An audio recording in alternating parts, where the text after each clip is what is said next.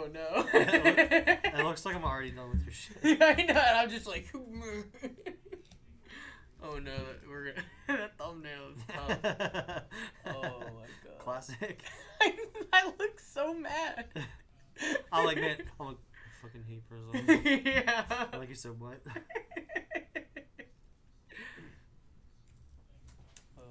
This is oh, we are live. We are live. Oh, there we go. And we're getting the game on. Nice. So we're I repost this thing everywhere. Mm-hmm.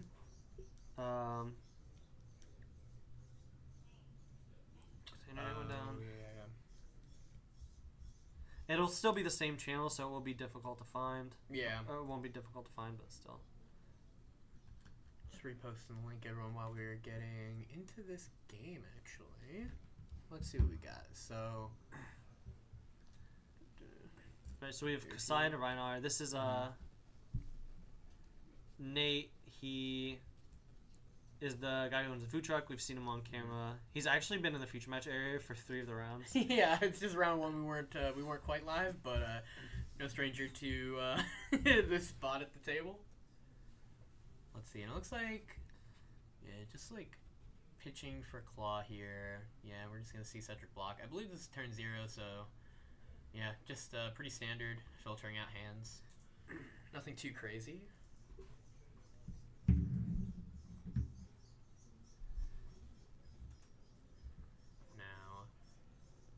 Okay, so Cedric has Nourishing Emptiness in his hand, and as we saw, I mean, it's so early in the game, he has no attacks yet.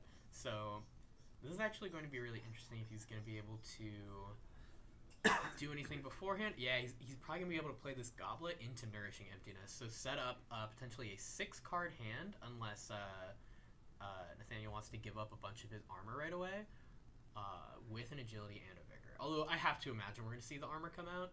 This is definitely the scariest on-hit in the deck. Yeah, so we talked about it earlier. We have 3 Kasai players, the most represented deck in the room. Mm-hmm. And Cedric, this Kasai player, is easily...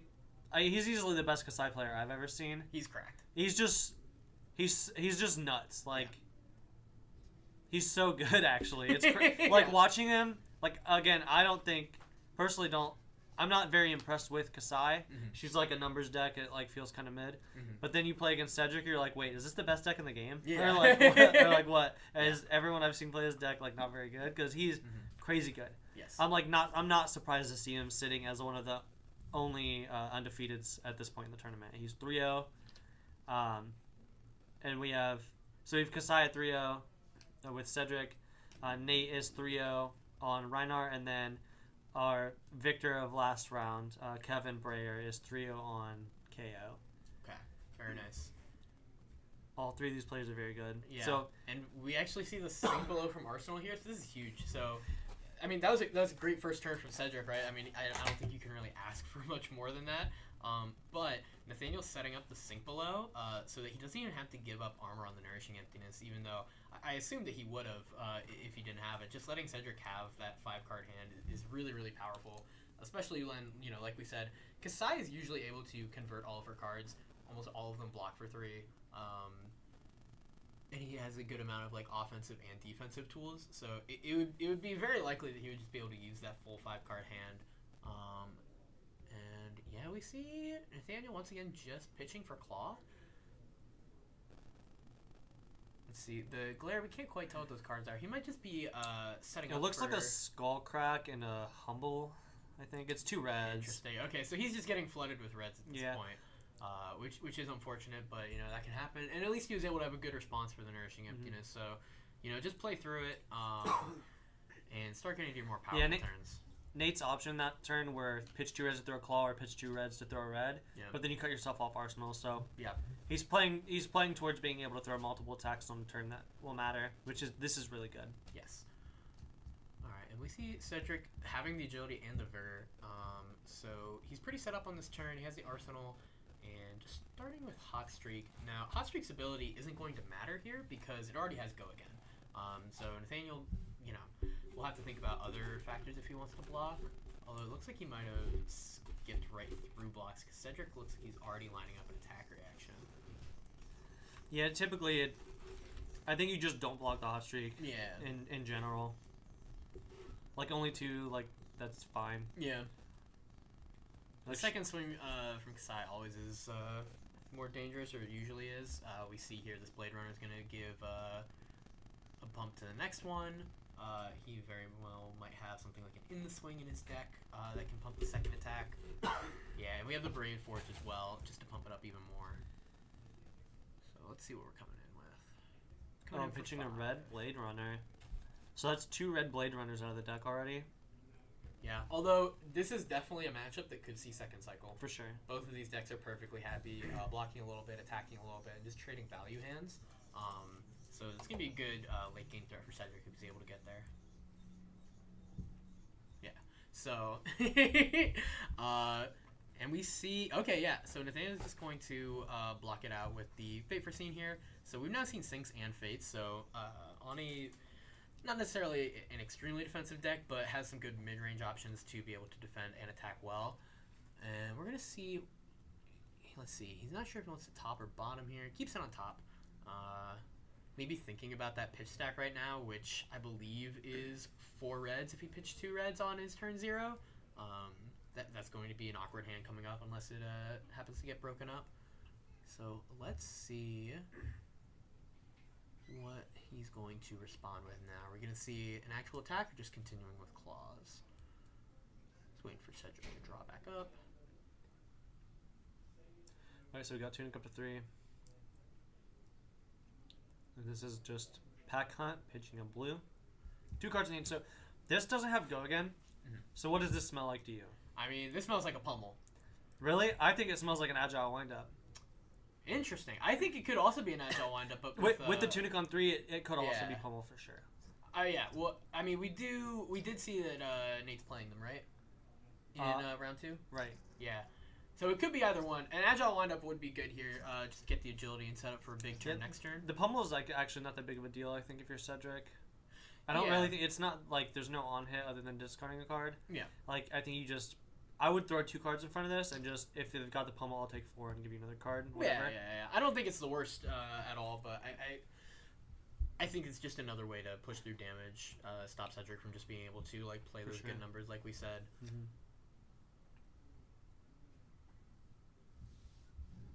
Yeah, and okay, so here we see Cedric considering blocking with Valiant Dynamos, which is just like an incredible card in Kasai. So good. This deck is it's like the reason to play the deck, actually. Yeah, this deck is just built to swing twice, like almost every single turn, and so the amount of blocking that you get from Valiant Dynamo is just ridiculous. We do see the pummel here. Yep, we see the pummel. So currently, it's let's see if Cedric has a defense reaction in Arsenal. He always has it, by the way. Yeah, absolutely. He's really good at having it. I played Azalea and Kasai a bunch of times. He always has the D-react. Yeah. But, yeah, so we see Cedric originally willing to take a little bit of damage and trying to present, a good turn back. Yeah, and he has a second sink below here, but ultimately that's not going to stop the on-hit of pummel. Right, a second sink below just soaks 9. So I think Cedric likely is just looking to use maybe the hit and run and a blue to throw both of these attacks, and then Arsenal, the sink below. I would just take the damage here as well. Well, he's going to have to discard a card. Oh, yeah, discard, yeah. Yeah, so... Yeah, he's just going to discard the sink below and probably try to swing twice. Just continue to get that Valiant Dynamo value. Although, he might also... Let's see, I guess we'll see what he does. Is that a blue... Oh, he was intimidated. He was intimidated. So, okay, so he is going to have a 3-card hand here. And let's see. Hey, that's good. Okay, so the blade. Oh, you get the Arsenal to take it on the chin. That's good. Nice. That's good. I like this line out of Cedric. Yeah. Really unfortunate for him that taking on the chin happened to be the card that was intimidated away. If he wanted to, he could have fully blocked out that pummeled pack hunt. But intimidate, sometimes it gets you a good amount of value. It's a really hard mechanic to evaluate just single intimidates. Yeah, I think that. Except on turns where you're able to strip like 3 or 4 cards, right? You can't really assign a numerical value to the intimidate. It's like pseudo disruption. It makes your opponent sometimes block in a suboptimal way, which can equate to numerical value. But Yeah, I think it's really hard to actually tell how good an Intimidate is in a vacuum, especially from the Reinhardt side. Yes. When you get Intimidated, you know exactly how good that Intimidate was. Right. They always leave you with a card you don't want to block with. Absolutely. Yeah. But well, that case, Intimidate is just the best mechanic in the game. When you intimidate your opponent, it is really, really hard to feel how impactful it is. Absolutely. Or sometimes if you like held a card to play a barraging beatdown or something to do it, then it can be kind of difficult. Yeah, and like you pointed out, we often will see players try to keep multiple cards to intimidate all at once, especially if you have barraging beatdown. This is a card that we saw a lot in the Kano Reinhardt matchup.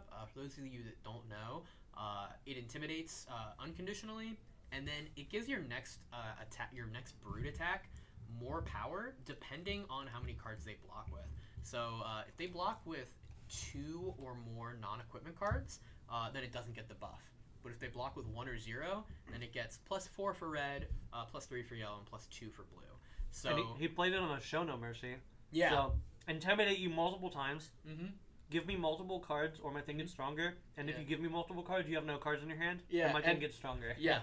That's really cool. Yeah, it's just like a really powerful thing that Ron is able to do. And here we go. We see the card right away. We're gonna have to see if he pairs it with any more intimidates, or if he's just looking to disrupt Cedric a little bit here and force him into some awkward blocks. We don't get to see exactly what the intimidate card is, but I believe we know that the arsenal is taken on the chin. Oh, here's an agile wind-up red. Maybe it's a blue. I'm not sure. But either way, that can't be a blue. Yeah, so agile wind-up discard, make that agility token, and intimidate you again. Okay, yeah. This is actually going to be really, really nice here. This is another... If we see another intimidate, I'll give this arsenal card, intimidates. Oh, blood up. Wow! Oh! Yo. Okay. This is going to intimidate again. Yeah. This barraging beatdown is going to guarantee get that plus power unless there's a defense reaction in Arsenal for Cedric, which there's not. He it's always taken has on the chin.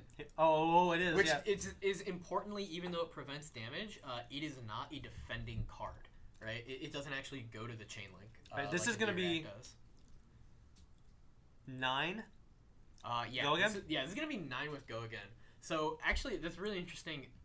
We kind of saw in the previous matchup how discarding those agile windups sets you up really nicely with the agility and the might for next turn, giving you those 2 tokens. But here, Reinhardt is able to use it in a different way. He gets that agility for next turn, but he also gets at least some immediate effect from it on that intimidate. And when you're able to string together multiple cards to strip away Cedric's hand, we see the power of that immediately. Yep. Kasai gets one of the reasons that I personally am not that impressed with Kasai is because Kasai is a numbered deck. Yeah. But she gets 6 to 8 points of value out of each of her hands by strictly blocking. Because Kasai actually is not that good at using most of her hands unless you build a deck really aggressive with like way more attack reactions. Yeah. Which I don't think Cedric is on because I know Cedric plays like 3 taken on the chin, 3 fates, 3 D reacts, or 3 sync blows. Yep. So he's like he's like on full defensive package. Yeah. And if you intimidate a bunch of D reacts out of Kasai's hand, and you swing for 17 here or whatever, it can be pretty hard for Kasai to use those cards effectively. Yeah. Like, you maybe see Kasai pitch multiple D-reacts on a turn just to, like, get them out of hand, or pass with multiple cards in hand. Oh, here's another Intimidate as well. So here's 9 into 7. This is going to be 8 here, and unless Cedric wants to give up armor on this just, like, vanilla damage, we're just going to have to see... Yeah, we're probably just going to have to see Cedric take it. He could choose to pop balance. Yeah, you could crack the balance of justice. So you could block up to 5 of this without armor. Without additional armor. Yeah, it looks like Cedric... Yeah, Cedric is not looking to use the balance of justice. Okay, he does have... Yeah, he's using to take it on the chin. So he's going to get an agility. So he's going to be able to have a decent turn back. He's taking a good amount of damage for it here. I wonder how many D-reacts are in the hand for Cedric. Maybe it's only 1. He does have one of the best cards to have in your hand on a situation like this, which is the blue overpowers that Cedric plays 3 of. Yeah. That card allows you to utilize your large hands where you otherwise would not be able to. Mm-hmm. So he has a Shift the Tide, and he has the an Outland Skirmish and the Spoils. Oh, this is a good turn. This is a very strong turn. This is maybe a turn where you wouldn't have blocked anyway. Yeah. Because this throws... Oh, I mean, maybe you give 1 card. There's like too many sources of go again. Yeah, I wouldn't be surprised to see him just like not use the Spoils of War, just keep it in arsenal for another turn. Although we'll have to see exactly what he wants to do here. The Spoils of War does at least provide the on-hit and the +2, so it's certainly not the worst to lead with this, even though you're not getting the full value from it or take it on the chin. However you want to think of it. So let's see. Yeah, so he's leading with the Outland Skirmish, which definitely makes sense. And now we see this hot streak come in. So this is going to be 5 with Go Again, on hit make a copper. Now, the copper is not something that gets you immediate value. However, Cedric is playing Blood on her hands, right? It's an incredibly powerful card. And you want to start building up the copper as soon as you can, so that once you get that Blood on her hands and you find these other aggressive pieces like Outland Skirmish, like Spoils of War, like Blade Flurry, you're able to put together your own insanely powerful turn.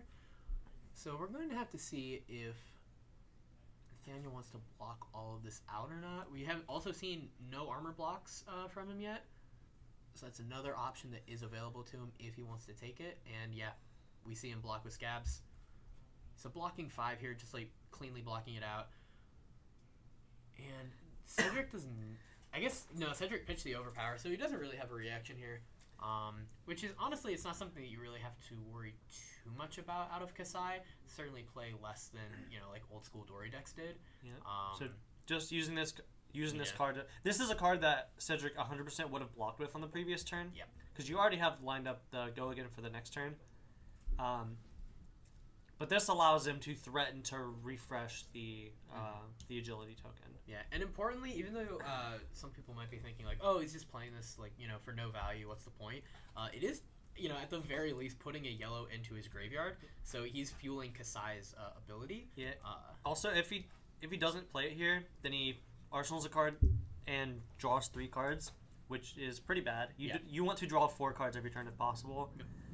And with the Go Again lined up off the card in Arsenal, Spoils of War, you really don't need that redundant source of Go Again. You're not playing Dorinthia. You don't have 3 swings. Yes. So unless you have like sword, like CNC nourishing, then it's really, really hard to use multiple sources of Go Again on a turn. Mm-hmm.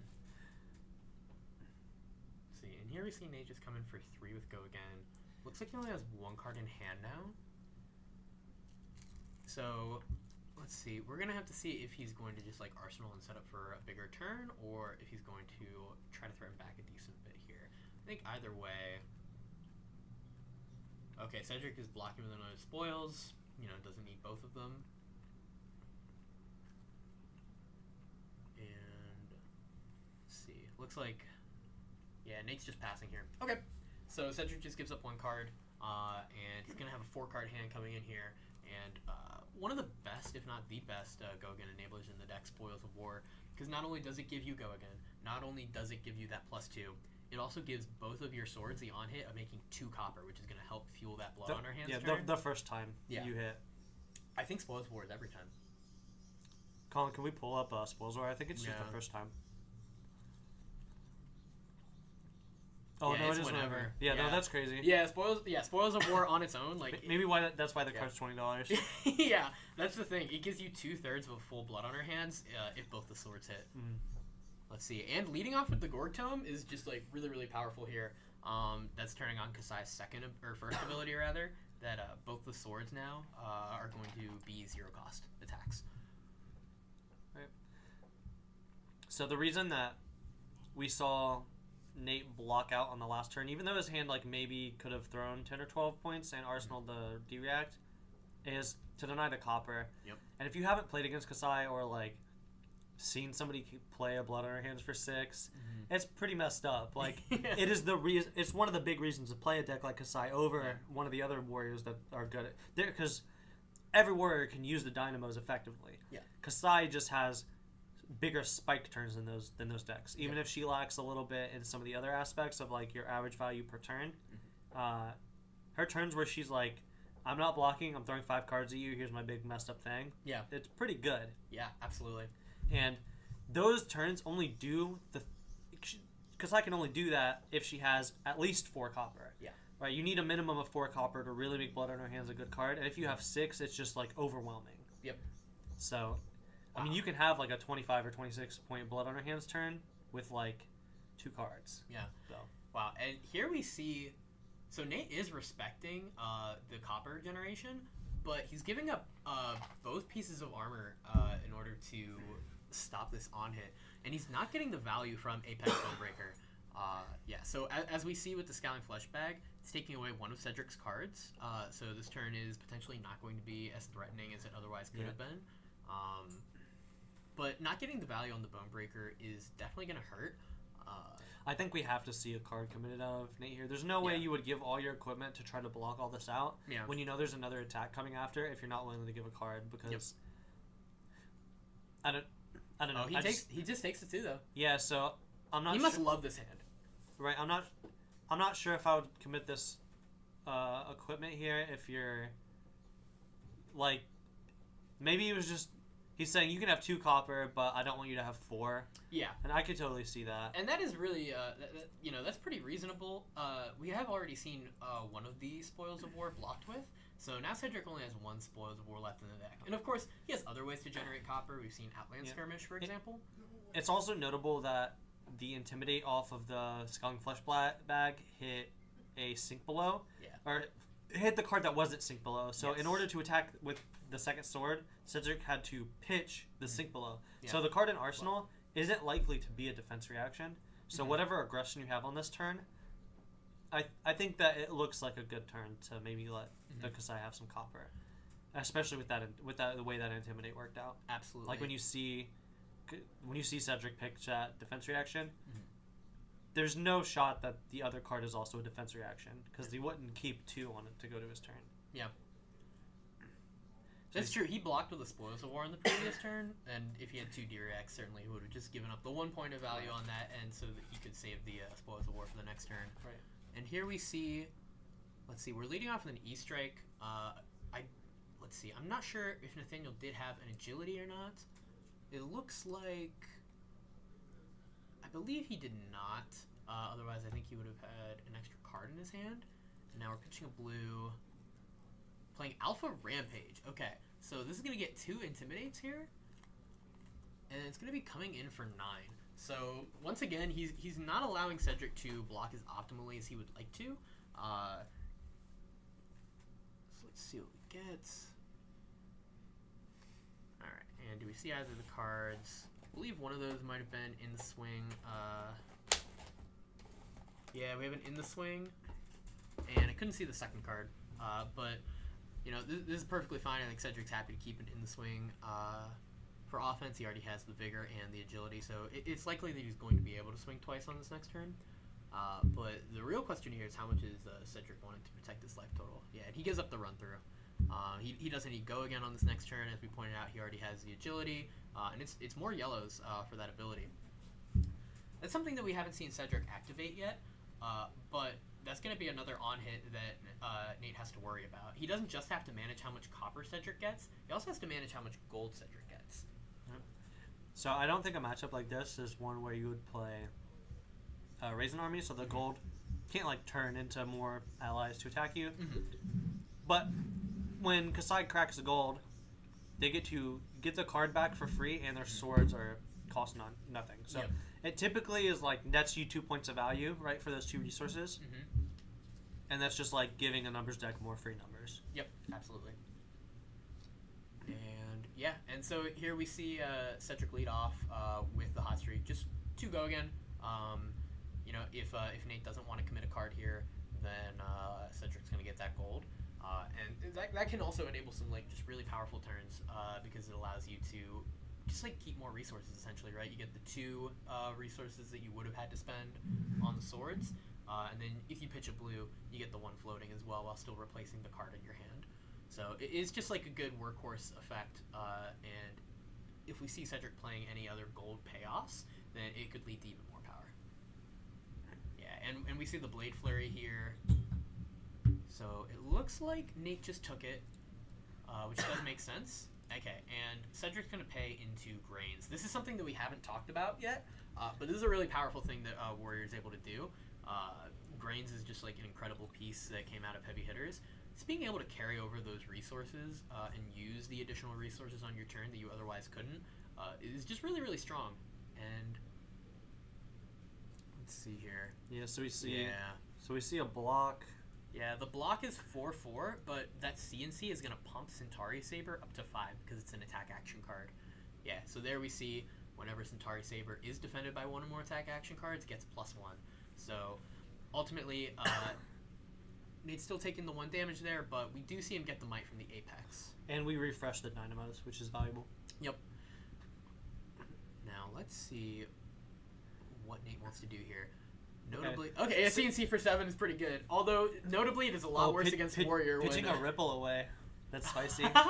Oh wow, that is actually really really strong. So if he wanted to, he could have. Oh wait, is ripple away whenever an action card would make? I think it's whenever I think it's just whenever a card. Let's see. So if it's an action card, would create 1 or more tokens. So I believe that he actually couldn't use the ripple away to stop the gold generation, which is interesting. Yeah. He also couldn't use it to stop the vigor generation because that came from Grain's blood spell. It's probably not. It's probably for the Azalea matchup, I would imagine. Like that's where the card really shines. Yeah. Yeah. In fact. Oh wait, do you get to ripple away Crouching Tigers? Is that why there's a tiger on the card? Yeah. I think you do get to ripple that away, right? I only own 1. Yeah. I also only own and the card's like kind of worth money now. I know. Oh. With our combined power and our total pool of ripple aways, we can almost stop the tiger players. Yeah, so this is like a pretty reasonable 2 cards. Yeah. For those of you who are a little less experienced, the difference between a Command and Conquer for 6 and a Command and Conquer for 7 is a whole card. Yeah. Oh wow. And here. Oh. Wow. We see Cedric giving up a lot of armor for this. Okay. Wow. So we see that like the whole fridge, right, which is a ton of value. Given up, well, like that's 4 points we're not getting back. Is this a pummel? Oh no! Oh wait. Okay, so Cedric is not allowed to D-react this because Command and Conquer, you cannot play defense reactions to it. So the only card in his deck that will do anything here is Take It on the Chin, which I not believe he has. Yeah, and it also would not be enough. Wow, this is an incredible turn for Nate. Wow, getting the whole fridge. Okay. The armor block is blocking that you have access to for the entire game, right? Like you can choose to use it whenever. Yeah, we get the in the swing. God. Yeah. So this is crazy. This is Cedric said, okay, this attack's pretty good. I'm gonna give you a bunch of armor because I want to keep my hand so I can pressure you. I'm behind. I discarded this. I block with this extra attack. Yeah. This is like probably a turn that wants to threaten copper, or just is like red blade flurry and something and or the blade flurry and a red blade runner. None of those lines are possible now. Yeah. And like CNC pummel is like the classic like gotcha where it's like you can kind of smell when they're cooking it up. You can tell, but you can't always play around it, and that's a spot where Cedric said I can't really play around it, or maybe he just doesn't have it. Yeah, that's the other tough thing too is that Nate could have just easily arsenaled that card, right? That could have just been like a blood rush or another attack, and so having that empty arsenal made it really tricky for Cedric. But giving up like basically all of your armor. I mean, of course, he still has like the 1 blocks on the head, on the chest and arms, and Valiant Dynamo. He's gonna get that block back on this turn. In fact, but giving up all of that armor block and not stopping the on hit is really devastating. You really want to save that armor block for a really impactful turn with something like CNC where you're protecting a whole card in your arsenal. And so the fact that the armor was essentially just life, that it didn't stop that on hit, is really detrimental. Yeah. So we see Cedric's turn reduced to, honestly, this is just 5 on hit 2 copper and then 2 on hit 2 copper. Yeah. So this is it. The damage is not super high, but this is a lot of copper generation that's threatened on this turn. Yeah. The way that Nate can lose this game is like if Cedric makes 4 copper here and goes to 6, which is the magic number for blood on her hands, and then draws a blood on her hands. Yeah. Like it could just all go horribly wrong. Absolutely. Like all Cedric has to do is keep like, I don't know, one card plus blood on her hands, and then throw 30. Yeah. Like pretty easily. Yeah, that's the thing is that even though it looks like, I mean, obviously Nate does have a good life lead here, right? 22 to 12. 22 is still pretty low if you're looking at a fully powered on blood on her hands. And if it doesn't come up that often, but Bolton players will know if you attack with a Centauri Saber, and they Yeah. block it with an attack action, which if you attack with it for 5 multiple times, like they're going to have to Yeah. block it at some point, Yep. and Nate's deck is all attacks. If they block it with an attack, Centauri Saber gets +1 until end of turn. Yes. Not for this attack, not this combat chain, not until the combat chain closes. It's just this turn. So if you buff it by 1 and then you attack with it again, it still has that +1. And if you Yep. block with another attack, it gets another +1. Yep. So there's a lot of implied or potential value on a Blood on Your Hands turn where you can attack with each of your weapons 3 times for +2 apiece or whatever. Yeah. Especially scary when you are getting this low, and Cedric can choose like, okay, I'll whittle you down with the hot streak, and now you have to block the Centauri Saber. Yeah. Oh, he actually discards the Ripple away. Oh wow. So that's really good. That actually Now the discards the Ripple away, but I'm not sure that this works. I thought Spoils of War gave the on hit to the weapon. no, it's just whenever an It says if an action card would create one. yeah, or but more. whenever a weapon you control hits this Oh, turn. I see. Okay, it So, doesn't yeah. give it. It doesn't give. Okay, I thought that It it, does- said yeah. like your weapons gain when No. this hits. Okay. Yeah. Okay. So okay. it doesn't give text to the weapons. It's just a Okay. trigger that it's like a delayed trigger that will happen when a weapon hits. Okay. So it actually reduces each of these to 1. Wow. Okay, so this is definitely this is a good response here. Stifling the amount of copper generation, because there's a big difference between a Blood on Your Hands for 4 and a Blood on Your Hands for 6.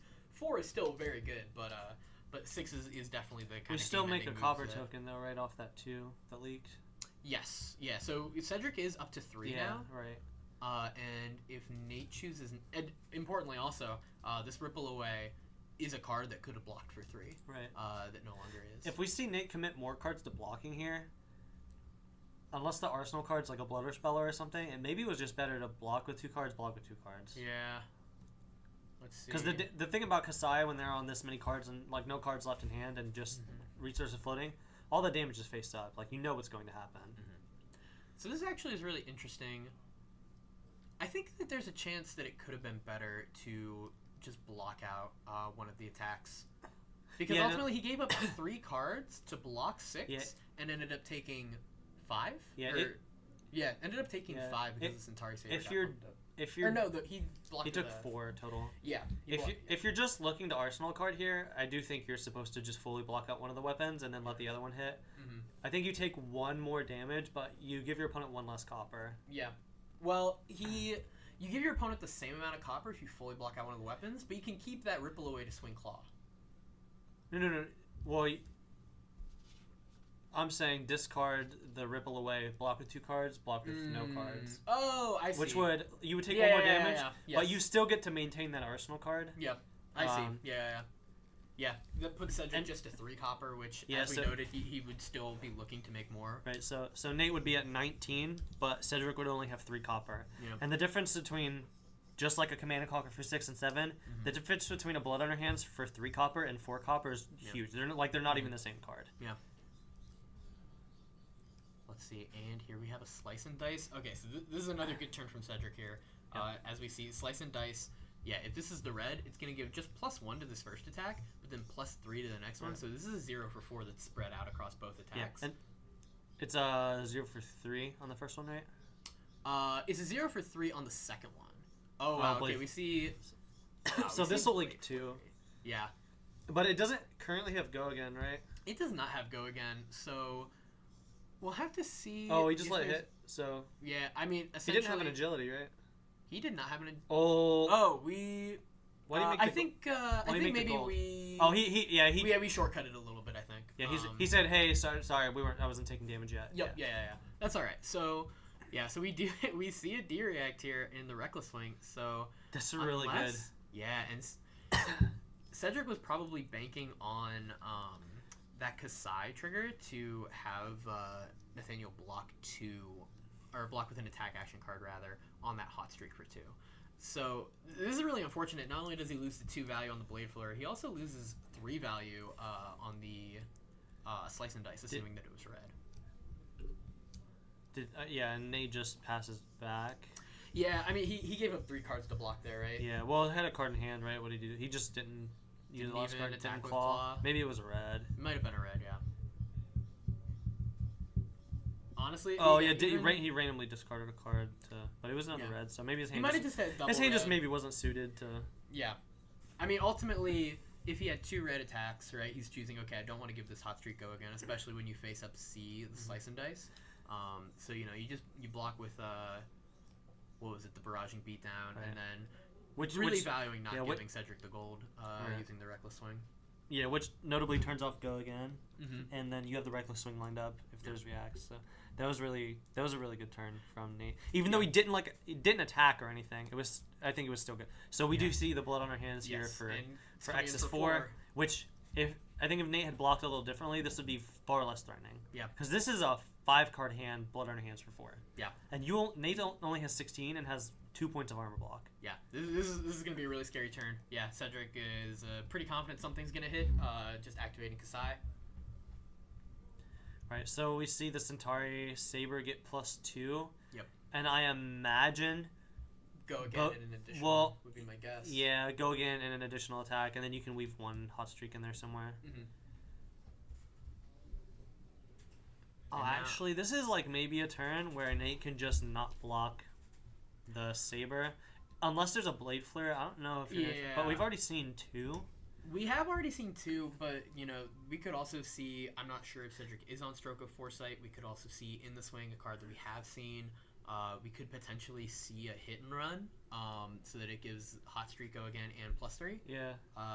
There's definitely... That's kind of the problem with Warrior, that ultimately they're able to play and keep some cards in hand and keep that mystery going, and Nate just kind of has to guess what's in Cedric's hand. I would assume, though, that if he is choosing to crack or use the blood on our hands and crack all that copper, that this turn is going to be more scary, and he's going to be able to use those cards in his hand still. If unless Nate's hands look really bad, I think I would just take all the damage from the Centauri Saber and maybe block Hot Streak. Yeah, I don't think you can block this attack because, as you noted, it gets the +1 for the rest of the turn, and ultimately... Oh, okay, we see a Warmonger. We see a Warmonger, that's fine to block. And, okay, this is a good block. Yeah. I don't hate this. Yep, and you're stopping the gold on him. Is there a Blooder spell in Nate's hand? No, it's 2 barraging beatdowns, maybe. This is really interesting. So... Nate does have the life to play with, but he probably doesn't want to give Cedric the gold and just keep this engine rolling. Cedric's had tempo for a decent amount in this game. Even though the last turn cycle was really good for Nate and he was able to stop the on hits and stop his opponent from getting the value, he wasn't able to attack back at all and pressure Cedric. So we'll have to see what he comes up with as a block here. And Cedric still has not used any of the other cards in his hand, so likely no pre-pumps, no non-attack actions. So now the question is, did he just kind of get stuck with D-reacts, or does he have attack reactions that he's waiting to deploy? Yeah, I think this will be the last attack from the Saber, and then the only other thing that will follow is Hot Streak, unless there's a Nourishing Emptiness. Yeah, if we see something like a Nourishing or a CNC, he could potentially give the Hot Streak go again and then swing with that. That would be a really scary turn here. Yeah, but I think we've seen 2 Nourishings and no Command and Conquerors, so there might no Command and Conquerors. No, there might not be a Nourishing in the hand because Cedric didn't get to choose to keep the 5-card hand. It's not like Cedric took damage to make this happen. True. Nate didn't do anything on the last turn, right? So this maybe is one of those turns that I was alluding to earlier, where sometimes Kasai just cannot use 5 cards. Yeah. So if you take an off turn, they usually can't punish you for it that hard. That's fair. Like, if Cedric has, a D-react, potentially... Well, we see a Nourishing here. Okay, and just saying, no Hot Streak here. I'm just going to pitch this yellow Slice and Dice. Yeah. Doesn't have the mana to... Yeah, you keep the Arsenal and you get a 6-card hand, likely, for next turn. Let's see. Yeah, we don't see a D-react from Nate this time, so... Yeah. This is going to connect. Cedric's going to get a 6-card hand. Yeah, so... And he got the gold. And he got a Vigor from Grains. This is a really good turn from Cedric, but as we see, not a lot of damage went through. Yeah, it was... dealt 8 damage, made a gold, a Vigor, +1 intellect, and stripped Nate's whole hand. Yeah. Okay, and we respond with the CNC for 6, and this time we have no pummel tricks, I believe, no cards in hand, so... Nope. Let's see. Yeah, Cedric is most likely going to be more than happy to just give up 2 cards here. Although he does I have think a that Fate Foreseen. third Blade Flurry in hand, maybe. Yeah. I think the third Blade Flurry is in hand. He has Fate Foreseen in hand. That's going to be a little bit awkward. If he also has the and in the swing and a D-React goblet, Arsenal. yeah. If there's a D-React in Arsenal, this is pretty bad. Yeah. He does have Valiant he's for sure Dynamo. he's for sure gonna give Dynamos maybe a 3-block in the goblet. Yeah. That seems pretty reasonable to me. Yeah. Although he could also just give 2 3-blocks if he wants to keep the goblet. Maybe it's his only resource card. Or just wants to make the agility and the vigor. It might be his only source to go again for the next turn. Right. Or rather wants to guarantee it for the next turn. Okay. Yeah, we see a blood on our hands, which makes sense. You're out of copper, and you're out not of most of your you copper generation. you really only get to blood on your hands once in a game. Yeah. If you ever cast it a second time, it's gonna be for like 1 or 2 maybe. It's pretty hard to cast 2 of them meaningfully. Alright, so let's see. Okay, yeah, so we do see Fate Foreseen just being pitched to draw a card off the gold. So now we have... Let's see here. We have the goblet still. We have... Can't quite tell what the other cards in his hand are, but ultimately... Yeah, checking to see. I would assume that he's going to be able to just Kasai as much as he wants to here. We've seen most of these players' decks at this point. Oh, it's blue overpower, goblet, Blade Flurry. Interesting. Okay. So unless the Arsenal's like a Blade Runner or a hit and run. Yeah. Okay. So we have the Outland Skirmish. Skirmish. Okay. All right. So we're just coming in for 5 here. 5 on hit copper, but like you said, pitches the defense reaction. So maybe it is defense reaction in Arsenal, and that Command and Conquer actually just like was effectively worth 4 value, right? Like, I imagine he would like to have kept a different card. Yeah. So this is going to be interesting. Did we determine what that last card is? Is that in the swing in his hand? Oh, it's the Blade Flurry. Okay, so he's just going to pitch that, Pain to Grains. Yeah, this is... Okay. I think Nate is perfectly happy with this. Just gets to keep his whole hand. There were no on-hits, really, other than the have we seen 1 Blood Rush this game? I believe we've only seen 1 Blood Rush, yeah. So... And it was a claw 1 attack, so it wasn't even that insane. And, okay, we start off with a Sen Packing. Okay, this doesn't have Go Again. This is another one that smells like a pummel. Yeah, there's no way this isn't. It's either Pummel or it's Wind Up. Yeah, it could be Pummel or Wind Up. And then Arsenal. And that was Okay, that was a D-React. Yeah. Yeah, we see the Fate Foreseen there. So ultimately, Cedric wants to keep that D-React. Yeah, there's no shot you don't want to block this. Yeah. And then if it is Pummel, it's so bad for Cedric because it gets 2 full cards. Yep. This is just like Command and Conquer because if this hits, you don't get your Fate Foreseen back. It just stays banished. Yeah. Let's see. Okay, so we have Glint, Blade Runners, and I believe Blood the third Blood on her hands. Okay, this is a hand that Cedric is probably be perfectly happy blocking with. Well, the question is, does Nate have the Pummel? Right. So I don't think Cedric. It's pretty easy to block. It's pretty easy here to keep Blade Runner plus a blue and then block with the Glint or and just block with the other 2 cards. I think they all block for 3. Like the Blood on her hands, you're definitely blocking with. Absolutely. But man, if there's the Pummel here, it is so bad. It's like not the end of the world because you have multiple vigors and the agility. So you like Cedric's 1 card hand here. Oh, he does respect the Pummel, and I think the vigors are what's allowing him to do this because he can still sword without giving up any cards. Cedric's 0 card hand could throw sword. Yeah. Like you could block it. You could have no cards and still throw both of these. Fascinating. So. He just keeps the Glint. Yeah, he keeps the Glint in hand. I don't think he's looking to play it, though. No, I think you're just paying he's just going to sword. And I think you pay the grains. react. I think you're paying the grains. Yeah. Okay, he is going to Kasai, though. That's interesting.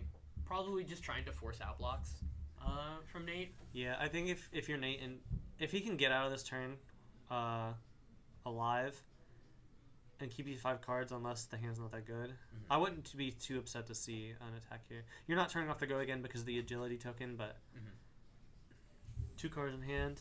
Like, Kasai can definitely present lethal here. Yes. But it will be much more difficult if you even give a single card.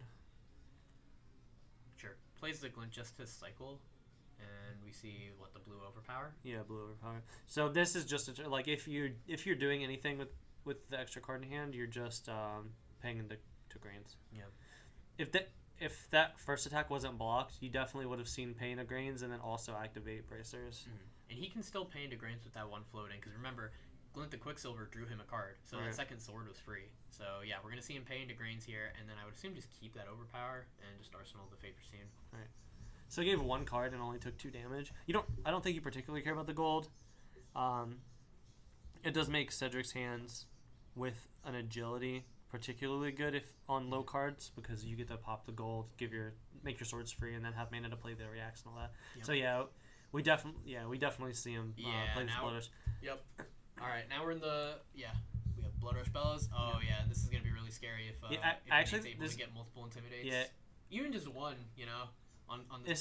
This honestly isn't that bad, because Cedric still has 3 armor plus Balance of Justice, so has the option to draw an extra card plus Fate Foreseen in Arsenal. Yeah. I actually don't think we see very much damage leak here, if any at all. I agree. Although, let's see, we see Cedric was at 10, now is down to 5. Did we miss something here? Oh, okay, there we go. Yeah, we go back up to 10. Yeah, so he's got a healthy life. I think they just hit the wrong button. Okay. So now. So this does not have go again. Oh wow. Oh, but again, if we're considering that it might have been Pummel in the previous turn, if it was wind up, he would have just discarded it. Yeah, maybe it is. It might be a wind up. Why?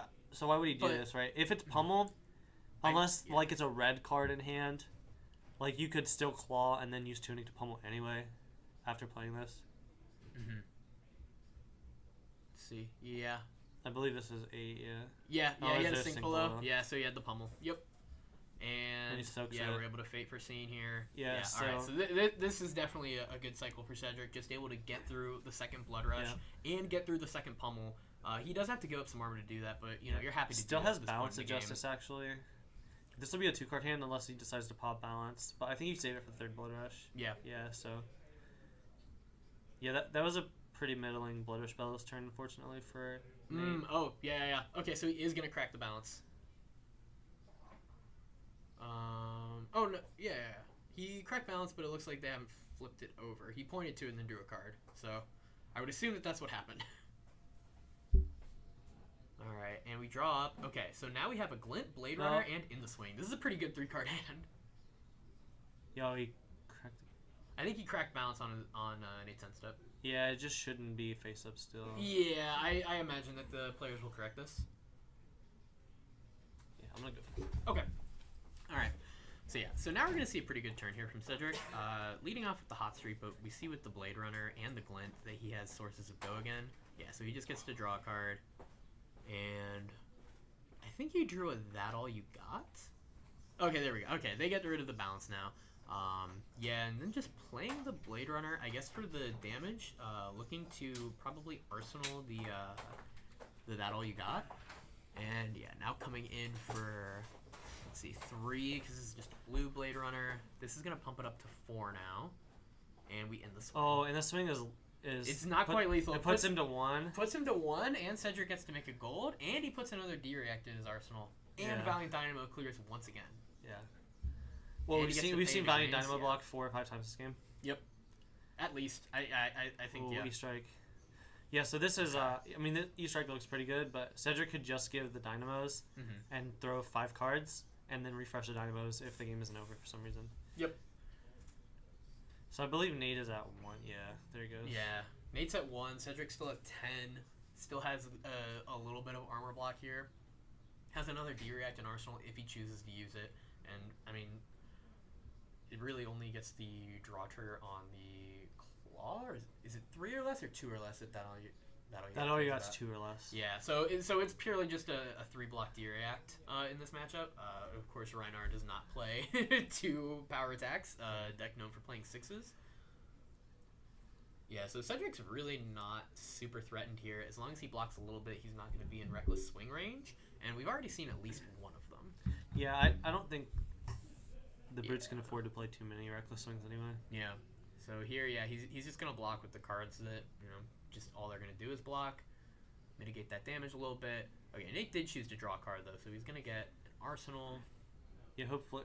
The best thing could be is a D-React here when you're this behind. Yeah. But we know there's not another Blade Flurry. Yeah, Blade Flurry isn't And I coming think up for a I think while. there's maybe one in the swing left. Yeah, And is that a Racing Army in his hand? Can't quite tell. There's a I'm not lot of sure. cards of Warriors on Deserts, but I mean, he does have 1 gold. Even just making 1/3/2 at this point might be worth it. Crazy. There's no shot that Nate gets to get out of this turn with a card to clear it. Yeah. With a claw.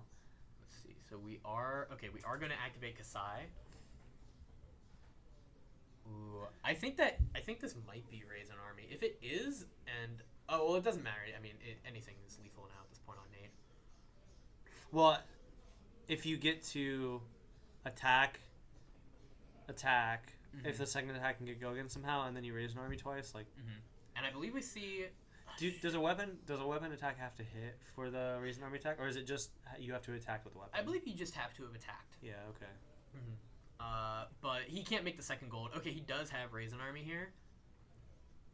Let's see. Alright, blocking 6. Yeah, we have a Shift the Tide of Battle to give this go again. And we have a Glint as well. Okay, so he gets to draw another card. Really, really strong here. Yeah, this is... Unless there's a defense reaction in Arsenal, even without any additional reacts, this is probably just lethal because you get to play the Raise an Army, attack for 3, and then attack with the sword. Yep. And then, like, that just strips all of Nate's cards every turn. Yep. This is definitely going to be really, really tough for Nate to get out of because at this point, Cedric's going to be able to go wide enough with that Centauri Sellsword that Nate can't really afford to play around an attack reaction forever, and Cedric did pitch one of his Blade Yeah, Flurries, and then this so is coming if the game goes long coming enough- in for 4. So you have to give Tunic here. Unless he has the Unless direct it's in Arsenal. If this is an attack action, Tunic doesn't even save in. He said, Oof. it has to be a non-attack action. Oh, it's an Ripple attack. Away. It's an attack, Gets so this pumped gets up to pumped, and then 1? that's What? Interesting. So he Played around an attack reaction? no, actually, like he could have not given Tunic. I think he just forgot about the text on on the Centauri plus one, Saber. because you could keep Tunic and then just block for 4. Is he dead? Is Might he just be conceding? conceding. Yeah, I mean, think he has to be conceding there. He wasn't dead. Right? No, Maybe yeah, overblocked the no, it wasn't. It Saber. wasn't lethal. Yeah. I do agree that I think I don't the think game you was can. over. Yeah, I don't think you can win the game from that position. Yeah. But you weren't dead on that cycle, and Yes. you don't have to give Tunic there Mm-hmm. because there's You don't no have to give- cards. All the damage is face up. You can just give. And it was just coming in for 4, right? Saber? I mean, honestly, you can just block a Sink Below Yeah. on the Saber and then Swing Claw. Claw to Kill kill the the Sellsword. yeah, the Sellsword, Yeah. and then The game's still not good for you, right? You're only at 1 against a Warrior, and the Warrior's at 9, but, like, yeah. yeah, Certainly. you get the I think there was maybe a little bit more game to be played there if I don't know. It was a bad spot maybe. Yeah, I mean, I think essentially there were. I think he just. enough I think attack he maybe reactions missed the plus one that would happen on the Saber, Sure. and then had to commit the D react. Yeah, Which that makes I do sense. think without the plus one, I do think that's the better line. Yeah, you get to keep the D-React for yeah. later in case Although- he does play that Blade No, Flurry. actually, I think you're just supposed to kill a Sellsword. So Yeah. I think yeah, you just yeah, I think you you just have to D kill the react Sellsword. and then Yeah. kill a Sellsword. Yeah. And then And you're still not in a great position. yeah, but you have Tunic, no Arsenal. yeah.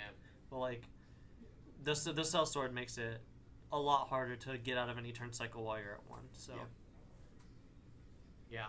Well, that was a really good game. We definitely saw, once again, Kasai kind of like take some damage early on, get disrupted by that pummel CNC, but ultimately just like being able to play through it.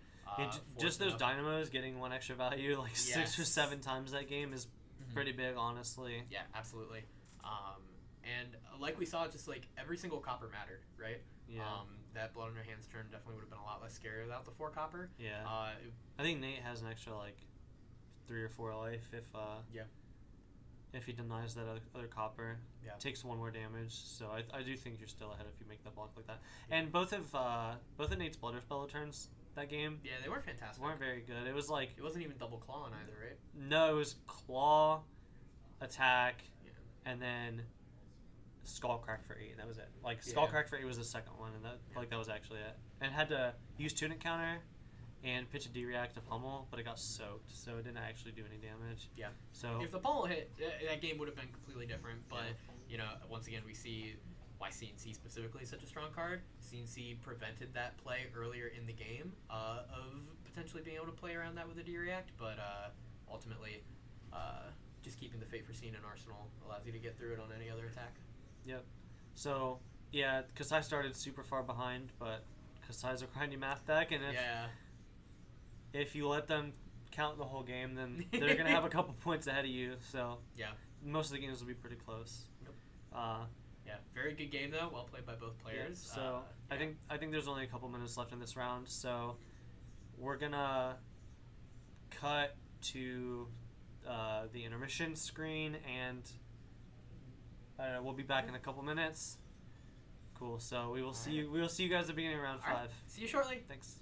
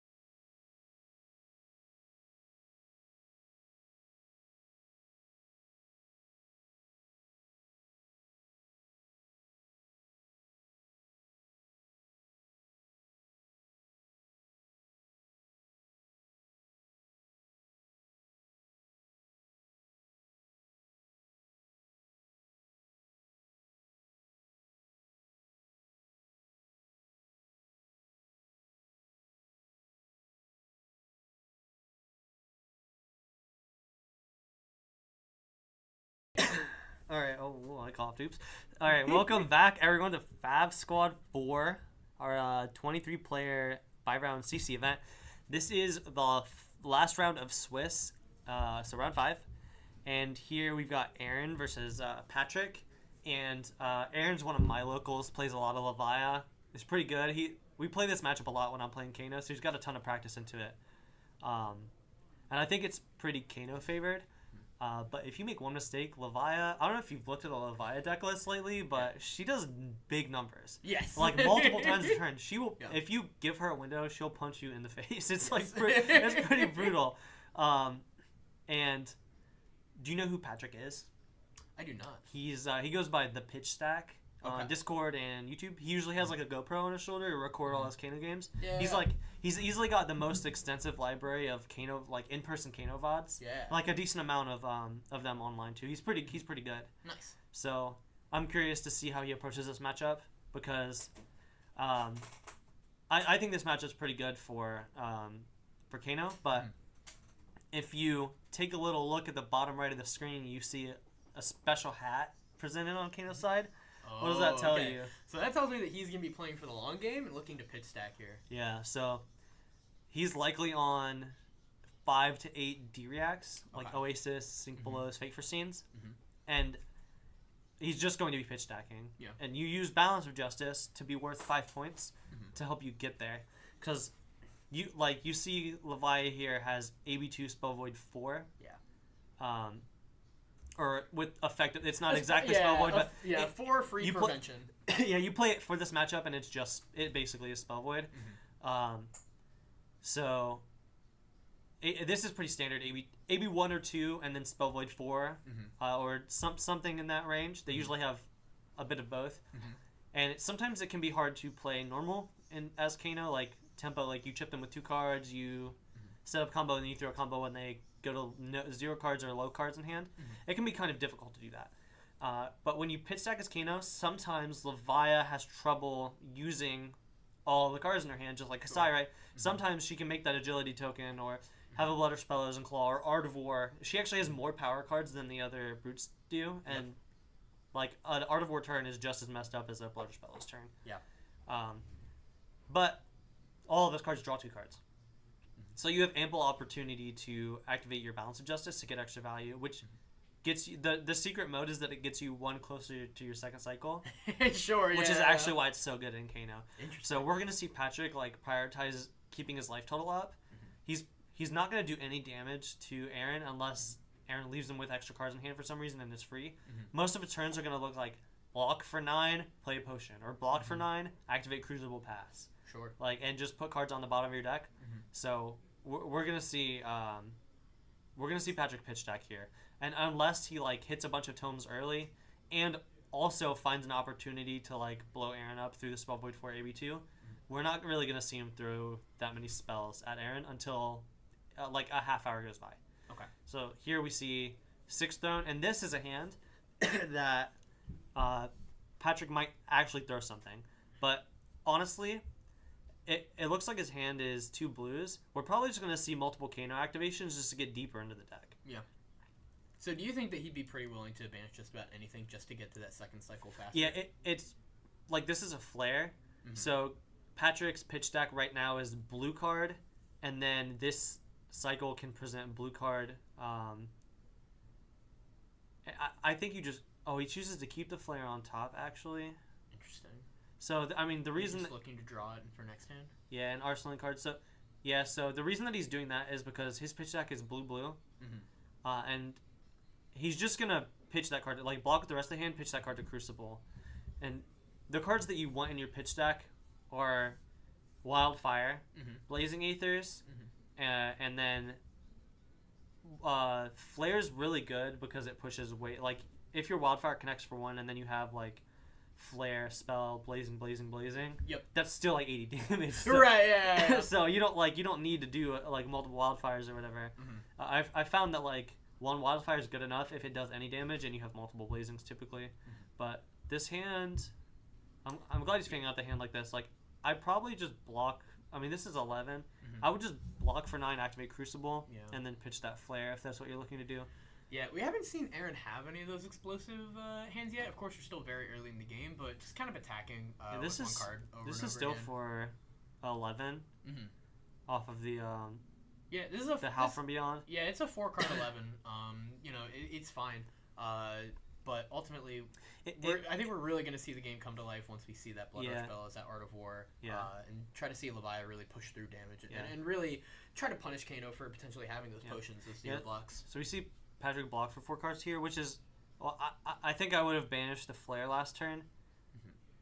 Because it's not really a card that I'm going to take damage to put on the bottom of my deck. Yeah. Like, you have 29 life to work with. You can take that much damage putting cards on the bottom of your deck in order to set up that second cycle. You don't need to have some perfect crazy stack that's like Wildfire, Wildfire, Wildfire, Blazing, Blazing, Blazing, like Tome, Tome, Tome, Tome, Tome. It doesn't need to be crazy. You only need to hit them for their life total. Yep. Through AB2 Spell Void 4 maybe multiple times. And, like, that's super doable. But Patrick's actually lost value in terms of, like, deck count by being 1 slower this time because he chose to keep the Flare on top. I probably would have just cast the Flare. Sure.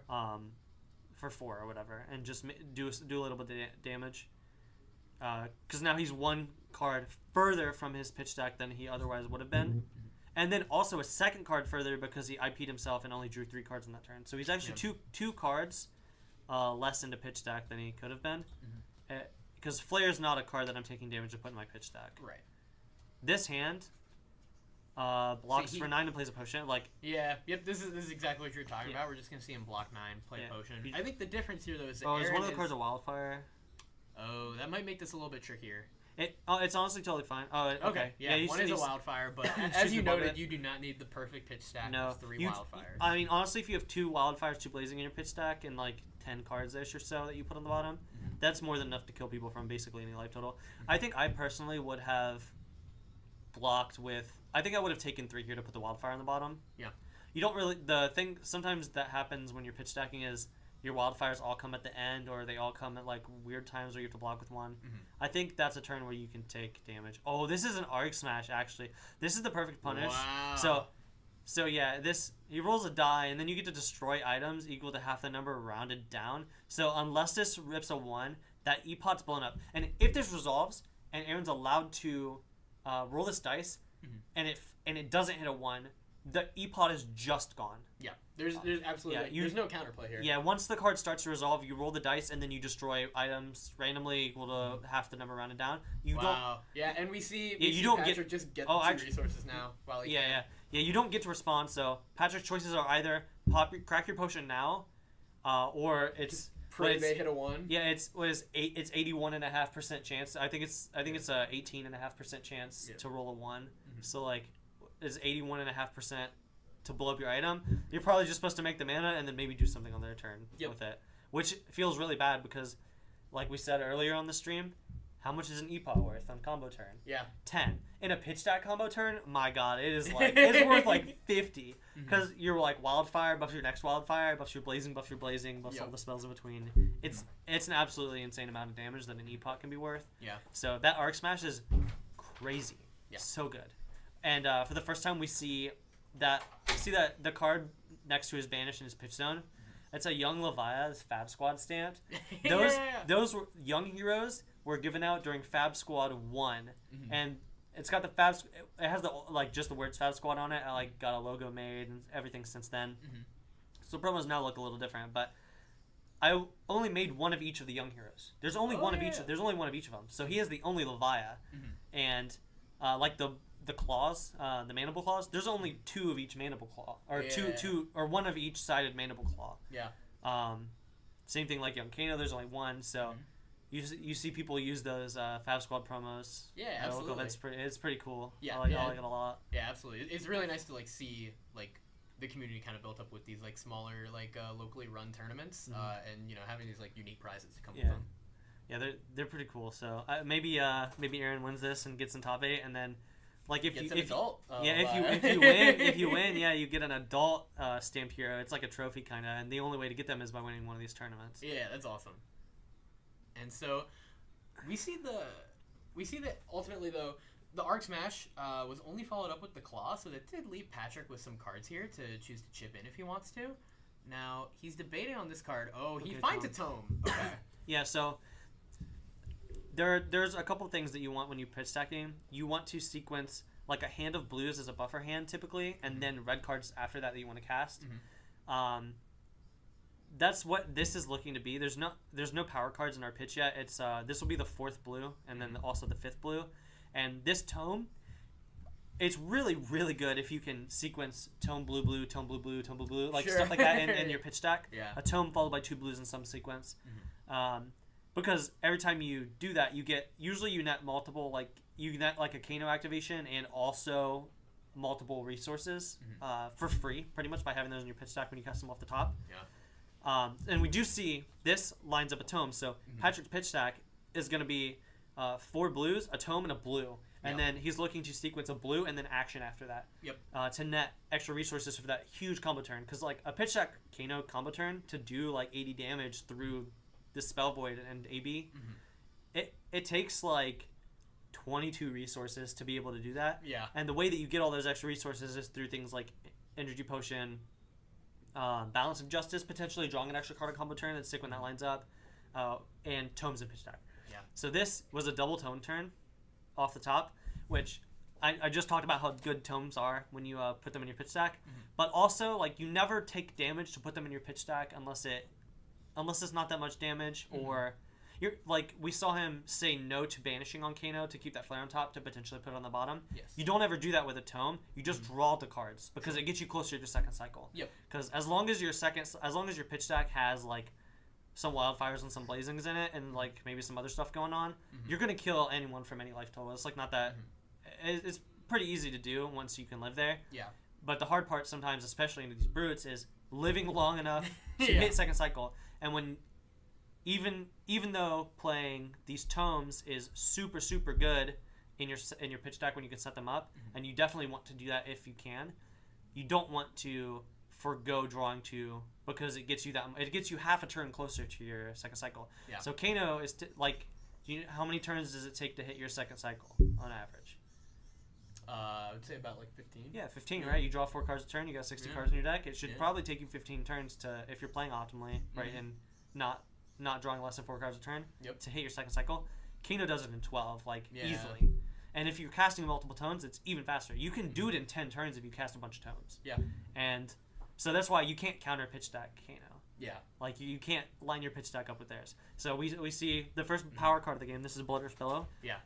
So ultimately, there was a lot of spinning of wheels there for Patrick in getting through a lot of his deck and like getting to that second cycle quicker. But ultimately, I believe he might have chipped in for just a little bit there.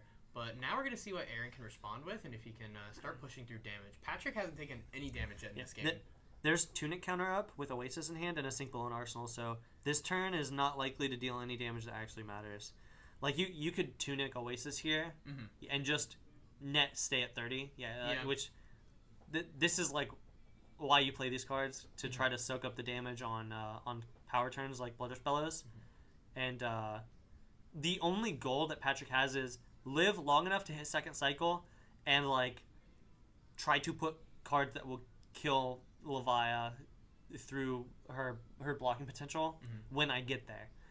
So you have to like kind of tread this fine line between putting good cards on the bottom of your deck that will line up a kill and not dying. Yeah. And sometimes it's hard to do that because you play a bunch of no blocks. Yeah, and here we see Sink Below not only defending but also getting you through to that second cycle. Yeah, Sink Below is super good. And we come in with the smashing performance here. So, wow. Okay, so Aaron actually has a lot of tech for item-based matchups. So, just, like, having a lot of options to get rid of things like Energy Potion. But, of course, he already got rid of the first one, and Patrick hasn't played any additional ones yet. He does have a Potion of Deja Vu, I believe, in his hand. But, obviously, smashing performance isn't going to affect that. So, this is just coming in for 8 damage. And Claw 8... It's a decent Blood Rush turn, but not going to push. There's a 4-card 18. Oh, okay, wow. Patrick. Oh, okay. I think they just noted the 1 life lost on the previous claw. Yeah, this is. Yep. Yeah, this is actually really good. He gets to put Tome on the bottom, and then play the Depot, and then Arsenal the other card. Yep. That you draw. This is really good. Like, finally took some damage this game. But the most important thing that happened this turn wasn't that he cast a Blood Rush. It wasn't that he pitched pitch to tome, gets to play the Potion of Deja Vu, which Potion of Deja Vu, kind of a wordy card, lets you reorganize your pitch. It can be. It's like, I think it's the hardest card to play in Kano correctly, because every time you play it, the card will do a different thing. And it's contextual based on whatever's in your hand, and you can stack it with Kanos and do things in different orders. It's crazy. Mostly, it bails you out of a bad pitch stack, because when you are pitch stacking, you really want to line up the hands that you draw 4 cards, and then the top card of your deck is the first action card in your pitch stack, which is not super, super hard to do, but sometimes sometimes it can be hard to line that up where you're 1 card off in one direction, and that can mess the whole thing up. Potion of Deja Vu fixes it, because if you accidentally draw the tomes that you pitch stacked, you get to just put them back on top and then draw blues, and it's crazy. But the most important thing that happened last turn, which it's gone now, but Aaron actually pitched a Blood Rush Bellow. And as we noted, he's probably not going to be seeing that before the game is over, because either way, whether Patrick is able to kill him, the only way that he'll see that particular Blood Rush Bellow is if he casts a Shadow Blast Mafet and then shuffles his deck. There's no way that's in the matchup. He actually did pitch it. Shadow? He pitched a Shadow. Never mind. And here we see Art of War, the other power card. Let's see. So we're coming with the Hungering Slaughter Beast. We're unsure what modes it's going to be, picked, but certainly Go. It's going to be Go again and Banish Draw 2. Yeah. Although this is coming in for 10, so okay. I think he chose Go again, Draw 2, but then just drew the the Howl from Yon, so they're actually just not another 10. So this is super good if you're the Kano player, because these turns are soaking up a bunch of power cards. That's a lot of power equity in the Levi deck, which she needs to utilize in order to kill you. And they're just not really doing that much. It was an Art of War that took 3 cards, dealt 2 damage. Yep. And then the Blood Rush similarly, what dealt 5? Oh my god! Aaron's hand has 3 Beast Withins in it. What's the last card? Barraging Beatdown. I believe, blue. So he can't actually turn off Blood Death this turn. He's just gonna take a bunch of free damage. Oh no! That's so unfortunate. That's devastating. This is actually really interesting to point out that, sometimes the Leviah might wait to really kind of pull the trigger on Blood Debt and banishing all those cards, but Aaron doesn't really have the option to in this matchup. Yeah, you can't do that in a Kano. Quick. Yeah, all he can do here, is just attack for 6. This is so tragic. Block 6, and then how much damage is he going to take here? 3. Starts at 32. Okay, it could be worse. That definitely could be worse, but that's still just so unfortunate, this damage. That ultimately, that's the risk that you run in playing Leviah, right? You have these really powerful cards. You have a lot of power turns, and you can do better numbers than a lot of people on most turns. But you can also just deal 3 to yourself randomly. Right. So here's a 4. So you want to know the secret mode of Lesson in Lava in a matchup like a pitch deck matchup? Yeah. You just choose not to shuffle. Can you just just decide not to search your deck? Yeah, you may search your deck. So we see him throw this, because Lesson in Lava is actually pretty bad in the pitch stack. Yeah. It's sometimes you can use it at the tail end to find an additional blazing if it's deeper in your pitch stack. But no, you really don't want the card in your deck most of the time. Yeah, not a blue and not one. So we just see a 2-card 4. I would like to not shuffle my deck. So this is one of the reason this matchup's kind of hard, because Patrick has inevitability. If he hits pitch stack, there's actually not a wildfire in pitch stack, but if he manages to make it to pitch stack, the game is instantly over. Aaron will just die. This is blue, tome. It's 4 blues, tome, blue, tome, blue, sonic boom. Yeah. And then that's where we're at now. So yeah. All I have to do is put a couple wildfires and blazings in there, and then park another action spell in Arsenal, and then the game will just be over. Yeah. But also, Aaron's taking 14 damage this game. Yeah. So the threshold for how much damage you have to deal is definitely significantly lower now at this point.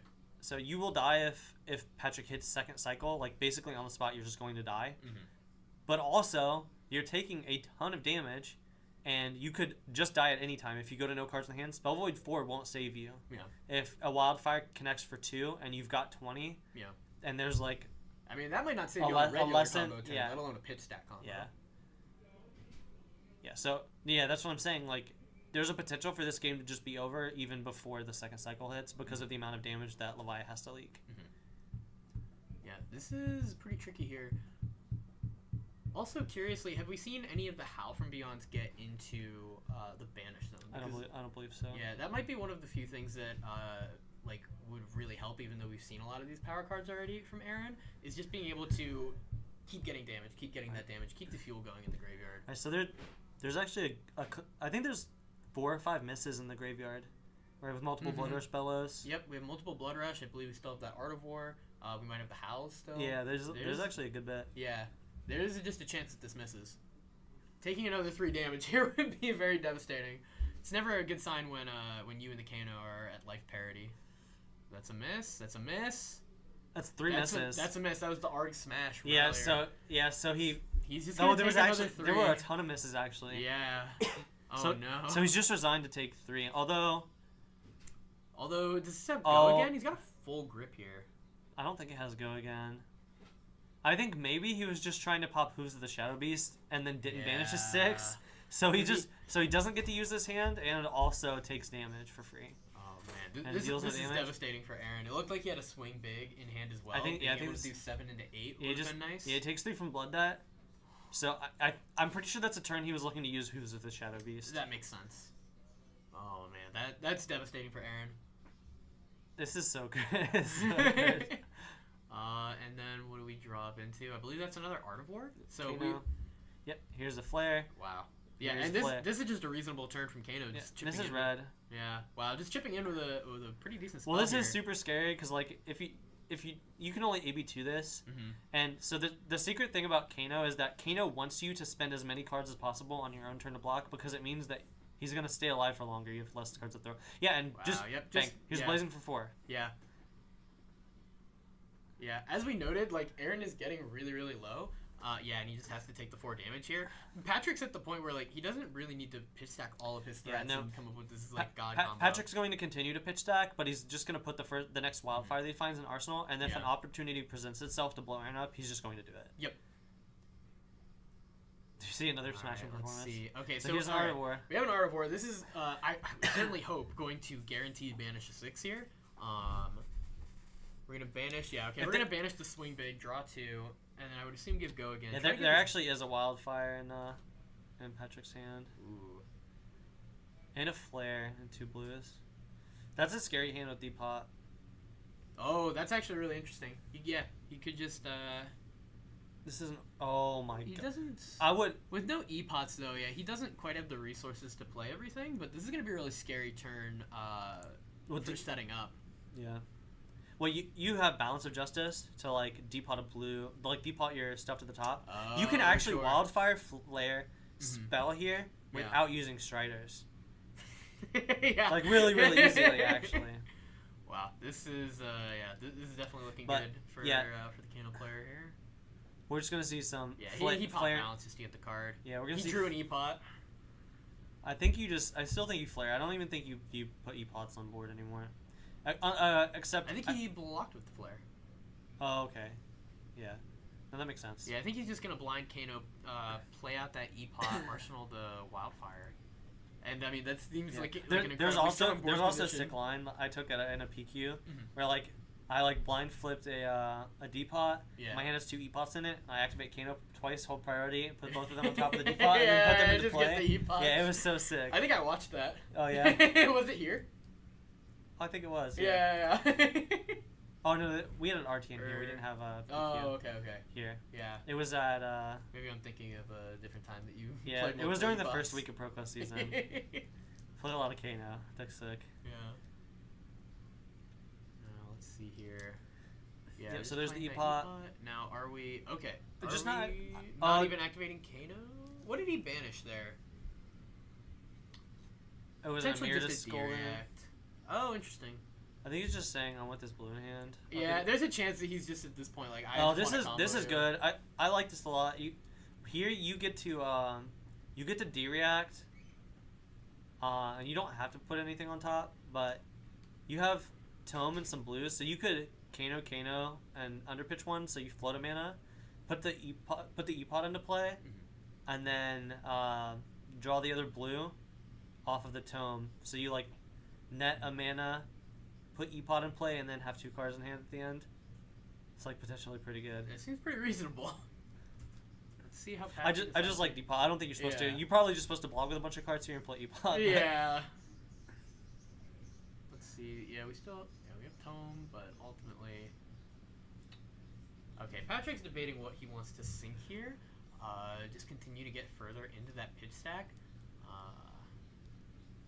Let's see, just thinking about throwing a random blue away potentially, or maybe, yeah. Probably just going to play the Tome like we said earlier. Continue to draw two. Wow, he finds another Wildfire. It's time to blast. Oh, wow. And I believe Aaron is shields down now. Let's see. He's floating 2 resources, has Spell Void 4, and that is it. Ultimately, let's see. It doesn't look like Patrick has a ton of resources to really be able to combo off here, but he does have access to 2 Wildfires right now. I honestly think this is a fine turn to just like full send, like use the Depot. You could just chip in as well. Well, you could Wildfire and like throw 2 spells off the top. Yeah. Without spending Striders, and that's super good because you basically force the Spell Void away, and then Aaron just dies at the first time you draw like 2 or 3 blues plus a Blazing with Wildfire Arsenal. The game just ends. Yeah. Now let's see here. Oh, it looks like we're choosing to just go to the end of Aaron's turn though, even though he did go fully shields down. Patrick's not interested in using the Depot quite yet. Just playing patiently. Okay, just Epot then pass. Just Epot pass, potentially so representing blow him up on the next turn. Yeah, representing the same turn with an extra potion. Yeah. Which is totally fine.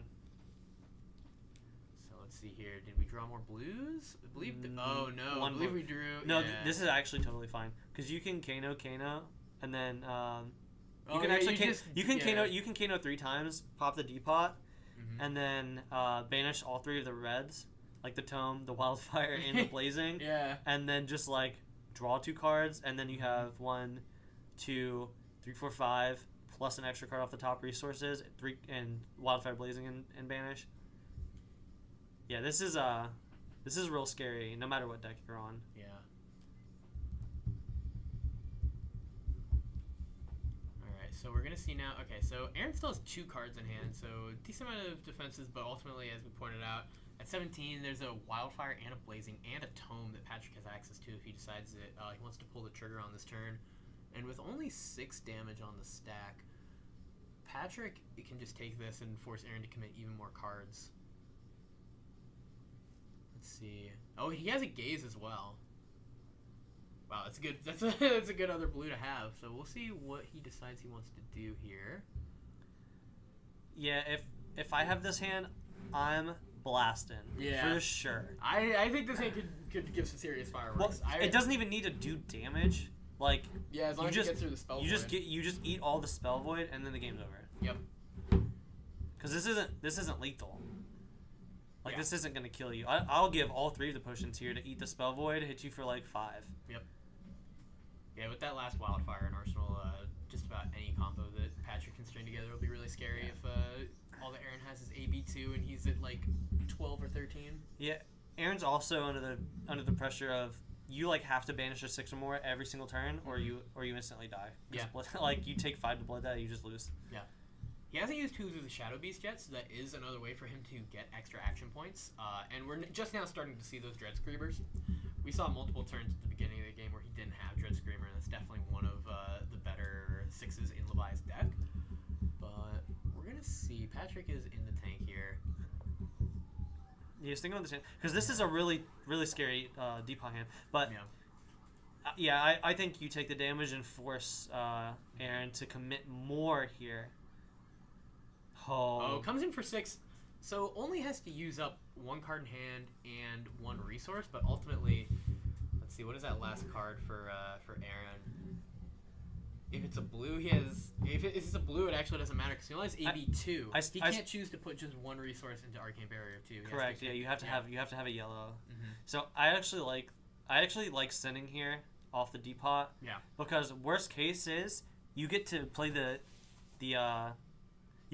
Wildfire with Crucible, and then play Blazing to like 8 through the Spell Void, and then you still have 2 cards in hand to block.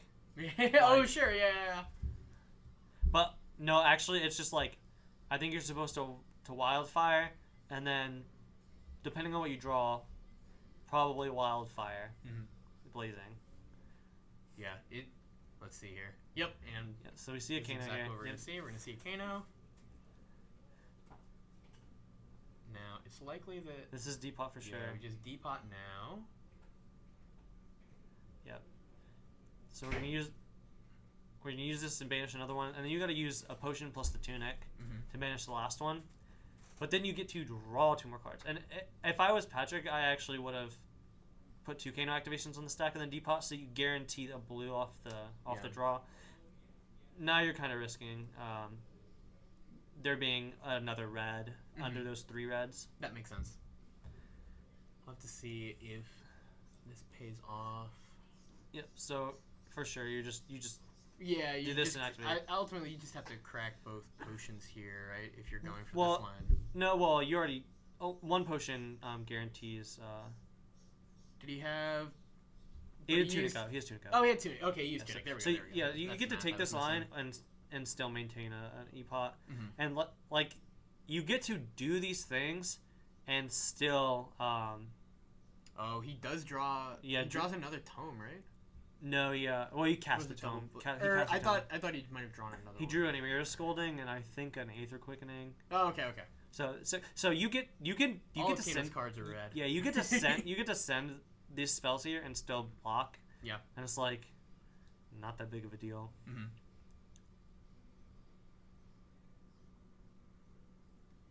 Let's see. So he only needs to commit 1 card to block here. Yeah. So I think that we are likely just going to see that first wildfire come out, like you said. But he doesn't have to commit the epot to it either. So you have 8 resources to 5. You have enough mana to like wildfire Kano again, but if the top card of your deck is a 0, then you can't actually cast it, and that's with no pumps. But if Aaron fully blocks the first wildfire, you can take 2 off the second wildfire because there's no pumps here. Oh, we are seeing. Aaron's gonna go for it here. He's gonna commit the epot to this as well, and just lead off with. Yeah, I don't think you pump this. Yeah. Oh, he's thinking about it. Ultimately, you have. So if you don't pump this, it's only coming in for 4. Are you? I guess if you. This is hard. Because if you pump double pump this wildfire, it gets fully soaked, and then if you pump the next wildfire, it puts Aaron to 2, and you die. Yeah. Okay, so... just blind hit the gaze. Oh, okay. Well, that'll always help. Yeah. All right. Bottoms, so... okay. Okay, 2 bottoms. If you were gonna Kano the first time, you definitely just Kano again. Yeah. Yeah, nothing has changed really, right? No, it just the op 2. Other than that your odds of hitting a blue. Yeah, if you hit a 0 here. Yeah. Hit a 0 here. Do you think that the combo just kills? I think it's actually less damage than bumping the wildfire. Yeah. Than bumping both wildfires. Because Aaron has a non-red in hand. It's either blue or yellow. It's an agile wind-up. Yeah, having 3 reds in hand and just not being able to get more activations and more resources making this... Oh, he hits a 0. So now that's really good. So now it's you get the wildfire, spell blazing, and still live. Wow, this is a really tricky turn. I think we're likely just going to see Patrick... I would not commit here. I think Patrick is likely just going to lead. I would assume that he's just going to lead with the first wildfire. With the second wildfire, he can still just play that if he wants to. Yeah, but if he pitches this card, then you're right. He's fully committed. So if you pump any of the wildfires, you can't throw. He has 5 mana. You can wildfire Strider's wildfire. Yeah. The first wildfire is going to get AB2 Spell Void 2. Yes. Right. And then the second wildfire will do 2, and it, you know how much damage it does if wildfire does 2, and then you throw the zap, and then you throw the blazing. It's not off the top of my head, but I know spell void 2. It's only 10. It's only 12. Yeah. So it actually isn't even lethal if you commit Striders here. Yeah. So I think you throw I think you don't pump. You throw Wildfire. Mm-hmm. You do 2 damage. Yeah. And then you block so you can live. You definitely don't full send. If you full send here, you only put Aaron to 5, and you lose Striders. Yeah, this is a really tricky turn for Patrick to navigate here. You can definitely win the game from that position. Absolutely. Getting through that spell void 2 and having the Wildfire still in Arsenal. Yeah. No, but yeah, the thing is, if he commits the second Wildfire, Aaron only goes to 5. Like, there's just heads up on the table, like, mathematically, only goes to 5. Mm-hmm. Has 5 Blood Debt, but has banished to 6 this turn to the Red Dread Screamer. So isn't going to take 5 here. But that wouldn't even matter, because if Patrick commits the last card in his hand to play the second Wildfire, and he can block with Tunic, take 5, and lose. Yep. So, like, you just send this line, you get 1 piece of Spell Void, and you just have to say that was worth 3 potions, because you can't actually kill here. You can't kill here if you commit everything, and if you commit everything, you're dead on board. So. This is interesting. Do you think that there's any merit for Patrick instead choosing a line where he blocks with 1 card and then? Oh no, it wouldn't work.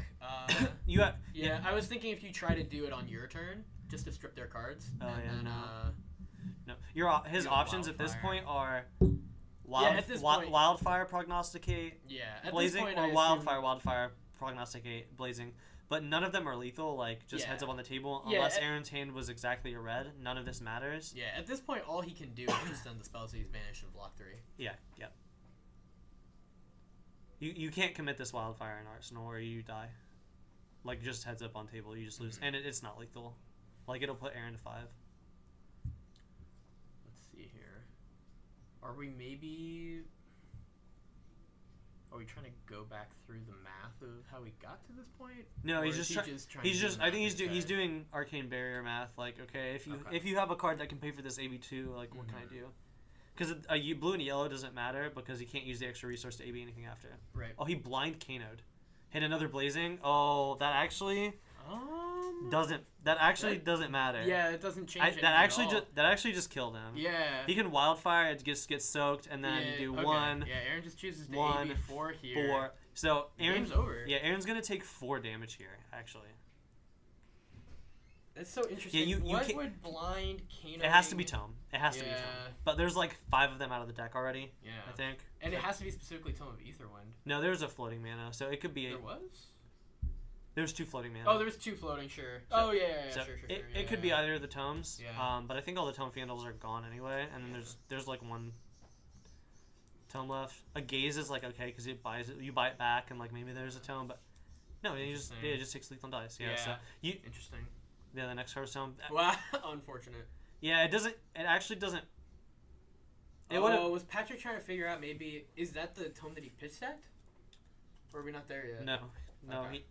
That was the last tome, and that was the second Blazing, I think. We weren't at stack yet. This is only turn 11.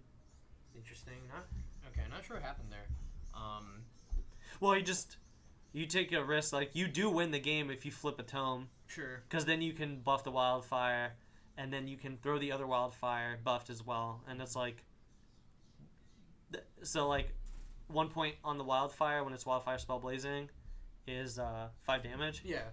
And all you left your opponent at 5. You don't even need the first Wildfire to do damage. If the second one does 1 more than it would have, then that's lethal. But yeah, so interesting.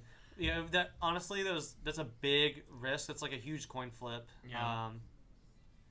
To throw that last card because it's just heads up lethal if you don't kill your opponent there, and there's like 2 cards in the deck you could hit that kills there. Yeah. I don't think. Yeah, ultimately, it's really unfortunate because we also saw. I mean, Aaron might have done something differently, of course, but just he used both pieces of Spell Void, so that might have been a red left in his hand. Right. So if you get both pieces of Spell Void on that turn, you chip in just for like a couple more damage. Yeah. I think both these players were X1 as well. This wasn't table 1.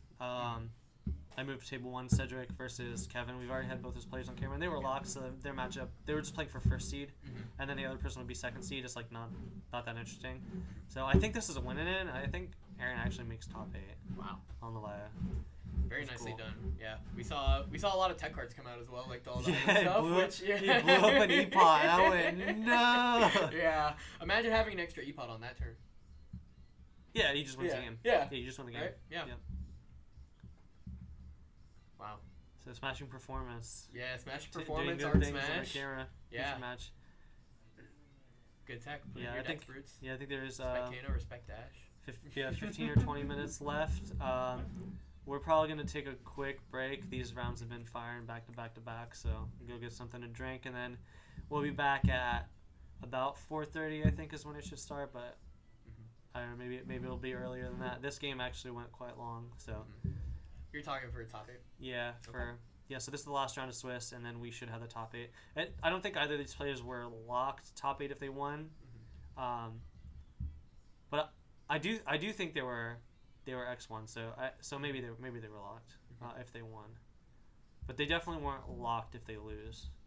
Yeah, I would imagine all the 20, X1s make it. Yeah, 23. Yeah. All the X1s will make it, Yeah. but like the X2, if you lost in the last round, depending on when your loss was, maybe isn't good enough. Sure.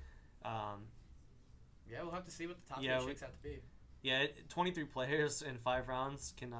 You really got to play every round. Every win matters. So. Absolutely. All right, we will be back in 15 or 20 minutes, depending on how much is left, and then we'll have our top 8 bracket, and we're not gonna have like conversion percentages and stuff. Sure, yeah. There's like one. There's like one of half the rooms. It'll be 0%, like 50%. Yeah, 50%, 100%. So yeah, either Cedric on Kasai or Kevin on KO are going to be first and second seed. I don't think it's possible for either of them to be not first or second seed since they're undefeated going in the last round. Yep. But other than that, we will be back shortly with our top 8 bracket and then our top 8 pairings, and we'll get right into it. So, all right. Thanks for joining us. All right. Stick around, guys. See you.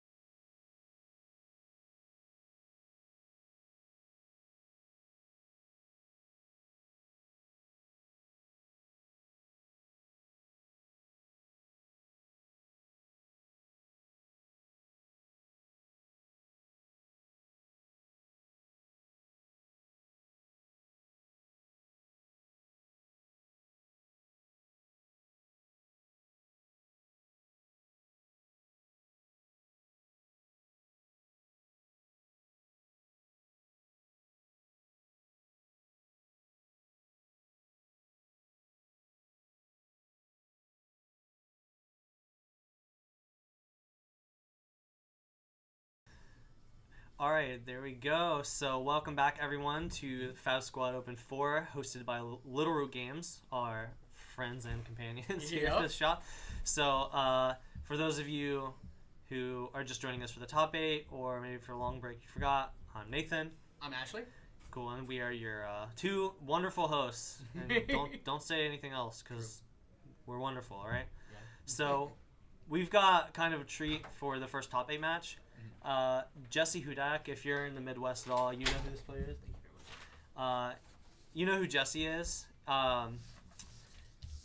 He's very, very good. He beats me at every time we play in a Pro Quest. Pro Tour staple. He's very good. Yeah. He has been playing a lot of Teklevossen actually, and only played Teklevossen in Pro Quest season. Yeah. And he was on camera round 1 of this tournament, but that was when we were having technical issues, so we didn't actually get to watch his game. But he's on camera now as the 7th seed against Cedric, the Kasai player, and I think this is going to be a really interesting match. So they're shuffling up now. We had them have deck lists for reviews, open deck lists, so you get to see your opponent's deck list before you play in the top 8 because we're streaming the event. Just to even the playing field so players don't have more information than other players. Ashley, how much Teklo versus Kasai have you played?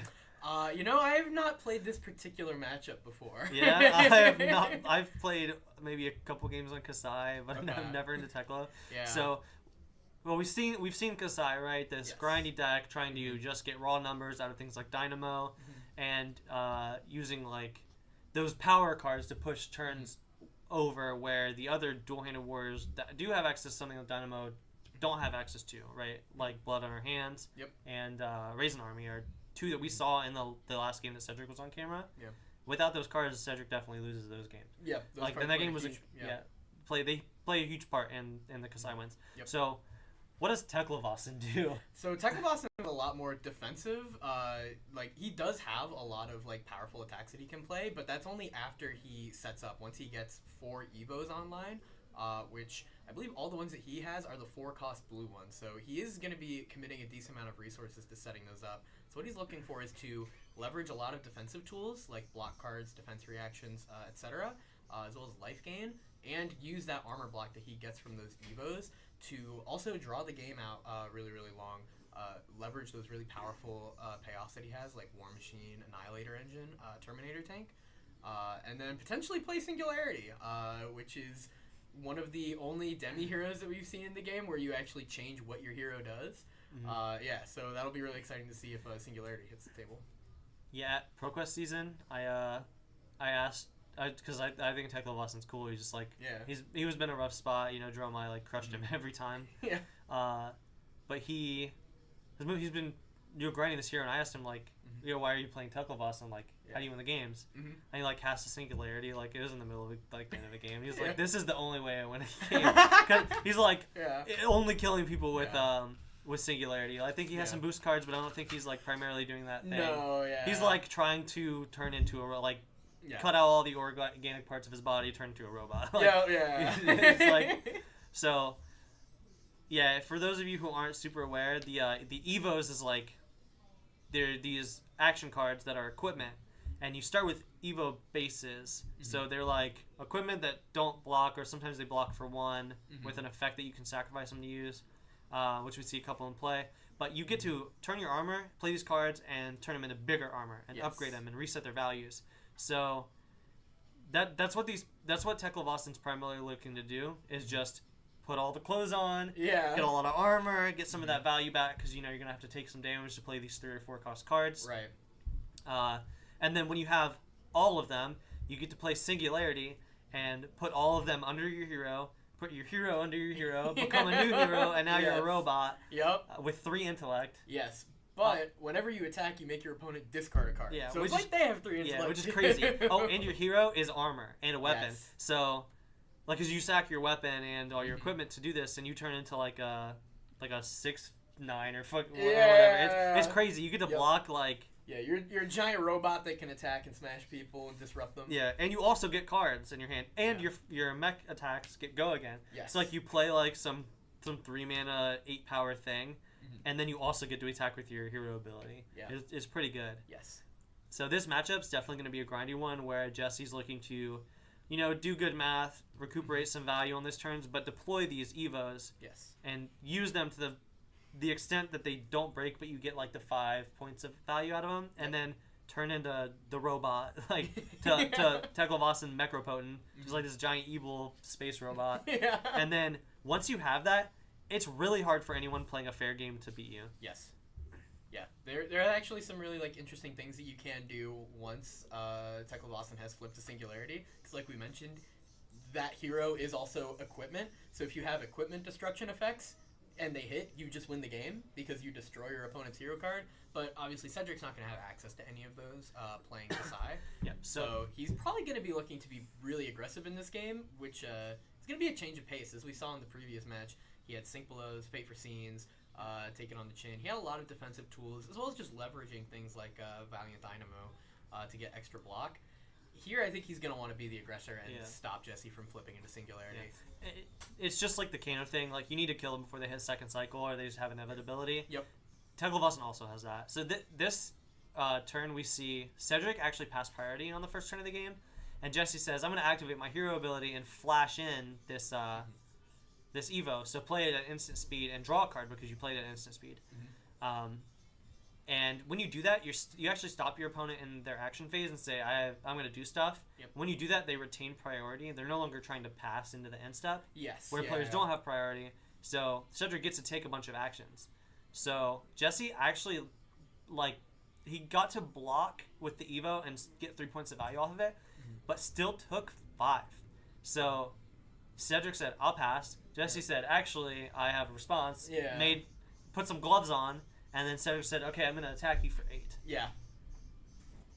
Which, again, we're seeing, of course, Jesse's not going to boost. That is definitely not his game plan. He's not trying to be aggressive. What if he boosts away his Singularity, right? His, one win condition. I think you lose the game on the spot. Yeah. So, as we see here, he's going to come in for 4. Not worry too much about it. He just pitches away a card to his ability. So, Teklevossen's ability is really interesting. You can pay 3 resources, and it lets you play your next Evo as though it were an instant. Mm-hmm. And if you do, you draw a card. However, you're not obligated to play an Evo, so you can always just pitch a blue if you want to cycle your hand and find more Evos. Later in the game, find that Singularity, right? Or find these attacks like, I believe he has a War Machine in hand now. Of course, that's not going to be nearly as good as it could be right now with only 1 Evo online. So Cedric's going to need to continue to put on the pressure here.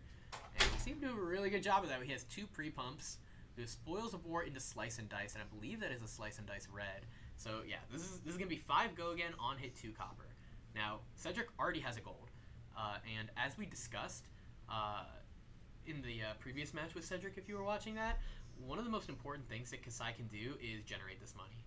Oh wow, and he has a Blade Flurry to go over the top and deal that 2 additional damage. So Jesse attempts to block out for 5, but Cedric's able to push over just a little bit and start the copper train just rolling. And now if he's able to get in for another big chunk here with that Centauri Saber, he might be able to get 2 more copper or force out the rest of Jesse's hand. So this is definitely a strong start for Cedric, just trying to build towards that Raisin army, trying to build towards that Blood in our hands. And I think this is a matchup where we're definitely going to see Cedric try to play towards Raisin army. As we noted, Teklevossen is not a deck that's trying to go super wide, not looking to boost. The weapon can get go again, but we're pretty far away from that at the moment with just 1 Evo. Wow, and in the swing. So Cedric just has all the reactions here. So it takes most of Jesse's hand and gets up to 4 copper on his second turn of the game. This is an incredible start from Cedric, honestly. Yeah. And as I was mentioning, not only is he now working towards that powerful Blood on our hands, I think this is a matchup where we're going to see him try to build towards a Raise the Army, because that is one way that he can put on a lot of consistent pressure before Jesse's able to flip into Singularity and just start chipping in for that 3. Jesse's going to try to block out as much as he can, but if Cedric's able to essentially get himself 2 more weapons with those Centauri Sellswords, then there's only so much you can do for so long. And yeah, Jesse just has to pass on his turn using all of his cards to block and yet not stopping any of the hit effects, which is super unfortunate for him. And Cedric probably is checking to see if he can Kasai already or not. Again, this is a matchup where, unlike before, Cedric is the aggressor now. He's definitely trying to build up the gold, build up the copper, and push through damage. And so far, he's doing a really good job of that. Already getting Jesse down to 30 and building towards both of his late game win conditions. Yeah, Tekla-Vassen's not a deck that you want to live for very long. Yeah. It takes a lot of time to turn into a robot, but when you do, it's really hard to lose the game from that point. Yes. So Cedric's only goal is to make the game as short as possible. Yep. It's also going to be really nice for Cedric to try to put on as much pressure as possible because, as we noted, Jesse does kind of have to take some time and some cards to set up those Evos. He is able to play Evos from his Banish Zone. That is another ability of Tekla-Vassen. So he doesn't necessarily have to have the Evo in his hand to do it. But in order to set up those Evos, Jesse's going to need to pay for Tekla-Vassen's ability. He might be able to draw that card, but he's going to have to pitch for the Evo. So ultimately, yeah, we just see Jesse block a little bit. Oh, wow. And coming in with the Nourishing. Okay, this is a really, really strong start for Cedric here. Yeah, Jesse's not going to be able to block this out. Cedric's going to get a 5-card hand going into the next round. Yeah, this is pretty tough. Now, the one nice part for Jesse here is that he got the leg Evo into his graveyard. So Tekla-Vassen has a lot of cards that have the scrap mechanic, which allow you, and here's a perfect example, Junkyard Dog. So this card allows you to put a item or an equipment, notably we're going to choose equipment in this deck, into your Banish Zone, and you get an effect. So for Junkyard Dog, you get +1. So this is a 3-for-7, which is on rate. It's a good attack. We love 2-card 3-for-7s. But importantly now, Jesse is able to play that Evo from his Banish Zone. So it's almost like drawing a card, essentially, because he now has access to this card, and he was able to block with it and get that initial value from his hand as well. So this is a good start for Jesse. He doesn't have any Evos for his legs, so he's just going to need to block out a little bit and get that Evo online, just kind of keep going towards that Singularity endgame. However, as we noted, if he keeps taking big chunks of damage, it's going to be really awkward for him just because then he's going to have to be giving up cards to put the Evos into play and take even more damage to do so potentially. The Evos mitigate this somewhat because they are 3-block temper equipment. That means you get to block for 3, then block for 2, and then you can block for 1, but if the combat chain closes, your Evo gets destroyed, right? That's how temper works. And if you only have 3 equipment, you can no longer flip into Singularity. And as we were discussing, that's Jesse's one win condition as he sees it. He does have those other powerful attacks, but they're certainly not as powerful as Singularity endgame. So ultimately, we're just going to have to see what Jesse does here. He's going to want to set up these Evos as quickly as he can, but he's not going to want to take a bunch of damage to do so. So let's see here. We're just checking. Yeah, he's already blocked as much as he can with that Evo Soul Skill Controller. Now, the one interesting trick that he can do is he can block for 1, and then after damage, he can play another Arm Evo from his Banish Zone as an instant, and it basically resets it. So he can get that one last point of damage, or one last prevention, essentially, from his arms, without giving up the arm slot entirely. And now we see, Cedric just come in with the Spoils of War. Let's see, and I think there's a blood on her hands already for him, so he's likely going to be coming in with the Saber, although what's his card? Coming in with an E-Strike. We'll have to see what mode he chooses. My guess would be Go Again. Oh, really? I would assume Go Again to swing. Oh, hasn't swung the Saber yet. Yeah, he still has In the Swing, so you come in for 5 Go Again here, then you attack with the Saber, and then you have the In the Swing, and now you're up to 6 copper. The one bad part about this is that he had to put one of his blood on her hands to the bottom of the deck. Yeah, but that's why you play 3. Yeah, exactly, right. Yeah, and that's why we see Cedric start with the Crown of Dominion for the matchups where you have to juice him. Oh yes, there we go. Okay, I was wondering how he got that first goal into play. I completely missed that he had the Crown of Dominion. Yeah, so this is just gonna turn Raise an Army online even faster. Oh no. Yeah. Yeah, the Hold the Line that where Cedric did not draw 2 cards. In fact, it's quite hard for Kasai to draw 2. So. I don't think you'll ever see it because I draw 2 cards. Yeah. It's just a blue D-React. Like, that's totally fine, whatever you play it. Yeah. Yeah, so we see... Yeah, he's already at 6 copper, so he has the... Jesse took 3 that turn, right? Yes. Cedric has 6 copper as turn 3. That's actually insane. Yeah. And the Spoils of War lining up really well with the attack reaction. Cedric just putting the gas on. So now we're going to see... He's got so much money. Yeah, he is rich. I wonder if he'll let me borrow some. That'd be nice. Oh, man. Let's see. So, okay, Jesse has found another Evo. I believe he has the chest in his hands. And, yeah, he's looking through, likely to see what he's already gone through, what Evos he has available to him. Oh, he has Singularity. This is the worst spot to draw Singularity. Yeah. You really want to draw that card like right before second cycle. Right. You want to like get suited up and then draw the card. Yeah. But here we'll have to see. He's probably going to take some damage to like hold the Singularity and hold a card to be able to play whatever is in his arsenal, and then arsenal the Singularity, and then just hope he can, get the rest of the Evos on before he dies. Yeah. Without using arsenal, which is kind of unfortunate because you'll never hit second cycle. So if he puts that card at the bottom of his deck, he'll never find it again. Yep. I think if you don't cast it, you never win the game. Yeah. So. Yeah, this is a really tough spot for Jesse. I didn't see exactly what card was in his arsenal, but he has the legs already in his banish zone, he has the chest in his hand, and the arms are already in play. So the only one that he's missing, and he has the Junkyard Dog, if he wants to block with the chest, assuming that he has another blue, which actually I don't think he does if that Junkyard Dog is red. But if it is a blue Junkyard Dog, then he can immediately just swing back for 7, put the chest into his banish zone, and then he has access to both the legs and the chest. Then he only needs to find the head, equip them all, and then suit up into Singularity. But yeah, Cedric is putting on the gas here. The Kasai player found a way to get go again. I'm shocked. And what is he going to follow up with? Okay, the Outland Skirmish. Okay, 7 copper Kasai. Could you imagine a blood on our hands with that much money? Right? Oh my god. Good thing they only let you spend 6. Yeah, you just keep doing +1s. You keep doing additional attacks. No, please. Go. Like, go again, can attack 5 times. Yeah, that seems pretty good. Yeah, and coming in here for 6. Not sure what that last card is, whether Cedric's going to want to arsenal it or if he... Yeah, how many cards is Jesse trying to hold? Like, why has he not played this? Yeah, it's curious. I'm not sure what the arsenal card is, whether it's a D-React or not. My guess is that he's going to want to block here. He's got that Fate Foreseen. Okay, blocking 6. Okay, to be fair, though, so... Okay. So he committed 3 cards to block the Saber. I guess playing around an attack reaction.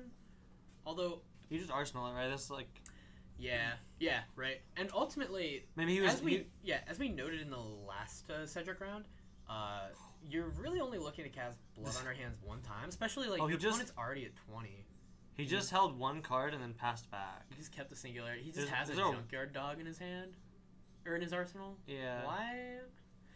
So that's so interesting. As we noted before, Kasai is really looking to have 1 juiced Blood on Our Hands turn, and Cedric already has it. He has 6 copper, and I believe Jesse has no item destruction and a gold. So all he has to do is like hold Blood on Our Hands in 1 card, and then you can throw like 20+. Right. Yeah. So the turn is already set up. The real question for me is, I'm curious why Jesse decided to overblock by 3. He could have kept the blue Evo so he could play out the Junkyard Dog, and then put the Singularity in Arsenal. Yeah, I assume I'm just missing something. Yeah. This hand's also not very good. Like, he's likely trying to no block, gain the 6 life with the double sigil that he drew. Yeah. Play the Junkyard Dog, arsenal the Singularity. Yeah.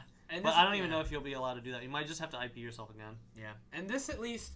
I mean, okay, so the other upside to this is that the blue Evo that he drew now is another copy of the arm. So it's not that important for him to play that out.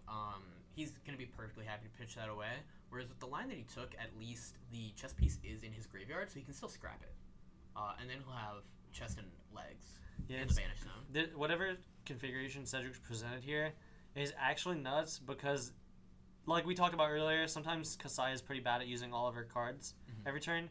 Cedric is like closing his eyes, putting all of his cards on the table, and all of them are playable in some sequence. It's like kind of insane. Yeah, E-Strike is actually making a huge difference here because even if he draws something that isn't like optimal, he can just bottom it. Cedric actually pitched Raise the Army here.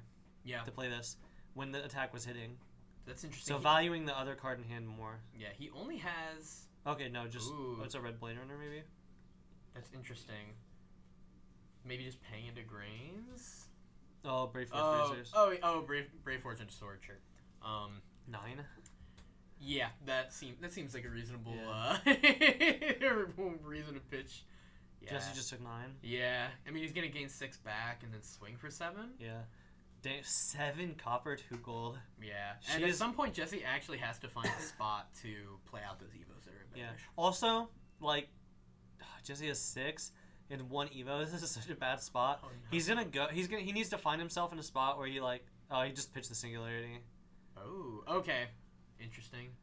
So he, just like pitches the Singularity and then gets the legs online. I guess just like really decides like, hey, I need the life. I need to get the armor block immediately. Yeah. I think that is fair, but ultimately, he's just gonna have to wait so long in order to get the second cycle. Yeah, even if you put the Singularity in Arsenal, it's really, really hard to play because you need to live through a turn where you have all 4 evos and 2 cards in hand to be, because Singularity costs 6. Yeah. So like, Kasai's like nonstop chopping at you. How do you hold 3 cards? Right. Yeah. This is a tricky spot. He does now have a 3 block on board that will give him a little bit of leeway, but man, it's hard to. Is there a card that shuffles the deck in Tekla-Lawson? I do not believe that there is. Oh, Fabricate. Can you Fabricate? Yeah. Just find a Does that only find an item, or is it find a mechanologist card? Can we get Fabricate pulled out? For Fabricate, please. Pog. She's a. You get to shuffle, right? None of these modes shuffle your deck. Oh yeah, so there's one. He is playing 1 Fabricate. Mm-hmm. It just doesn't find. Yeah, that's likely just in case you need to re-equip evos. So the plan is actually just to live to second cycle. Yeah. I don't think that's happened. Yeah. I mean, like optimistically, I don't think that could ever happen here with the amount of resources Cedric has here. Yeah, and especially already being at 12, only having 1 evo that you really want to block with at this point. Jesse definitely had some awkward hands where he had like 3 reds, so he wasn't able to like efficiently pitch for that junkyard dog. Mm-hmm. But this is a tough spot. My guess is that now he's gonna have to lean more heavily on those big attacks that get better once you have more evos. But he's also only halfway to them. Yeah, this is gonna be an uphill battle for Jesse. Yeah, just the way this game is shaped out. Oh man, cracking the gold. So Cedric says, "I do not need to raise an army. Yeah. I will kill you myself." I mean, that's pretty reasonable. Jesse is already at 12, and let's see what he's got here. I mean, if this is a blood on her hands already, like, I don't even know if you would play the blood on her hands here, depending on what else you've got. I guess it like would be very good with cracking a gold, but you get the 6 extra resources, and if you just have like a bunch of pumps, or you have if it's like blade attack at the end, he's got blood on her blood, hands. easy 6, okay, nice. Oh, there's a blade flurry, outland skirmish. Yeah, there's not a go again, so he's gonna choose go again on the saber for sure, and use all those attacks. Yeah. I mean, he just chooses every mode on both weapons, so. Yeah, that's true. Yeah, so he's gonna be coming in for 6 go again, or is it 7? With the so it's 4 go again, but then +3 from the outland skirmish. I see. Why is it getting +2 from blood on her hands? Can you choose that mode twice? Yeah, you can choose it. You can choose each mode twice. Oh, interesting. I see. So he's just not choosing both modes on. I see. Yeah, I assumed he would choose +1 for the hot streak as well, but I guess not. And he just has the blade flurry also. So both weapons can attack twice, unless this. No, you probably make the saber attack 3 times. Yeah. And then give both of them go again. Wow. And give both +2s to the saber. Mm-hmm. Now, interestingly, we're seeing Jesse has D-Reacts and Evos in hand, so no the attack Saber's, actions. Yeah, Saber's not getting that. There's there's the attack action. What the heck? Okay. Sure, just threw down the blocks. Yeah. Yeah, it just takes. Oh, okay. Yeah, So it takes was attacked Jesse's- twice with both. Yeah, okay. So it just takes Jesse's entire hand, and deal 5 damage, and chip away at the Evo armor. Yeah, that's a pretty reasonable turn here. And Cedric is already at 2 copper, so if he needs to play another Blood on Her Hands to close things out, he is a third of the way there. And I think that's another Blood on Her Hands in his hand. Yeah, you definitely wouldn't cast it here, though, right? No, yeah, as we noted, you definitely want to be at least 4 copper, and this is probably the type of matchup where you really want to be at 6, right? You're the aggressor, you want to maximize your damage as much as possible. Unless Jesse gets even lower and you see a window for the kill, you're probably going to wait to get close to max value out of your Blood on Her Hands. I also just think Cedric has the space to do it, right? Jesse is only at 2 Evos right now. Yeah, for sure. He pitched his Singularity, which is huge. Cedric definitely knows that he has more space now. But he definitely doesn't want to give Jesse too much time, because if Jesse does get a window, he's able to start scrapping those Evos, playing them out of his banish, drawing extra cards, and getting the extra life, essentially, from all that armor block. So if Tekla is able to get his engine online, like, he can do very powerful things and really tank up. But we'll have to see what we got here. So we got a Slice and Dice. It's always the red one. Yeah. So good. It's a good card. Pitching the other Raise the Army, saying, I do not need any friends. Yeah. I will 1v1 you. And we have a Glint here to draw a card. Yep. So that second sword attack is going to be free now. We have Go Again on this. And I wonder if Cedric can actually use all the cards. Yeah, that's a good question. I'm not sure what he drew there, but depending on what's in his arsenal, he might be in a pretty awkward spot here. Let's see. What's he looking to play? He might be looking to... I think that's a Spoils in his hand now. Yeah, it definitely has a Spoils. Which you wouldn't be getting the max value from it, just the +2 and the on hit. And with 3 cards left in hand from Jesse, plus the 2 block on the leg armor, yeah, I would assume that Cedric is looking not to play this unless he has a reaction in Arsenal. If he plays it, the next attack would be coming in for 7. Mm-hmm. Yeah. And 2 copper on hit, which like turns the last Blood on Her Hands on. Yeah. So I think Jesse actually has to like give 2 cards. Oh, I think that if Cedric chooses to play it, Jesse absolutely has to respect it. But I don't think he's gonna get the on hit unless he's got a reaction and Arsenal to back it up. Right. No, I think all you're looking to do is strip cards. It's fair. You could probably fatigue Jesse. Oh, he's just choosing to Blood on Her Hands. Okay. Just maybe like Go Again and +1. Yeah. Or potentially attack an additional time, attack right? twice. Yeah. Oh, because he's already drawn a card this turn as well, so they're both free. Right. Yeah. He has the just spoils. Do Go Again. Yeah. Just get those red attacks out of there, I assume. Easter Egg's probably the only one left, so now Nourishing is online as well. Yeah, it definitely feels like everything's cranking here for Cedric. There's so much blood on her hands. Yeah, she's done so many crimes. Alright, blocking for 5. Now do we have a reaction? Nope, just coming in for 2 here at the end. Oh, is this Go Again, attack an additional time? Most likely, yeah. That makes sense. That's probably how you get the most damage out. And we end with a Nourish. Oh, there we go. God. There we go. So, yeah, as we noted, that's why Cedric activated Kasai on this turn. Yeah, you block as much as you can, but you take the damage from the Dominate, and now Cedric's going to get a 5-card hand to crack back with. Yeah, that's pretty good. Yeah, this I guess really setting up the powerful Nourishing, stuff from like, probably worth using that blood on her hands. Yep. You just push even more damage. You make it so you have a 5-card hand and Jesse can't do anything to respond. Yeah, Cedric is just like seeing how much damage he can do with each of his hands, and Wow. Jesse's playing Blocking Simulator. Yeah. This is like a very rough spot to be in. Yeah, we have the blue overpower here as well for Cedric. That could, depending on what he's got, that could be a resource card. There's could a also be a win condition. There's a Gork Tome there. Yeah. Oh. And a Blade no. Flurry and an Overpower. Yeah. Okay. So the real question now is: does Cedric have a means of getting Go Again? And I think he just drew a Blade Runner, and that's not even counting what else might be in his hand. The third Spoils of War. Be pretty good here.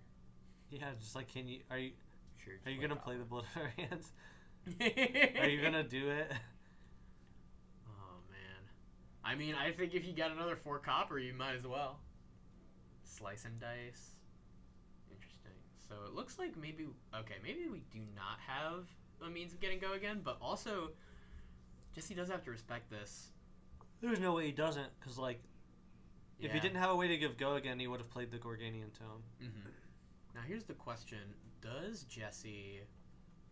Okay, so he has Fate Foreseen, so he has a way of blocking this without committing an attack action card and giving it go again.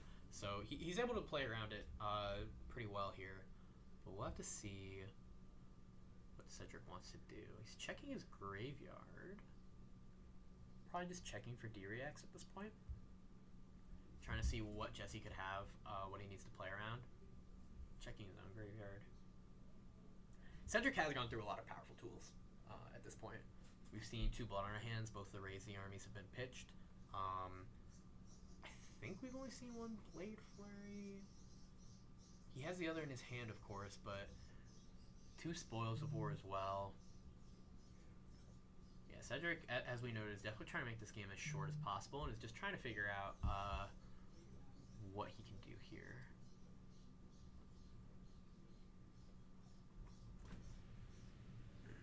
It seemed that Jesse has passed blocks and that Cedric now has priority. Right.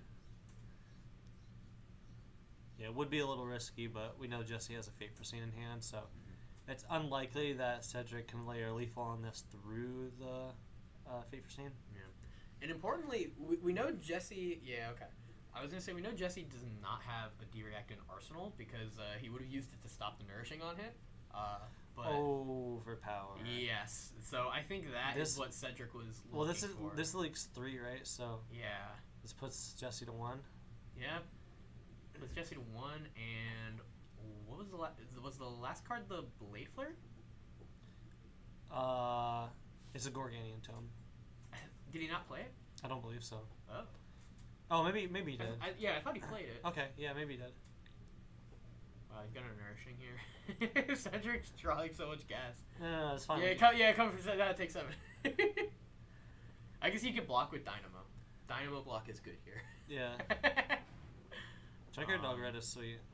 Yeah, Junkyard Dog is a really cool card. That was like a draftable card in that set. Yeah, right? It's about all my input on. Yeah. I mean, Junkyard Dog, it's a 3 for 7. I mean, this is definitely like one of the main engine cards for Jesse, right? Like this and Scrap Trader is what he's looking to use to get those Evos into Banish. So finding the spot to play this now is good. He's going to be able to get more armor block, which is going to help him stay alive. But man, being at 1 is tough.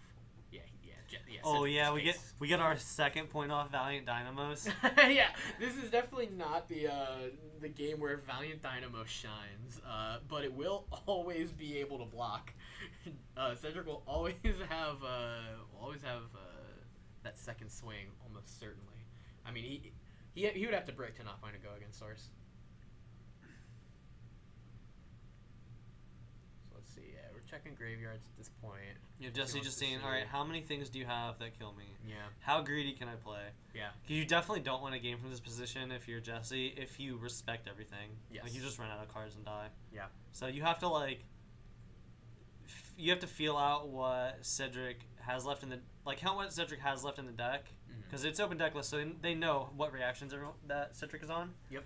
And then you just have to soul read whether or not they have one or the other in specific spots. If they have it, you probably die. But Jesse's going to need to keep multiple cards to play more pieces of armor at multiple points in this game, which is just very hard to do. Yeah. Jesse's in a tight spot here, but if he is able to get more armor online, then that's going to help him out a lot and potentially give him the opportunity to block with his armor instead of cards from his hand and just keep that engine rolling. Imagine Agility Crack, Nourishing Emptiness. Activate Kasai, Nourishing Emptiness.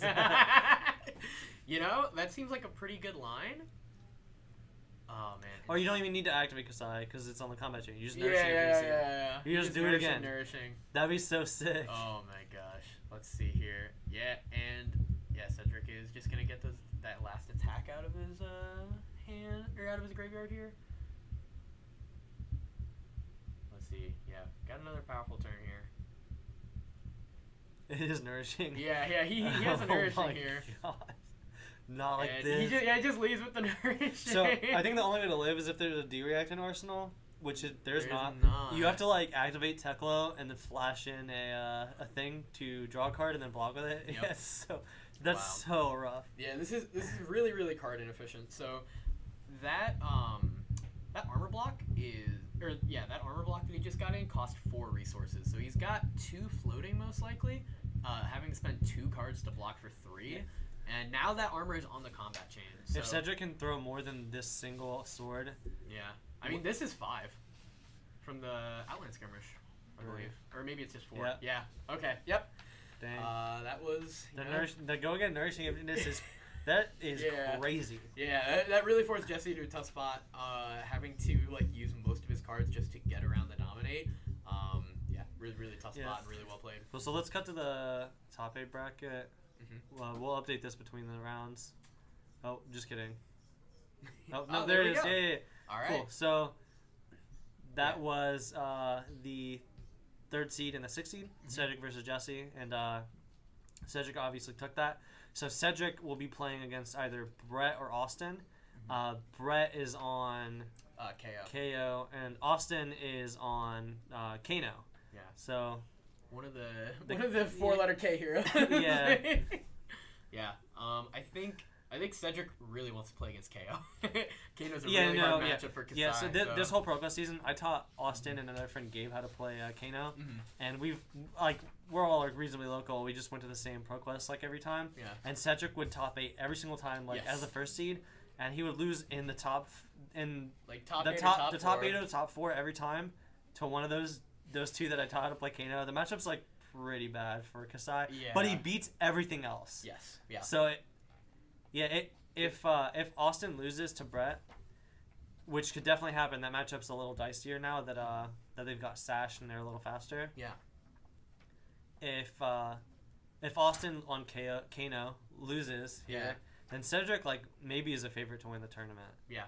Because there's no other Kanos in top 8, right? Right. Yeah. We have Reinhardt, Dory, and then I believe 2 KO, Prisms. two KOs, 1 Prism. 1 Prism? Okay. Yeah. Kevin is on. The first match is Oh, yeah. KO and Prism, and then Dory versus Rhinar, and then KO versus Kano, and then we just saw Teklo versus Kasai. Yeah. So Pretty diverse top 8. yeah, it's gonna be sick. So we'll get this top 8 bracket updated a little bit. I'm gonna go get people their prizes as they drop out of top 8, and we'll be back with the semifinals shortly. Awesome. All right, stick around, guys.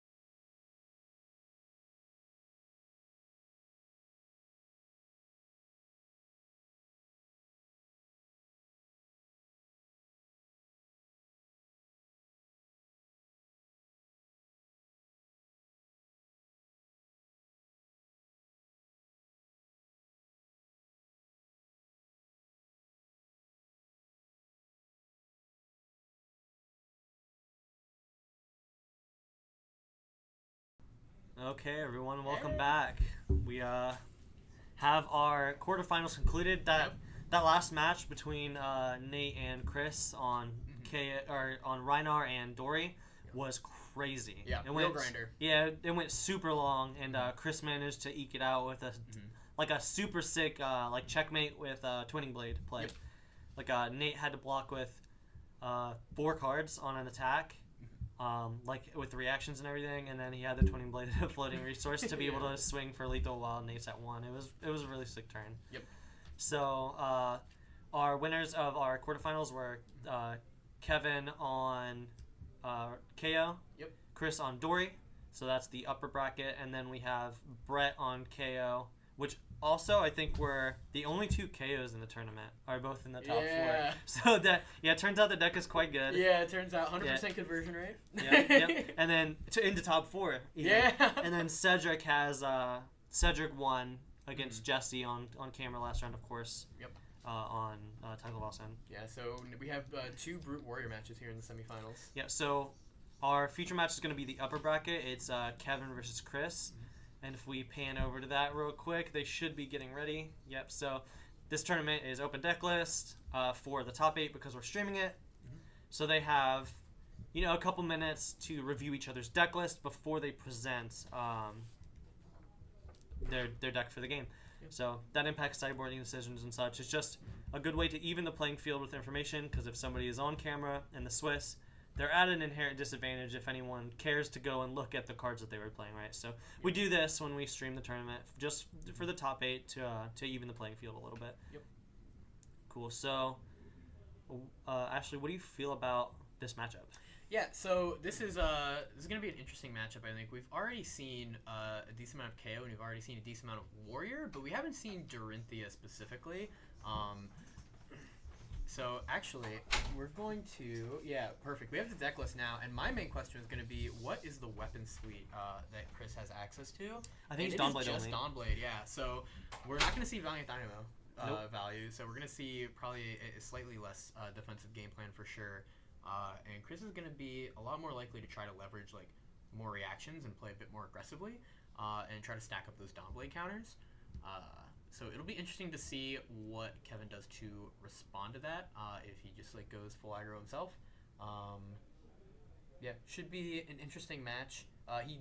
Kevin does have 1 No Fear, which is kind of a reaction in his deck, but ultimately it's going to be hard for him to overblock Dory too much, right? He really wants to keep those cards to attack with. And a decent amount of his cards are no blocks, right?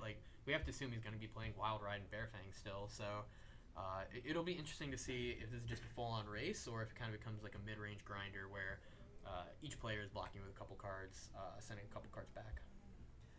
Yeah, so we've talked about how good of a player Kevin is, and I mean, he showed it every time he's played, right? He was XO in the Swiss, first seed into top 8, playing the best deck, extremely good player, just well-rounded individual. Chris is also super good at the game. He actually only plays Dorinthia, and he top 8'd Fab Squad 3. He's in the top. I think he top 4'd Fab Squad 3. He's in the top 4 here now. He top 8'd the last 2 Pro Quests I saw him at. He top 8'd the Road to Nationals we had at this shop. Yep. So consistent player on the Pro Tour. He consistently makes it onto the Pro Tours. Yeah, I don't see him losing the Swiss. He is always in the top 8 of these local tournaments. And here in Columbus, we've got some pretty good players. So I'm really excited to see this because my guess is there's going to be a lot of fireworks this game. Yeah, I think the KO is definitely the aggressor. And, I mean, we all know Dawnblade Dory, right? She blocks really well. So she's going to be doing a lot of blocking, but she'll punish you if you block wrong on any given turn. And she'll really punish you because when she punishes you, she gets to threaten counters on Dawnblade, which makes it even harder to block on the next turns if your hand can't use all your cards. So if Dawnblade has 1 counter, you can't just throw 2 cards in front of it to play around a reaction. You have to give 2 cards in armor or a 3rd card because any +3 puts it to 7, and then he gets to keep those counters. You just do that every turn. Yeah. So the first counter is terrifying. Yes, that first counter pushing that breakpoint really. Oh, and here we go. We get right into the game. Yep. And Chris is just starting off with a blue Warriors Valor, which will give the Dawnblade go again. I think it's actually red. Oh, is it red? Okay, yeah. So this is a really strong start. Just like 6 go again. Yep. Immediately asking Kevin, do you want to overblock this? And Kevin has a Blood Rush in hand. If you're Kevin, I think you have to block this for 9. I don't just give up the Blood Rush. Yeah, I don't think. No. I don't think you block with the Blood Rush, right? Or is there no block? I think he has an agile windup, so he can block for 8, which, as we noted, that's only really stops Blade Flurry. Every other reaction, Chris is gonna be able to sneak over the top of that. This is KO really likes drawing Blood Rush Bellows. This is probably the worst time we've ever seen someone draw a Blood Rush Bellows because other than like a random draw discard or something where it like breaks your turn. Yeah. Because this was like. You have to probably block with this. Yeah. Because if you only block for 6 here and there's a reaction, and I don't know, looking at the deck list, there's like a ton of reaction. There's easily like close to 20 reactions in this deck. Yeah. A 2-card hand with 1 floating. There's no shot that he just doesn't have a reaction, right? And you just get super punished. Yeah, and here we see the Iron Song, so we're gonna hit for 3. Here's the +3. Again. So this is brutal because this is gonna leak 3, gets go again. And we'll see if Chris wants to prioritize putting this card in Arsenal or wants to pay into Grains. Mm-hmm. And honestly, it's maybe good to pay into Grains and activate the Braveforge Bracers to come in for 4. So you either take equipment or both cards if Kevin's trying to hold a card. Yeah, it depends on what this last card is, though, because if it's another 0-cost reaction, Chris might just be able to get over the top here. Yeah. And now this puts Kevin in a really awkward spot where he either needs to play around that, or he needs to just accept that Chris is going to get a counter here. And with the agile windup, it's just super awkward. Like he's in the position where he's going to probably end up losing Blood Rush anyway, unless he's just conceding that Chris is going to get the counter. But only blocking 5 if Chris has any reaction, it's just going to be tough for him. I can't imagine. If Chris can get out of this turn, and both cards, if Chris can get out of this turn with a counter on Dawnblade, he's thrilled. It's actually catastrophic for Kevin because it didn't cost anything for Chris. Yes. And then you get to start every turn, or at least the next turn, with Dawnblade at a breakpoint. Mm-hmm. And for those of you who are a little less experienced into Dorinthia, especially Dawnblade Dorinthia, the Dawnblade gets when it hits, if it's the second time it hit this turn, you put a +1 counter on it. And then at the end of the turn, if it didn't hit, you remove the counters from it. So you don't really need to hit twice every turn. If you put a counter on it, all it does is make it way easier to threaten additional counters, which turns like 1 cards into more than on-rate damage, which is crazy. Yeah. And it makes it much harder to block to reset the counter. So typically you'll see people like KO probably wants to give Dory a counter or 2 throughout the game, and to maximize like turns where you start with an agility token and such. But it's really hard to do that a bunch if Dawnblade has a counter, especially this early. But we see Kevin give 4 points of armor block on turn 0 to make an agility and keep the Blood Rush Bellows. So he's going to say, I'm not going to let you have this Dawnblade counter. I'm willing to give you my armor because I might actually pop this Sash on turn 1. I'm going to cast this Blood Rush Bellows with this agility token and then see where we're at after random discards. Because this could be a 30-point turn with no arsenal. Yeah, absolutely. I mean, Kevin might just be off to the races here, but getting 4 points of armor on turn 0, I think Chris is really going to be happy with that. Yeah. Now, if Kevin does decide that this is a turn worth popping Sash for, then it'll be worth it that he still got the 2 block from it. But as we noted, like you draw up at the end of your turn 0, right? So Kevin didn't have to block with armor there. It just would have given up cards that obviously he much prioritizes playing and getting the effects from. Yeah. So could have just blocked for 5 with the 2 cards instead of 4 with the armor, which still gets blown out if there's another 0-mana attack reaction. Yeah. But it has to be exactly Blade Flurry, because not blocking for cards wouldn't turn on replies for another Iron Song response, or any of the other things that Chris would have been able to play. But so he's saying, I'm going to make an agility token and keep this Blood Rush Bellow at the cost of a majority of my armor. Yeah. And I'm just going to try to throw a super good 4-card Blood Rush hand, which is totally fine. I think as KO you are the aggressor, and if you lose a Blood Rush Bellow out of your deck for free basically, and you only have 2 of those to play over the course of a game, it can be really, really hard to close because of all the armor and just how happy to block Dorothy is specifically. Absolutely. But here we see he drew 2 agile windups and then had the I believe the blue, riled up here. So he's discarded a card, so that riled up I believe gets an additional +1, and you get the +2 from the Blood Rush Bellow. So coming in for 8, and then most likely just going to come in for 5 with the claw with that 2 floating. And then my guess is that he'll just discard the agile windup so that he can get that agility and might or just the agility for next turn since he already has created a might. Yeah, this is kind of tragic, right? He gave up 4 points of armor and to keep that blood rush and make an agility. And all we're able to do is recycle the agility, stay off an arsenal, and throw 13. Yeah. I will say that when KO just plays Blood Rush from hand and does not have that 5-card hand through Arsenal, it definitely feels like the ceiling is a lot lower, right? Like, if you have an additional attack in Arsenal, this turn is completely different because you're able to throw that attack right now and get another +2 off of the Blood Rush, potentially threaten an on-hit depending on what it is, or some kind of disruption if it's like send packing. But well, we see Chris here obviously block with the Balance of Justice on the first Blood Rush turn. I think that's like totally fine. Yep. But actually cracks it as well. Says, I can use the extra card here. Yeah. That's super early to crack it. That's interesting. Yeah, I wonder how aggressive Chris wants to be in this matchup. He did block with Spoils of War, so unless he's just kind of like he's on with Go Again. He's on 3 Twinning Blade. Yeah. 3 Iron Song Determination in the deck. And 3 Glistening Steel Blade. Yeah. Which is like you don't always play 3 of all those cards. Yeah. And people don't even play Glistening Steel Blade a lot anymore. That card really wants you to be aggressive and have a lot of reactions. Yeah. And he's actually also on 3 Chorus of Iron Song. I'm curious what that's for. Maybe he has them here where he wants to block 2 cards on something, get that courage token. Is Chorus of Iron Song you can't prevent?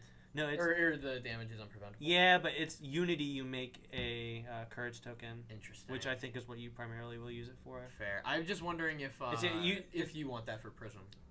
Yeah, so target Dawnblade gets +1 and damage that would be dealt can't be prevented. So it's good against... It's good against Prism. It's good against Prism. Yeah, that's the only one. It's going to be good against Enigma. Yeah, it will be. No. Wait, Chorus of Iron Song, and then give it Dominate, and then just wrap them. Oh, man. I am excited for Enigma, but that is an unfortunate line. There's a lot of this damage can't be prevented effects, right? You got Murkmire Grapnel, you have Malign, so... Oh, I'm so excited. I love Murkmire Grapnel. Yeah, no, I'm excited for Enigma. Like, as much of everyone knows me as, like, the Illusionist hater. Yeah. Like no one hates it more than me. Yeah, but I think Enigma's a lot more I'm fair. excited for Enigma. I think her design looks a lot better. Yeah, you don't have to separately attack her. Her permanents, you get right? You still attack her. you get to just play the game and interact with them, and the decisions are moved away from the other player and onto the Illusionist player, which I think is a really healthy thing. Yes, yeah. I'm super excited for Enigma. But we have this match here, and we're just swinging Dawnblade, pitching the CNC for it. Yeah, so this is totally fine. Like, Chris gave 1 piece of armor and took 3 damage on a Blood Rush turn that Kevin gave 4 points of armor and took 3 points of damage to do. Yeah. And then... Yeah, and here we just see just chipping in for 6. This is unfortunately like a pretty inefficient turn. It's a 3-card 6, but having 4 reds... Unless you want to block with a bunch of cards, is about the best you can do. Yeah, he like took 3 instead of blocking with one of those extra cards, but then he would have an additional extra card in hand. Yeah. The way it worked out, he was probably really hoping to find a blue off of the Balance of Justice. Yeah, it was all reds. Didn't. Yeah, if there was a blue that hand, maybe there's a Go Against Source and Arsenal, and it just he had another Spoils of War in hand. Oh, okay, yeah. No, that could completely change that turn if he's allowed to attack multiple times. Yep. Yeah, we'll have to see how Dev... Oh, and remember that thing I said about the difference between Command and Conquer for 6 and 7? Yes. What if it was a Command and Conquer for 7 with Go Again? Yeah. Now you have to commit a bunch of resources right away. And yeah, we see Chris is not hesitating. He's going to put down armor for really this. Valuing this arsenal. Yeah. Interestingly, likes his hand, though, because he's choosing not to block with the Refraction Bolters. Yeah, you'll normally see the Refraction Bolters block, like, the turn cycle that you're going to use it. Yeah. It's a pretty heads-up indicator that they're going to use the Refraction Bolters. They don't have another source of Go Again. Let's see if we can get those counters on this equipment real quick. Yes, I imagine that we'll get Yeah. those soon enough. Yeah, there we go. Reaching Yeah. for them. Yeah, so Chris already is down to 3 block out of his armor, and Kevin only has, let's see, 1, 2, 3, 4, 5, 6, 7 really, assuming that we're going to use the ability on Sash. So Kevin definitely has the bigger fridge here. Not having access to Valiant Dynamos is definitely going to cut away from Chris's defensive potential compared to something like a Kasai or even something like a Hatchet Story. But what we get in trade is a much more threatening aggro package where every turn can be incredibly threatening because you just don't know, is the Domblade going to get reacted over? If it has Go Again, it's super scary. So let's see what Chris wants to put together here. Starting off with Iron Song Determination. Yeah. Yeah, and Steel Blade Supreme. Oh, wow. Yeah, you know what's good when your opponent gave all of their armor? Dominate. On hit, draw a card. Wow. So this is 3, 4. Okay, perfect. We have 8 Dominate, Go Again, on hit, draw a card. And this is cool because it has Go Again, and there's no cards in hand, so Scowling Flesh Bag doesn't even disrupt this. Yes. Yeah, So- it's purely just a 2-blade So break here. Chris would have to give the Scowling here in order to stop this on hit. As well as the rest of his armor. Yeah, as well as the rest of his armor. He gets to keep 1 armor, so you get to keep Sash actually. Right, yeah, but I'm assuming that we're not ever blocking. So with Sash, really. this is great because Chris only had to take like 3 damage to make this happen. Yeah. And you get like all but 1 or all but 2 of Kevin's armor. Yeah. And that's totally fine. You don't actually care if this thing hits very much. Yeah. You would draw the card and then you're gonna pitch it to Dawnblade, or Right. you get to draw the card, stack the Grains trigger. So if you draw a Yeah. card that's a yellow or a blue, you get to pitch it to the Grains, and then you could Brave Forge Bracer swing again. Yep. Yeah. Threaten counter. But that Kevin's saying this is very bad. This only gets Yes. worse if I let this hit. Here is Absolutely. all my clothes. Yeah, he definitely correctly assesses. Here's a Sash on a 3-card hand with a Arsenal. All right. I'm interested to see. This is the first time we've seen Sash activated with more than just 1 attack. Yeah. And this is like the new hotness, right? So Absolutely. Okay, so we're starting out with a 7. 1 cost Most 7. likely gonna have Go Again, but we'll have to see what the draw discard does here. if this doesn't get Go Again, it's like catastrophic. Yeah. It's like actually so bad. Let's see. Not sure what the card that Kevin sure. drew is, but almost certainly he wouldn't be doing this play if he had one of the few misses in his deck in his hand. So let's see. What Kevin's he also playing 3 Massacre, which is yeah. Okay, he just hits a Wrecker Romp. This is kind of Go sick. Again. This is the Beast Within though. We had to see as he kind Oh, of the flashed beat! it. I think that was what the card he must have drawn. That would have Yeah. been a sick. Oh, he said, ah. Yeah. he shook it. Yeah, that's unfortunate. That would have made this turn crazy. Yeah, Beast Within. We've seen it on stream a couple of times, but for those that don't know, basically you if it gets discarded or if I believe it enters the graveyard from anywhere other than the combat Yeah. chain, right? Yep. Yeah, you lose 1 life and banish top card of your deck. You keep doing that until you hit a card with 6 or more power. Yeah. So it basically lets you draw an extra card. Yeah, Which it replaces itself with a 6 power card, but you lose a life for each card that you looked at. Yeah, which Yeah. can matter. Absolutely can matter, especially in the end game. Yep. But of course, on a turn like this where you're popping Sash, you're going Yeah, for so something really so powerful. Beast Within is in hand, but it only costs 2 here because the Sash. We're probably gonna see, Claw into the Massacre from Arsenal. Yeah. I would expect. I don't think we're just gonna cast this Beast Within for 2. No. I don't think you care about either of these cards being on Arsenal, so yeah, I'm pretty sure we just follow this with Claw. Yeah. If you're popping Sash, it's definitely an indicator that you're trying to push damage. You're trying to have a really big turn, and it's worth it. And notably, this turn doesn't work without Sash. Yeah. It works without Sash if you discard the Beast Within. Sure. Yeah. But if the Beast Within was discarded, he could have clawed and played the Massacre and probably and just Arsenal whatever he draws. Yeah. Alright, so let's see here. So Massacre is going to be coming in for 8, and it intimidates a card from Chris. It's Yeah, and Chris just immediately blocks. He's perfectly happy to just maintain his life here. Probably waiting for another power hand like we saw earlier. Yeah. At this point, Kevin's armor is gone. So if he wants to stop Chris's on hits and stop those Dawnblade counters from accumulating, he's going to have to start giving cards from hand. And I think Chris is perfectly happy to take some damage here. Yeah, that was not bad for giving all your armor and then throwing this back. Absolutely, yeah. It was Because you take a bunch of armor back, and Chris is just saying, "I'm going to Arsenal pass." Yeah. So this is a mighty wind up. The performance card. I think another massacre and a bear fangs. Wow. Okay. But no agility, right? So unless we're rolling scabs, which I would not recommend at this point. No.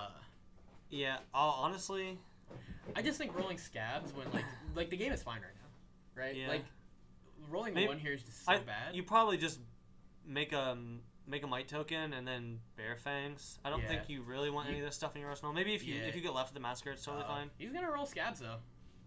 Yeah, I think I would also roll scabs. Yeah. You just like the two things that you get to throw here are kind of insane. Mm-hmm. I don't know. I'm always just like concerned. Like the game is just like it's perfectly fine right now. Like Kevin doesn't need to really risk anything. Like everything's fine, right? It's just on life. Like that.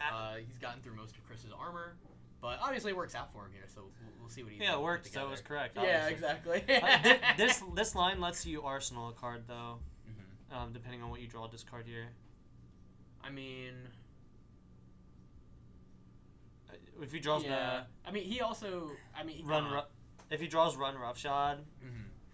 And he hit the. Does he have a second blue in him? He discarded the massacre. Oh, we're drawing now. That was the last massacre. If he discards the massacre here, it's crazy. Yeah. You can swing claw, and swing the other 2 cost attack. Ooh, massacre. Oh, he hits the massacre. Intimidate. Right, so we get the intimidate. I haven't seen a massacre in KO yet very much. That's pretty cool. Yeah, it's really interesting tech. I mean, if you're playing this many windups, right, you kind of just have on tap discard when you want it. Yeah. And let's see, we have. Okay, so we're not going to be able to do both. He's got a yellow and a swing big, so he's likely just going to be chunking in for 8 here, I guess. 8 and then 8. Yeah, card 16. That's rolling scabs 50% chance to throw a second attack. Yeah. And it's only an 18.5% chance to throw nothing. Yeah, but I don't know. You throw nothing, like you have no armor, and you just give Dory the full tempo. Yeah, I just pretty bad. Yeah, I mean, I'm not a brute player. I just I don't know. I've seen brutes just like lose games where they roll scabs, and like the game was perfectly fine. They didn't need to do I'm pretty anything. averse to rolling scabs. I really don't. I don't play very much brute, but. Yeah. I do not like rolling scabs. Yeah. I think what the other line here is like discard mighty wind up. And then you can throw for 8. Or you could throw a swing big. Yeah, throw an attack and then pass with no arsenal. Yeah. Yeah, it's. I mean, this is an incredible turn though from Kevin. It's actually 17 because of the might token. Yeah, he just comes in with the swing big. 18 from the might token that you make. Yeah. Good. Yeah, this is a really good turn from Kevin. We're seeing the life total start to slip away. Chris probably is going to want to block here. I would have to imagine that if he was not interested in blocking, that he just wouldn't have blocked with the Iron Song on the first attack. Just waited to see what Kevin threw in the second go around. He could give his whole hand and make a quicken, which Dory can use pretty well. Having that go again without having to.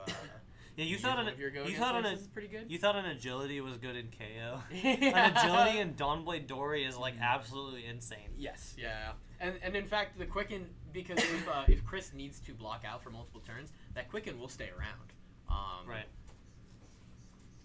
So let's see what he wants to do here. Ultimately, though, if he just gives the KO another turn, I mean, he might just roll scabs again. He might find the blood rush. We'll have to see how good Chris's hand is on offense. Blocking with 2 cards. Okay.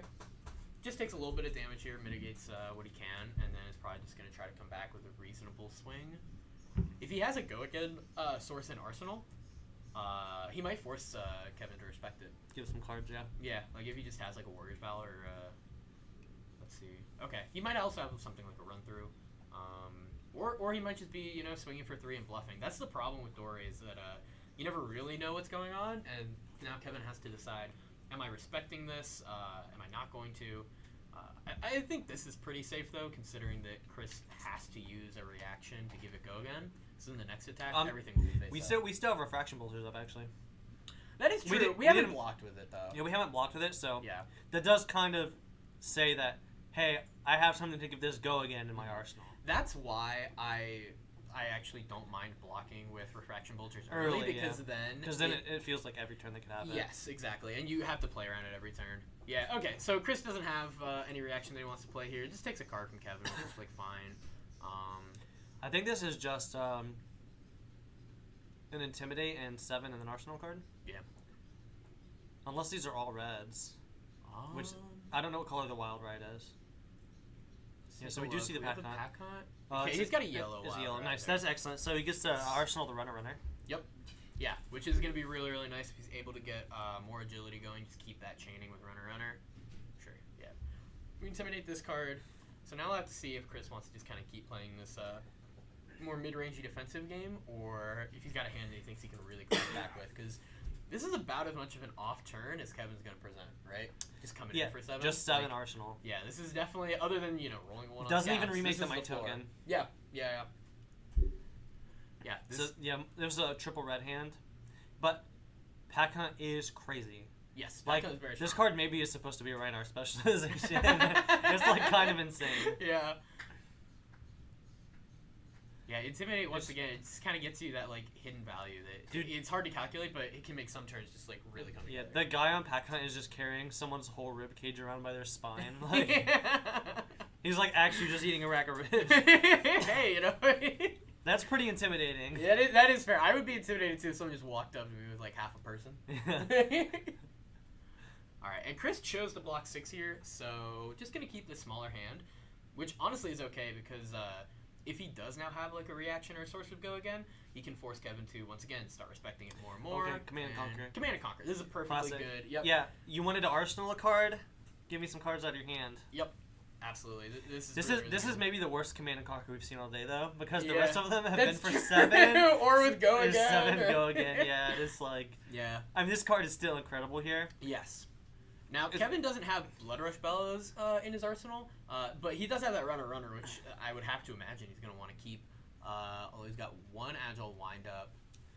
I mean, blocking 6 and then swinging with the Runner, just, like, keep that, I think I see, like, a Savage Feast. I don't really see anything else that's, like, worth attacking with. Yeah. I think it's perfectly fine to just, like, block 6 here and then just keep the agility going. Yeah, this hand's, like, pretty blue-heavy. Yeah. And then just, I think it's a Savage Feast. I know there's a wind up. Maybe it's the. I'm unsure exactly what he's got in hand. Oh no, it's the run roughshod. Yeah, it's a new card. Which also we've been talking a lot about Savage Sash, but can we talk about how run roughshod just being like a 1 cost like 6? Yeah, it's Wartune Herald. Yeah. It's just blue Wartune Herald. It's a 1 cost attack and a deck full of built around 2 cost attacks. Yeah. So yeah, the card's insane. Yeah. And okay, we're just coming in. Yeah. Okay, so we just discard the. So this is representing something else. If there's a 1 cost attack in Arsenal, Chris might have to think about this, but we know that there's nothing else that's going to happen here. Yeah, and honestly, just like 3 go again, unless Chris can't really use all the cards in his hand offensively, or he's really valuing that life total. You just take 3, right? It's vanilla. If there is something in Arsenal, you get more information on if you want to block it or not. Now Kevin is setting up for a really big turn here. He's going to have the agility with Runner, so he can go into a 5-card hand with go again and get go again into the next turn. Just try to chain these big turns back to back. But this definitely feels like a window for Chris to try to take a little bit of damage, just block with 1 card, and maybe try to get a counter on Dawnblade, or at least make Kevin think about. Yeah, you definitely want to try to pivot into a position on this turn cycle as Chris, where you make Kevin block with something. Yes. Because Kevin's untapping with a Might and an Agility. Mm-hmm. And we know that there's a runner in Arsenal, right? Yeah. If Kevin's hand, if he draws the hand up and it's like 2 blues, a red, and Blood Rush Bellow, that's terrifying because runner is a brute attack action. Yes. That will refresh your agility. Yeah. So it'll be like if there's a Blood Rush Bellow, it's just 9 go again. Yeah. That gives you an agility. Yep. Yeah, that would be an incredibly scary card. It's like super scary way to start off the turn. Use Claw into another attack. That's a huge Blood Rush turn. That's kind of. That's like maybe one of the better cards to have in Arsenal, actually. Absolutely. So yeah, we're gonna have to see what Chris wants to do here. He blocks with 1 card, and here's actually a problem: is just because of the life disparity, with such a strong turn, depending on what Kevin draws, he might just be able to say, I'll take it and race. Yeah, well, we could. What if we see another Iron Song Determination, Steel Blade Supremacy turn? True, like, yeah. That would be insane because there's no armor left. There's 1 point left. Yeah, then you're just taking the counterplay away from Kevin, right? He can choose to block one card if he wants to, but you're going to get those on hits. You could throw 15 or 16 easy, put multiple counters on Dawnblade potentially. Instead, we just come in for 3. So we have certainly some reactions here. Yeah. Let's see. So it used to be where like this attack, you could not block. You could say no blocks in this, and there was like a good chance that their only go again thing was glint or like it relied on you blocking. Yeah. But now they have access to run through, and like he still has his refraction bolters up, and there's just it's like 9 cards that can give go again in reactions. Yeah. And he hasn't used that many. That don't care about blocks. We see. So we and Kevin will know because open deck list that Chris isn't playing Shift the Tide of Battle. Yes. Which is the other one that would really punish you for not blocking because it doesn't matter. But this thing didn't have higher power, so there would have to be a reaction as well. Yes. So this Dawnblade is coming in for 6 after the bracers and the run through +2. So this is 6 on hit counter. Yeah. And even though Kevin's up 12 life, if you go to only 6 life up and you let Chris have a counter, his small card hands become even more effective. Yes. And it just whittles down your lead. So yeah, and especially only having 1 armor block left. You know, that the armor block is really, really nice for covering up those Dawnblade breakpoints when they get a counter. It just like helps you fix the numbers where you don't have to give a whole extra card from hand. But at this point, Kevin can only do that once in the game with that Apex Bonebreaker. Yeah, your hand. I think your hand would have to be a Bloodrush Bellow hand and like be extremely good in order for you to not block this. Yeah, absolutely. There's really just no way you're not blocking this. Yeah, and Chris is fine with just arsenaling here. He had the Taken on the chin. It's a good arsenal there. Yeah. So, he pitched the Taken on the chin. Okay. Yeah, kind of unfortunate to have that on the turn where he just swings for 3. Yeah, the options for Kevin here is throw runner and reset the agility or throw this pack hunt. But I don't hate this. You get to throw this runner for 6 or for 7, sorry, off the might token. You don't get to remake your might token, but you do get to remake your agility and then arsenal the pack hunt. And pack hunt with go again to start the turn, kind of insane. Yes. Yeah. So imagine like talking about how good the Bloodrush Bellows would have been last turn. Yeah. Imagine Bloodrush Bellow with pack hunt and in your arsenal and an agility. Yes. Because it's the same thing. You don't get to refresh your agility, but like you get to throw. Well, this won't have the extra point from the might, but you'll throw 8 go again with. Take away one of the cards. Yeah, with intimidate. And as we saw, or as we've been seeing, pretty much all of Chris's cards block 3. So it's not this sort of question of maybe that's a card that couldn't block or only blocked for 2. Like you are taking almost certainly 3 points of block out of Chris's hand. Is there a D-react here? Or are we taking 4? Oh, just taking 4. So Chris is saying, yeah, it's my turn to apply some pressure. You've been giving me 2 cards the last couple turns. You made another agility token. Yeah. Other than that one disgusting turn where he had Iron Song, Steel Blade, and then Spoils of War, we haven't seen that many other power cards out of Chris. So Kevin actually paused there to think about throwing Claw with the last card. Interesting. Maybe just which we did see him make that decision against Kasai, I believe, or was it? Or is the Prism against Prism several times? Yeah. Actually, every time he opted to throw the Claw, and here he's saying, "I would like to have options to throw a bigger turn next turn." Yep. And I think that makes sense because ultimately, even though Chris could have a very powerful turn here, it's not the same as that 5 intellect, right? With Library, where all of your attack action cards are above rate and gaining you 4 life. Here, it's definitely makes sense to just keep that Intimidate for the next turn and just try to have a really big turn where you swing with three attacks rather, 2 attacks probably in the Claw. But we'll see what Kevin wants to do here because again, this is just a naked Dawnblade for 3. Doesn't even have go again. We've already used 1 card as the Goblet. Yeah, there's just no shot that Chris is taking 4 damage. Here. Yeah. Puncture. So puncture. Yeah, that's totally fine. 6 Here's damage. 6. Yeah, Kevin is perfectly happy with this. So yeah, it's 2 cards 6 and took 4 to throw it. But you get the same amount of value either way if you keep this puncture or not. Yeah. And made the agility and the vigor token. So yes. Yeah. So setting up for a big turn. I'm curious what Chris's arsenal is. Maybe he's just trying to hold on for like a really strong turn here, or maybe. Let's see, what defensive tools does he have? He has 3 sink blows. We're not sure if he has them in this matchup. And then he has 3 take it on the chins. No fate for scenes at all. Yeah. He's a little more aggressive. Let's see, and we're starting off with the Bear Fangs instead of the Pack Hunt. That's also pretty reasonable. Just start with 8 go again. That's actually probably better because you force your opponent to like block with some cards, and then you get to push through damage. Because Chris has to give 2 cards on this, I imagine. Yeah. You can't just like take 5. Let's see here. Yeah, he's gonna block 6. Just take 2, go to 10. Yep. Yeah, and now Kevin gets to. I think it's just E-Strike though. Oh, it's Claw. Yeah. Oh, had one floating. Nice. Okay, Claw, Pack Hunt, Arsenal, E-Strike. Yeah. Wow, that's a really strong turn. That's pretty good. Yep. Yeah. So taking 3, and now he's gonna say, "All right, here's 6, and you can only block 3." Pack Hunt, pretty good. Yeah. All right. Now I'm curious if we're going to see Refraction Bolters blocked here. It just depends what the Intimidate is, I think. Yeah.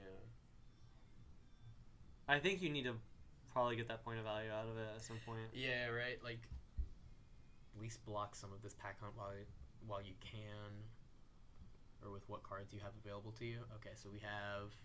Okay, just armor block. Yeah, just gonna give up grains for this as well. Nice, yeah. Deck definitely uses grains saying I would in something like a side, but it's still a powerful card. Chris is really trying to leverage this agility and vigor token to strip as many cards from Kevin as possible. But if Kevin draws a Blood Rush Bellows, there's not a shot he's blocking with anything unless the hand's like very, very redundant. Yeah.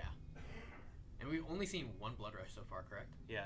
The first turn that he like gave up all his armor and took a bunch of damage. Alright, no Blood Rush here. Yeah, there's still plenty of good attacks. Yeah, I think Kevin's hand's pretty mid. You probably just block 6 here no matter what. Yeah. Just throw Command Conquer or something. There's E-Strike and Arsenal, so you could keep 3 cards still. And like throw 6 go again into 6, just throw 12. Yeah. And that definitely takes all of Chris's cards, and then you just like wait to draw a Blood Rush Bellow or whatever. Yeah. We'll have to see what Chris's last couple cards are. He's been sitting on this arsenal for so long. Did he put his... Oh, no, his Refraction... I thought he put his Refraction Bolters in the chest slot. I thought he put it in the graveyard. Oh, but the grains died, so he moved it up. Yeah. Oh, Swings the CNC. Okay. Nice. Okay, that's not bad. That messes with the line a lot. That E-Strike and Arsenal is actually worth quite a bit. Yeah. So maybe we... Honestly, we probably just see 2-card block and then throw E-Strike for 8. Yeah. And then Arsenal, the Command and Conquer. Yeah, that makes sense to me. Unless Kevin wants to throw the Command and Conquer for 7. Yeah. Chris is all out of armor block at this point, so... Yeah, Command and Conquer for 7 would not be bad. You still get to keep the E-Strike that way as well. That's totally fine. Let's see what Kevin wants to do here. I do like this from Chris because if he's worried about Kevin having a big turn, or even just in general, like seeing, okay, we got the slight disparity, Kevin could just try to hold on to cards and swing back for a lot, force me to block with my whole hand. This at least stops that, right? This is either saying, nope, you need to give me 2 cards and keep your arsenal, even though you're keeping your life total up, or you can take this chunk of damage and keep your 4-card hand that you like, but get rid of the arsenal. So either way, it's stopping Kevin from having the top ceiling of hands that he could have. And the difference between a 4-card and a 5-card Blood Rush turn, I think is quite big. Yeah, I think most of the Blood Rushes that we've seen this entire tournament have been like 1 attack or 2 attack Blood Rushes. We've only ever seen 3 attacks 1 time. And we've seen a lot of Blood Rush Bellows today. So. Yeah. And, the card is still good. You don't have to get that, like, crazy... Yeah, it just blocks with... Yeah, okay. Yeah, just like a blue and a beast with him. Just kind of like filler 6s at this point. Yep, so we're probably just going to see the Command and Conquer here for 7. Which is a totally respectable turn. Absolutely, yeah. Really good turn. Especially since Chris has no armor at this point. Oh, E-Strike? E-Strike? Oh, actually, yeah, throwing the E-Strike for... He's just going to discard the Mighty Wind Up. Okay. Interesting. This is... Yeah, I don't hate that. Coming in for 8. Yeah, it's just more damage, right? It's the 1 extra point. Valuing that over disrupting the arsenal. Which is reasonable, especially if you're going to play it like this. You get the agility and also the might token, so you get some more value there. Yep. Yeah, you get to use all of your cards a little bit more, but you don't have the arsenal. Kevin has enough life that he could just like full tank any one of Chris's turns and throw a 4 or 5 card hand back when it makes sense to do so. Yeah. Okay. And we see the taken on the chin now. So this is going to 1. Yep, going to 1 here. Wow. All right, so he's gonna have an agility, and he's gonna have a 3-card hand. So we'll have to see what he strings together, but this is definitely a tough spot. Like you said, Kevin just has so much life to play with that if he draws like any kind of a reasonable hand here, finally finds another Blood Rush. Okay, yeah, it's just like E-Strike and then a bunch of attacks. It's never the worst. I mean, this is pretty. This is pretty good. This is something that you like kind of have to block. Yeah. Okay. Chris found another Steel Blade Supremacy, so this might be a pivoting point in the game. Yeah. Unless the card in Chris's hand is literally Twinning Blade. Yeah. Which there are 2 left in the deck. We've seen 1 get blocked with. If this is a Twinning Blade, it's such a huge blowout because there's no shot that Kevin doesn't block this with 2 cards. Yeah. Like his hand is not particularly good enough, I think, to just tank this and let Dory draw multiple cards and get counter non-blade. There's like a chance that he like values throwing E-Strike plus something else plus discarding Mighty Windup as like... Yeah, I mean that takes Chris's whole hand. Yeah. But if you let him draw a bunch of cards, he only needs to keep 1 card to throw a non-blade for 4, and you don't have you have 1 point of armor. So yeah, and let's see. Okay, they were just getting the die. Thought they were Kevin just takes it. Yeah, nice. Yeah, I think this does make sense just because the crackback that he has is at least going to take Chris's entire hand. Yeah. Without any armor block. I mean, if he can just do more than 12 damage, right? Yeah, he has a Beast Within. Maybe if he discards the Beast Within here, then he gets to throw the E-Strike, so he can throw 11 points. Yeah. Or 12 points pretty easy. Oh, but he just has the agility. He has the agility already. Yeah, so you just lead on E-Strike. Yeah. And draw a card. Mm-hmm. So let's see here. I mean, even just doing E-Strike +2 and then swinging anything, right? Yeah. So we have the puncture here. Yeah, so we put Kevin to 6 and we get a counter on Dawnblade, but and we get to draw a card. If it's a defense reaction, that's huge. That might actually change the game. Yeah. Although, have we seen Sync Below from Chris? We've seen Taken on the Chin. No, but I can't imagine he doesn't have them. Yeah. They've got to be in the deck. So let's see. If this is a Sync Below, this completely changes.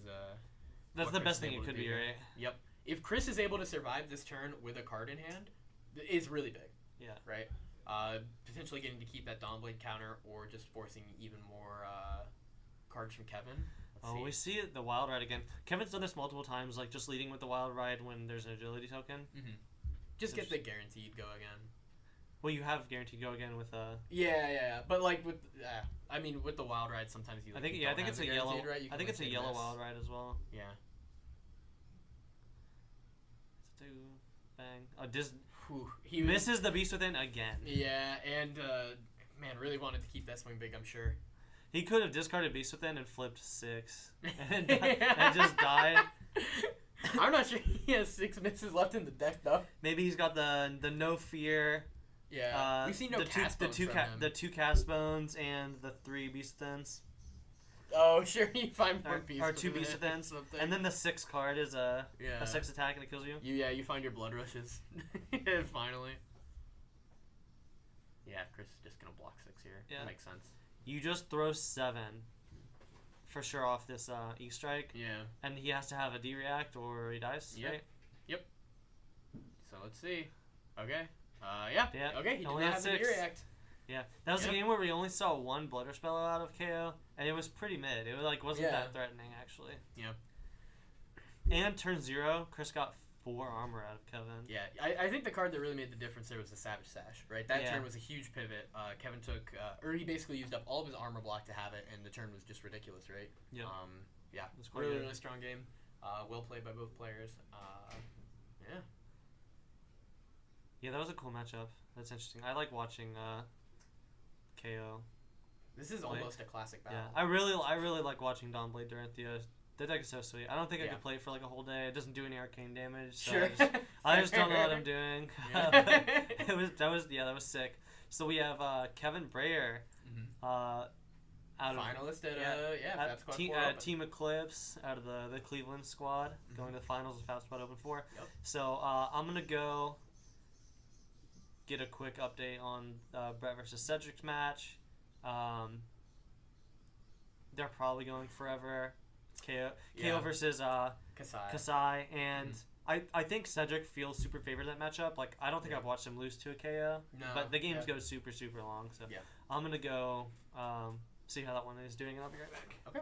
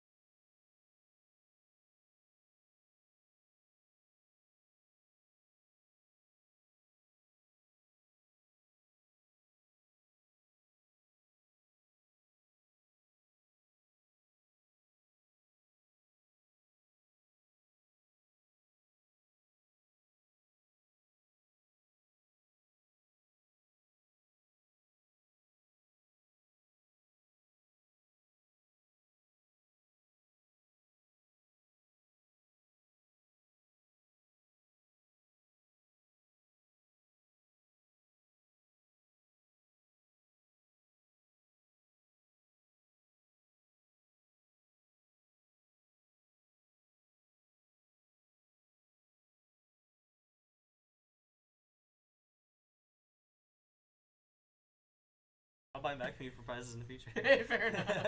All right, welcome back, me. I guess you guys probably didn't go anywhere. So we had Kevin Brayer, our first seed, actually undefeated this tournament, 7-0, I believe. Oh, nice. Very good. Defeats Chris in the semifinals, on to the finals, and our other semifinals match, Cedric versus Brett, Kasai into KO. Cedric, I'm not actually not sure who's winning, but the life totals are 1 to 3, right? So okay.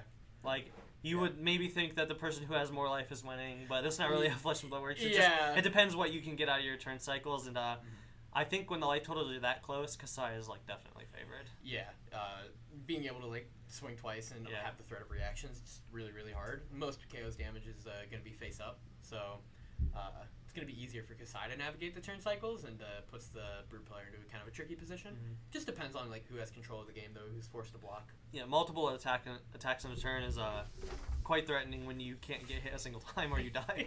So, especially when you might just be turning on hot streak because all you have left are attacks, right? And you don't even necessarily need to commit the go against source, or you can arsenal it for the next turn. Yeah, because when both players have low life totals like that, especially into a deck that has a lot of attack actions, the Kasai player just gets the lead on hot streak off their one card hand, and that probably attacks you twice. Because you have to give them a card, and if you don't have a non-attack action to block with, then what can you do? You just play 2 card hands back and forth or whatever until one of you dies. So Kasai draws Blade Flurry. Yeah, pretty much. Pretty much. But okay, that's gonna wrap up the top 4 pretty much. We'll have an update on who wins that match here in a couple minutes. We're gonna get off here and take a break for I'm gonna get something to drink. Yeah, Matt, you want something to drink. So we'll be back in about 5 minutes when the next round gets started. They've been nonstop playing, so we'll probably give them a couple minute break before they start the finals, and then we'll get that underway here in a couple minutes. Absolutely. Thanks. Stick around. Yeah, stick around, yo.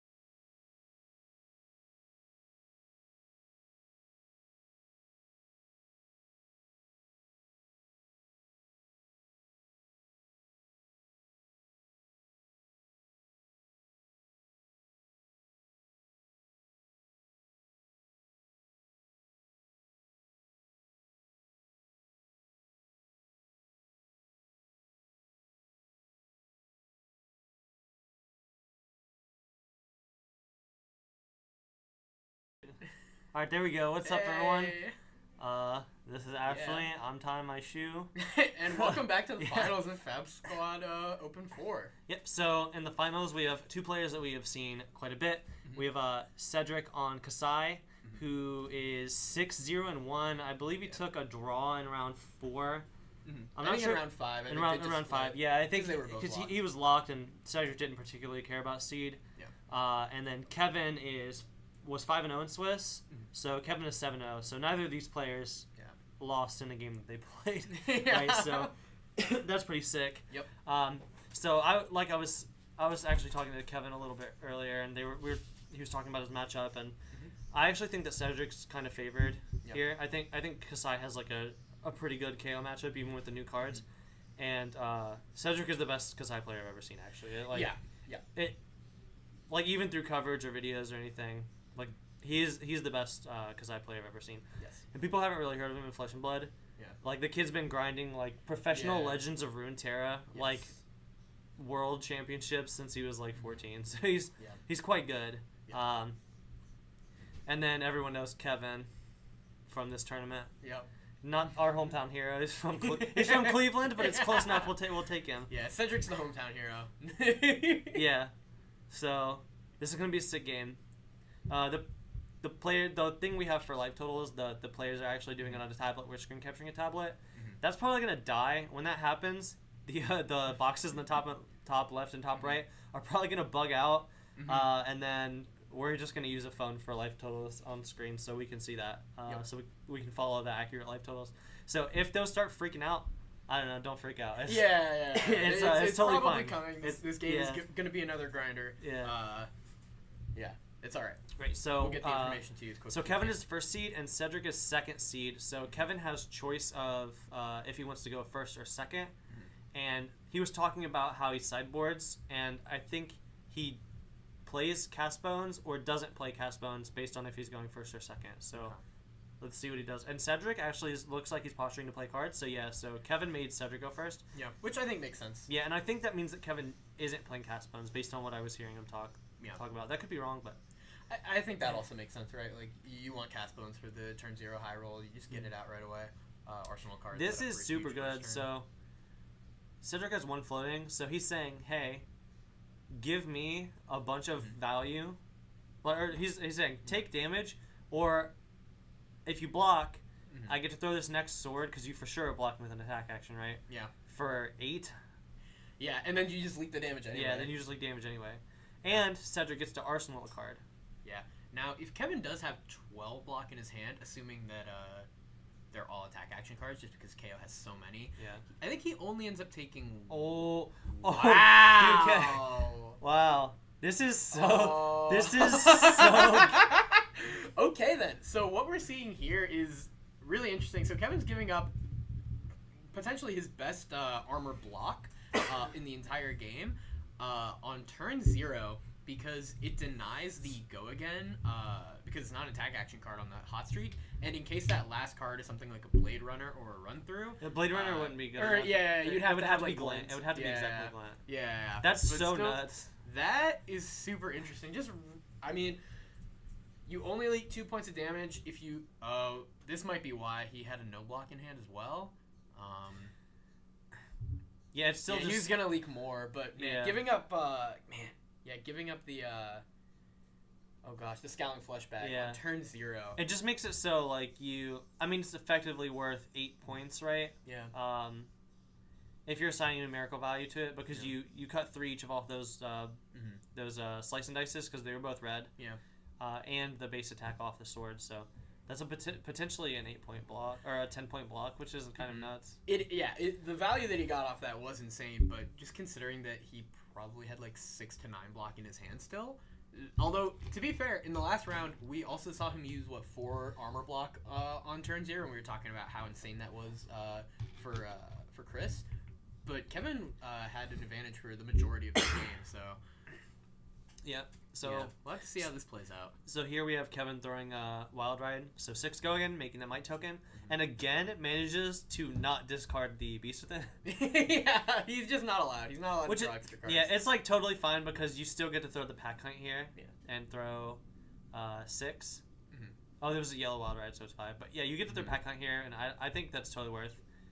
Yeah, I think this is perfectly fine. Cedric likely has a lot of defensive tools. We talked about how his deck has Sink Belows, Fate for Scenes, Take It on the Chin. So there is a chance of making this block really, really awkward if he takes away one of those cards. And let's see what Cedric decides to do.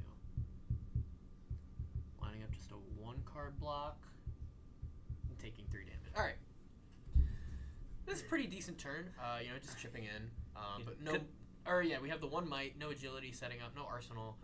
Just chipping in. Yeah, even if...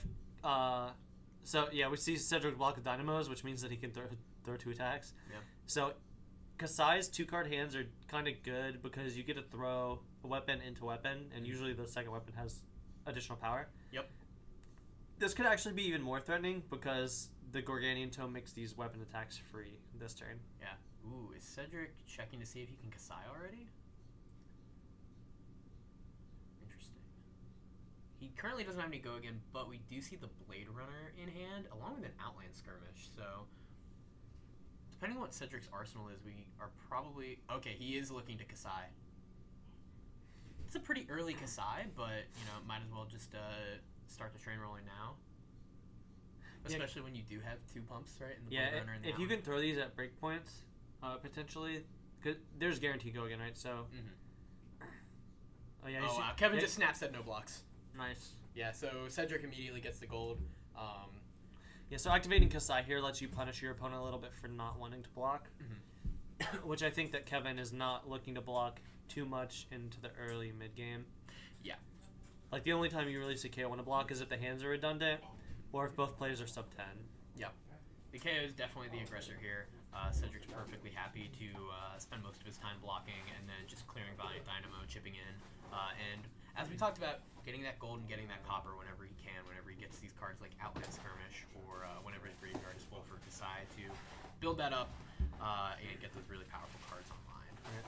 Although this is, of course, not a Raise the Army matchup. He will likely just sure. be popping the golds to draw a card and have slightly more powerful turns. Yep. But Raise an Army, not Raise an Army, Blood on Your Hands will be very, I think that one matchup. is in probably every matchup. Yes, I don't know a absolutely. matchup where you wouldn't play the card. Yeah. I'd say yellow 3 block. Yeah, yeah, exactly, right? Worst case scenario, turns on your hero power. Yeah. Yeah, okay, and here we see Kevin really respecting the copper more than the gold. Yeah, the copper is way more threatening than the gold out of Kasai for sure. Blood on Our Hands. We've seen how messed up that card can be. Yep.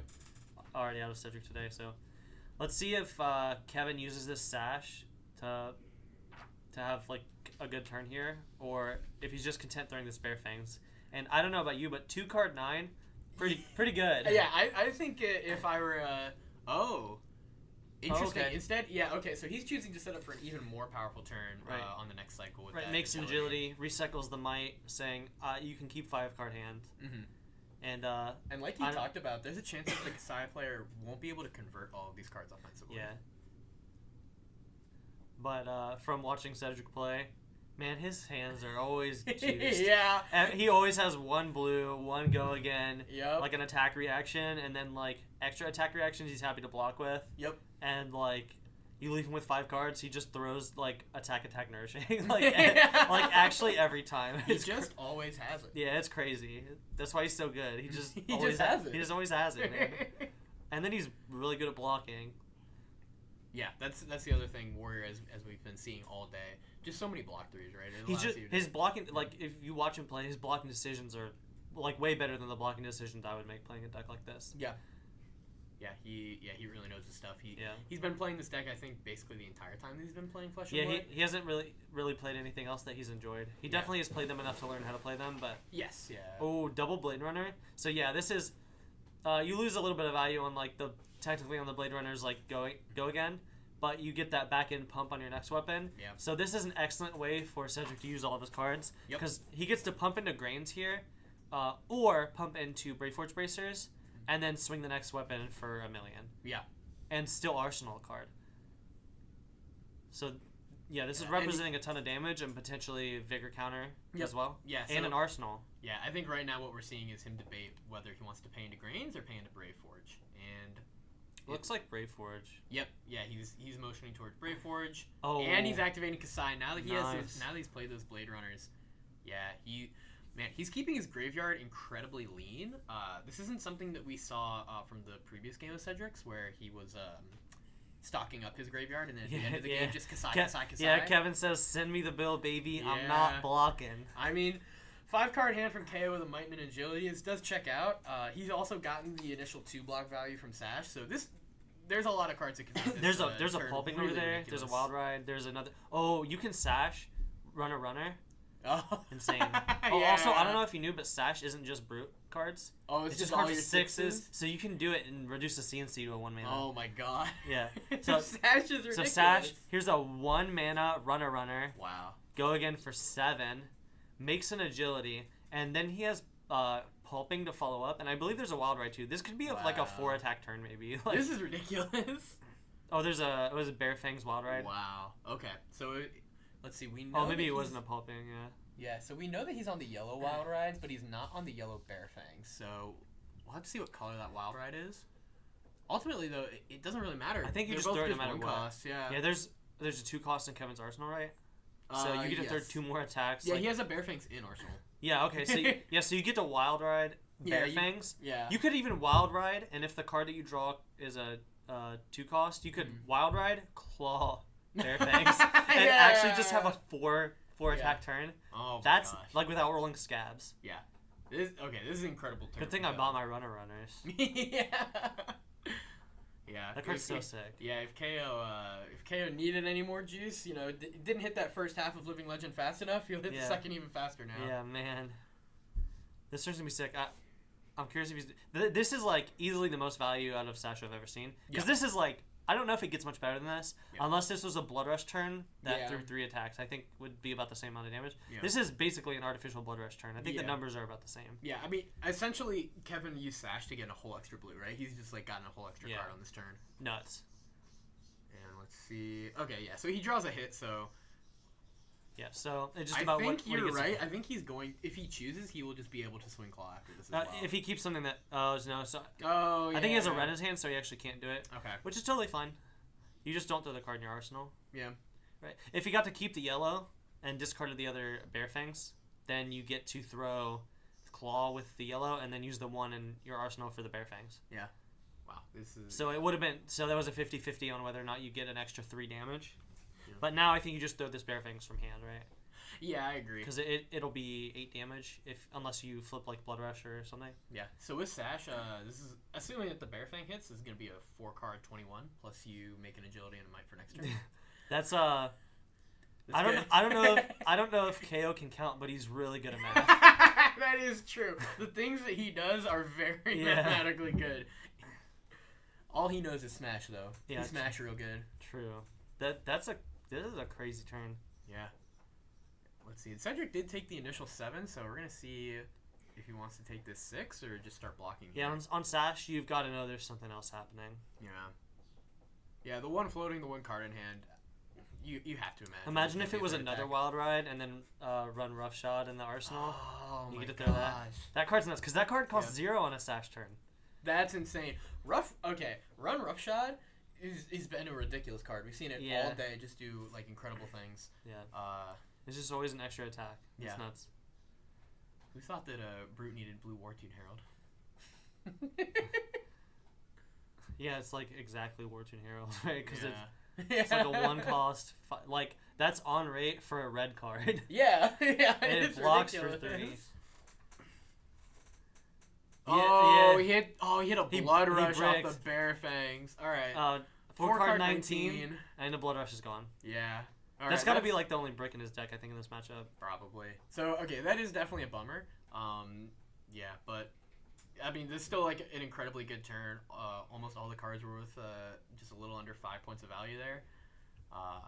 Losing the Blood Rush is really, really unfortunate, especially since, like, you were going to draw that with the Agility and the Might. Yeah. It would have been a sick follow-up, but, no one would know Yeah, that. he'll draw another one. That's Yeah, fine. exactly. Yeah, he'll just draw the next one. Yeah, so this turn was crazy, and multiple things went wrong. Like, this could have been, like, claw into this attack. Yeah, an extra 5 damage. Yeah. Alright, we're just going to take it on the chin. So we're going to Okay, we're gonna create that second agility. I guess Cedric is just like valuing his life total here. Maybe unless you're looking to set that second, take it on the chin in the arsenal. Yeah. You really can't convert it, unless you need the red card to play your attacks, which I don't think is very likely. Because this is probably just like a normal like 2-card swing, 2 attacks or something. Unless there's a gold pop here, then I could totally see that. Oh, no. Yeah, it's just going to be slice and dice, pitch. So coming in for what, like 8? Yeah, so yeah, 8, just a 8, 2-card 8 total. Yeah. Not bad. Yeah. It's a pretty reasonable response from Cedric. And we'll see here if Kevin wants to block. So far, Kevin has not been very interested in blocking, right? Yeah, the last turn was quite good. I would not have blocked either. Yes, yeah. But every time we see the KO player start with a might and an agility token, I think the likelihood that they block is like drastically decreased. Absolutely. The things that they can do here is just insane. Yep. With a might and agility at the start of the turn. Yeah, and as we saw, you don't even need Blood Rush Bellows to do it. Obviously, of course, Sash using up one of your power cards, but you can still just swing. Yeah, Sash big is attack, Sash claw, is a power attack. card, right? Yes, yeah, absolutely. Like those kinds of turns probably aren't even that uncommon. Yeah. And that was like a turn where everything went wrong and it was still insane. Yeah, it was still way above value or way above rate. Yeah. All right, pretty reasonable response from Cedric here. But yeah, Kevin did not block, keeping his full grip here. Looks like he has plenty of resources. There's a Bear Fangs. Yeah, leading off with a Bear Fangs. So this could be a double Bear Fangs turn. Just Bear Fangs, Claw, Bear Fangs. Man, that card's so sick. Yeah, right? Yeah, let's see what happens here. Let's see if he gets a hit. I'm not sure what it was.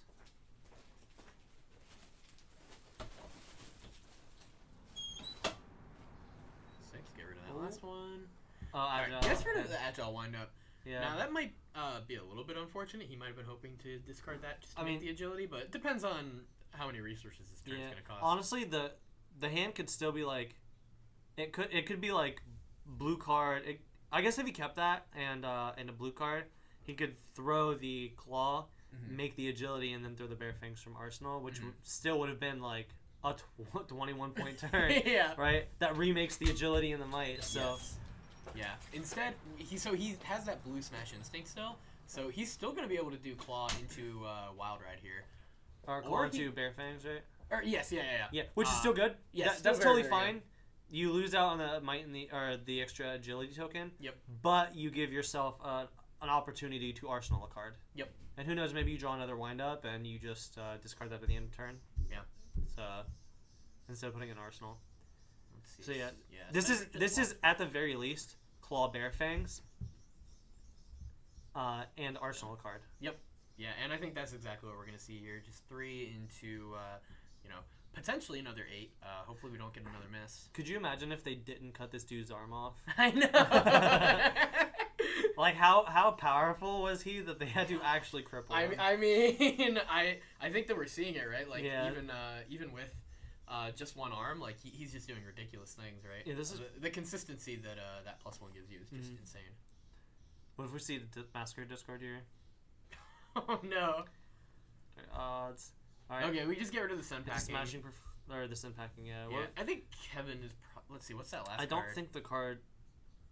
Well, that wasn't the card he drew. Oh, it was E-Strike. He got an E-Strike? He traded the Sun Packing for an E-Strike? He's perfectly happy with that. Yeah, so even without the agility, that still represents another attack that you're able to throw. Yeah. And Cedric doesn't have an agility here, so it's not super likely that he's able to throw multiple attacks. Yeah. Unless he pitches a blue to a gold. Yes. And then has a Blade Runner and as the card he draws. Because I'm not sure what the card in Arsenal is, but it might be like a Nourishing or in the swing or something. Mm-hmm. We already saw him use 2 Blade Runners, and that was on the turn where he arsenaled the card. So I guess he could have had 3. Oh yeah, this is definitely gold crack. Yeah. Yep. So needs to draw a Blade Runner, and it would be insane. If not, like a Glint is good as well. Yeah, you could get a Spoils of War here. Yeah, Spoils would be quite good. Any of the Go Again, any card that gives Go Again, except for Shift the Tide of Battle, is good here. Mm-hmm. And Shift the Tide of Battle is good if you get a card out of Kevin, but there's no shot he blocks a Naked Saber. Yeah, I don't think so. Kevin's just been doing. Yep. Okay, we get the spoils. Yeah. I think that's probably the best single draw. Yeah. Because now this is also threatening the copper, which, as we know, is something that Kevin has previously respected in the game. And at this point, Kevin's only at 18. Honestly, this might just like eat a bunch of armor and then also eat a card on the next attack, unless Kevin has like a Blood Rush hand, which he does have a Blood Rush Bellow in hand. Okay. So and he's got that. And he's got the arsenal. And there's a Massacre. Yeah. Oh wow. Okay. So this does he have a blue to pay for anything? I think it's 2 agile windups. Okay, so most likely he has some resources here. I think you see armor on this. Yep. And then I think you maybe don't block the next one. Oh, are we giving a card as well? I would assume that we have to if we're giving. Yeah. Okay. I think that this makes sense just because like, if he has the agile windups, those are 2 blocks, and it's gonna pump up the saber to 5. So what's the point of blocking with armor really?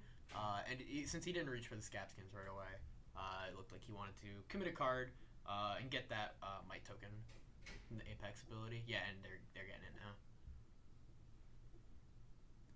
So this is actually pretty interesting. We're seeing some cards here. We're seeing Kevin really respect the copper generation.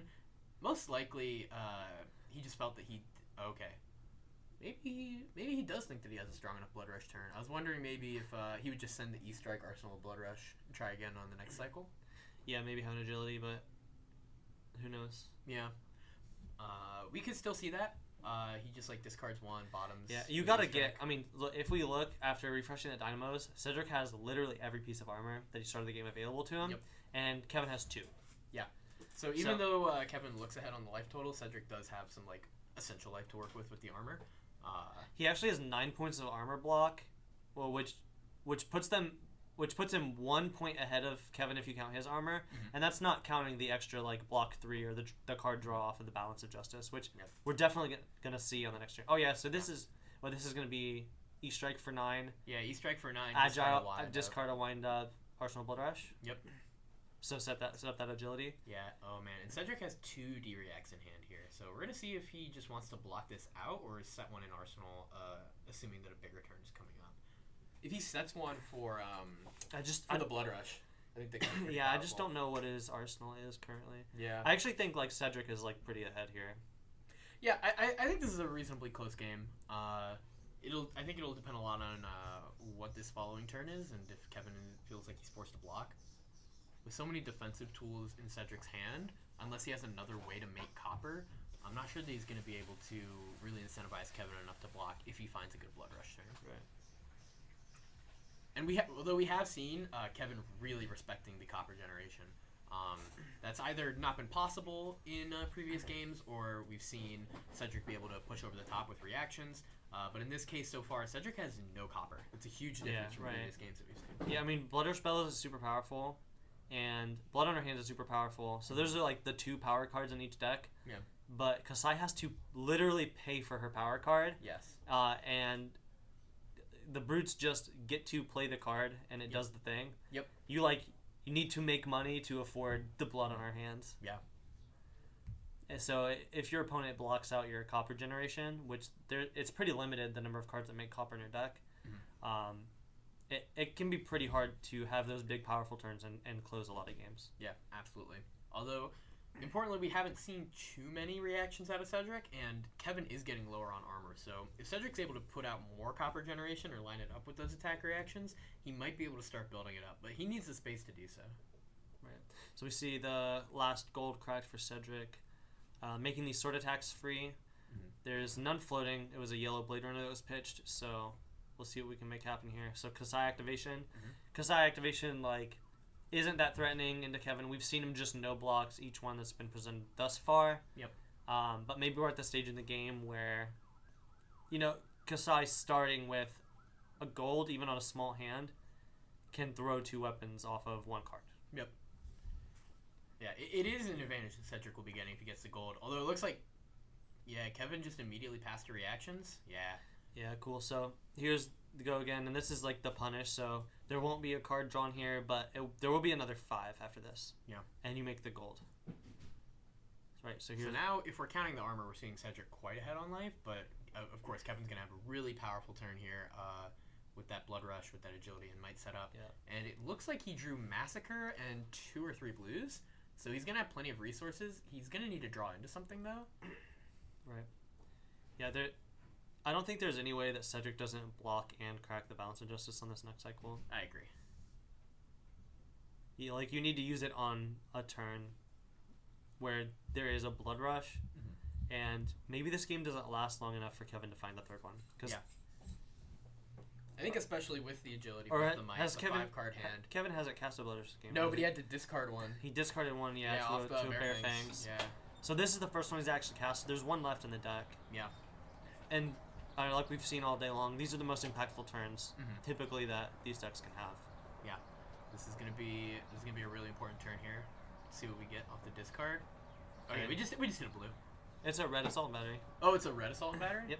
Okay. Which is 6. Yeah. Or 8, I guess. Yeah. There's another Blood Rush. Second Blood Rush.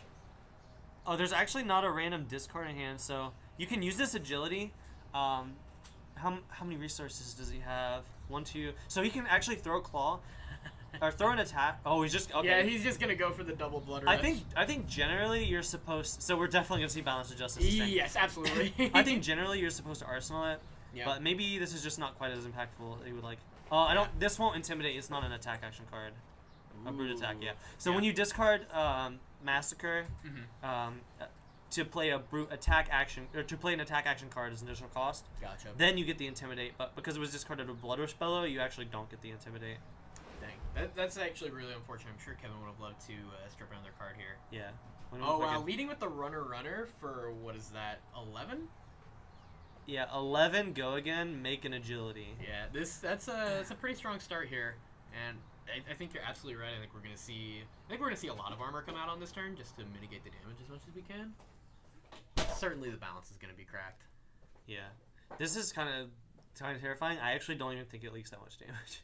Yeah, that's the crazy part. Cedric might just have another D-React in Arsenal also. Right. He's been sitting on it for quite a while, and he's got that Fate for Scene in hand, so he's got a decent amount of defensive tools. Yeah, I don't think this turn actually does that much. It's going to be 11 into 7 into 10. So I mean that's a lot of damage. Yeah, I mean that's I get a 30 plus damage turn. So it's 28. Yeah. That remakes the might and agility. But it's 5, 6, 7, 8, 9, 10. Yeah. What? 10... Plus 13. Wait, yeah, I was gonna say 10 plus 6, 11. 7, 8, 9, 10. Plus 7. Okay, so yeah, it's a 28 damage turn. Yeah, but Cedric has the ability to block for 10 plus 13, so 23. Yeah. So it really doesn't leak that much. If the Arsenal's not a D-React. If the Arsenal's a D-React, he gets plus he draws another card off balance if he wants. Well, I counted that as 3. Oh, sure, yeah. So Cedric could take 1 damage if the Carson Arsenal is a D-React. Yeah. And then how does Kevin win this game? Yeah, there's no Blood Rushes left, and Kasai definitely outvalues you. Yeah. On like small card hands. We've also seen him use all of his Bear Fangs. I don't think there's a Bear Fangs left in the deck. Yeah. So there's a lot of really powerful cards that are gone for Kevin. So he's gonna need this turn to do a ton of damage here. Oh, the best part about Kevin's deck is there's 1 blue Pound Town. Okay. The spice. Yeah. But he has no Reckless Swings. So yeah, can't push those last couple points of damage that way. Right, and this was open deck list, so Cedric knows that there's no Reckless Swings. Theoretically, he knows. Yeah, so he forgot to check for those in his previous matchup when he was playing against KO. In the semifinals, and he actually was playing around it for like several turns where he could have had guaranteed lethal off of Nourishing for like 4 turn cycles. Yep. But instead, it was way closer than it should have been because he was trying to play around a card that wasn't in his opponent's deck. Yeah. When he got to look at the deck list, it was really funny. Yeah. He said, "Oh yeah, I forgot to." He said he asked the opponent. He asked Bray. He said, "Hey, do you have Reckless Swing in your deck?" He said, "No." I was like, "Didn't you look at his deck list? His open deck list." He said, "Oh yeah, I forgot to check." So that's cool. Yeah. So we'll see if he checked it this time. We were giving him a hard time about it, so I would imagine he did. Yeah. Just trying to figure out exactly how much he wants to block here. Looks like he's already cracked balance. Yeah, so he blocked 5, took 6, crack balance. So that means he's probably throwing something back. I think also he could just wait, right? Like if Kevin has something like a send packing, he can just like see what the information is going to be later on. As long as you live through this turn as Cedric, I think you're in a pretty good spot. Yeah, I with agree. Depending on how much armor you walk away with, regardless of life total. Just because, again, you can play 2 card hands as Kasai and throw 8 like pretty often. Yeah. Especially if you start with an agility, it's way easier to throw that much damage. And we haven't seen Cedric play a Blade Flurry either this turn. And that is like the king of these late game exchanges where you're like nickel and diming each other for value off small hands. If there's a Blade Flurry at any point, it just like breaks it wide open. Yep. And then the other player has to give you more cards, which means you get to have more cards in your next hand, which just cascades and you draw the next Blade Flurry and the game's over. Yep. Are we taking 4? Taking 4 here. So Cedric doesn't even want to commit armor yet, which is super interesting. Yeah, Cedric's saying, I'm going to go to 2. I looked at your deck list this time. Yeah, you don't have Reckless Wing. Yeah, no Reckless. And there's no more Blood Rush spells left. Alright, so this is 10. So at this point, you I would have to imagine that we're going to see some more armor come out now. Now, Cedric has full information. There's no disruptive effects. Yeah, I don't know what the arsenal is, but there's a Fate Foreseen in hand. And there's Precision Press, I believe. Blue in hand, which I think gives go again. And Piercing. So, Cedric could give multiple pieces of armor here, like, and the Fate Foreseen and live. But I think you'd have to give the other piece of armor too. So yeah, he's committing an extra card here. Yeah. And he's just content to say, "I will attack you with this hot streak." Yeah. And then if you let it hit you, then I don't know. I will grant. Yeah, he might Kasai. I actually think we probably, if there's cards enough in graveyard to Kasai, which there should be, I think we see him crack a gold. Yeah, he knows what's on top. He kept it, right? Right, yeah. So I think we see him actually crack a gold here. Yeah, and then probably Kasai as well. Yep. This will make the sword swings free, and as long as there's a source of go again somewhere, then, you're chilling. This is a pretty good 1-card hand. Yeah, absolutely. Yeah, we're going to see that cost reduction on the swords, and we're going to see if the arsenal comes out. I'd have to imagine that if it were D-React, we'd see it on the previous turn, right? Just because there was so much damage coming through from Kevin's side. Let's see, yeah, he's drawn his card, and most likely, yeah, he's just putting Kasai on the stack. And there's no attack action cards in there. No. I don't think we've seen a nourishing this game yet. Yeah. But yeah, we've seen him Kasai pretty aggressively and get a lot of gold in this game. Okay, so yeah, so he's going to come in for a 5 here. Yep. And once again, threatening that copper. Yeah, and a gold. And if Kevin blocks this with an attack action, then we're going to see another 2 also threatening gold if this attack was blocked out. Yep. But honestly, if this isn't blocked out, if this isn't blocked and Kevin is just content to take 5, then Cedric gets a Vigor token. Yeah. Also, if Cedric gets to attack a second time, he gets +1 value on that armor and just resets that. Oh, do we finally see it go again? Yeah. Yeah, we see run through come through. Okay, he's been sitting on that for a while. Yeah, Kevin said, why? Yeah, so that card's been his arsenal, like, I think the entire game, actually. Yeah. So on that one turn, he drew 2 blade runners in a run through. Yeah. So you see the gold come through, and then this next attack will be for 4, which isn't lethal, but it does put both players to 2, and resets Dynamos. Yes, this is incredibly so important. good. Yeah, Dynamos is going to get reset. Cedric still has all of his armor block on the grave. He still has 1 on the... So Cedric is effectively at 6 health with his armor block, and then a 7th health if he's able to block with the grains. If like Kevin breaks a chain, or he gets to live through another turn to block with it. Yeah, and the longer this game goes, he's just going to effectively be gaining more and more life with that Valiant Dynamo. Yeah, just gaining 1 life at a time with those feet. This is a pretty good 2-card hand with the arsenal. This is actually a ridiculous 2-card hand. Yeah, cracking that gold token was huge. Yep. And let's see here. Yeah, Kevin's thinking about blocking.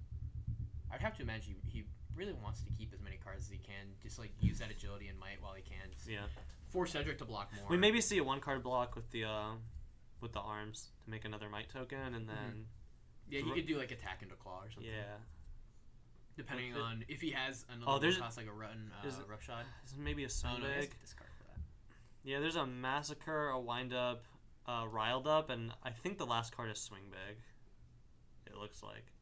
I honestly think maybe just blocking 6 here is pretty good. Oh sure, just give 2 cards, swing back. Yeah, like for 9. With well, what are you gonna do? Like, take 1 off of this, block with 1 card. Yeah.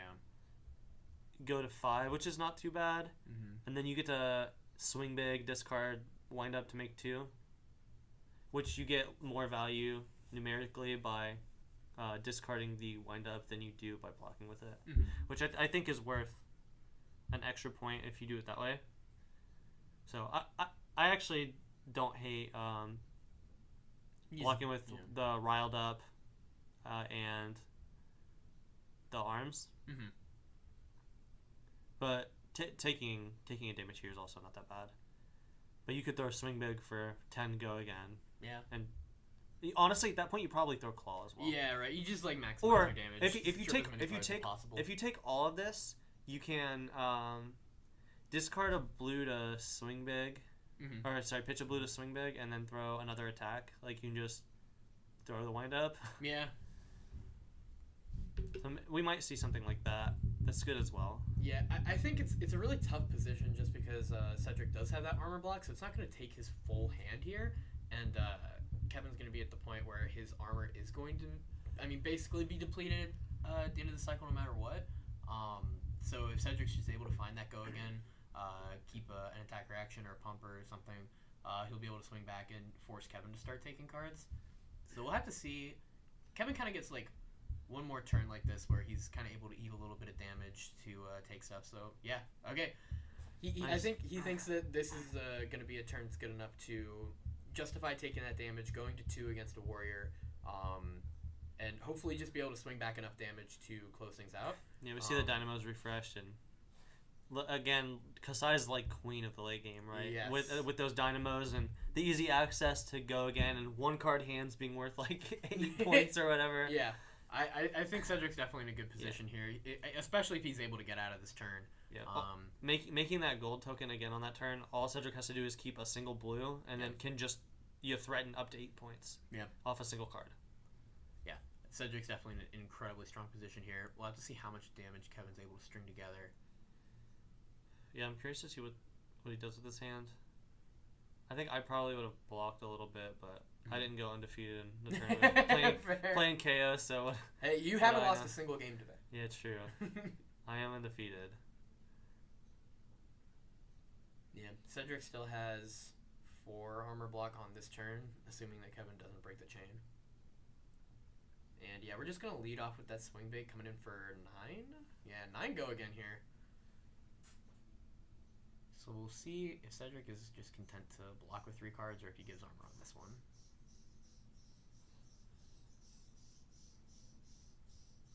This actually is a pretty scary turn. I think that Kevin is potentially going to be able to strip all of Cedric's cards here if he swings with that Massacre just for 6. Yeah. Yeah, unfortunately didn't have any of these red cards parked in Arsenal, so can't use the the wind up to give go again to the claw for like actual max value. But yeah, I think he's okay with that though, honestly. No, this is still going to be quite a good turn. Yeah.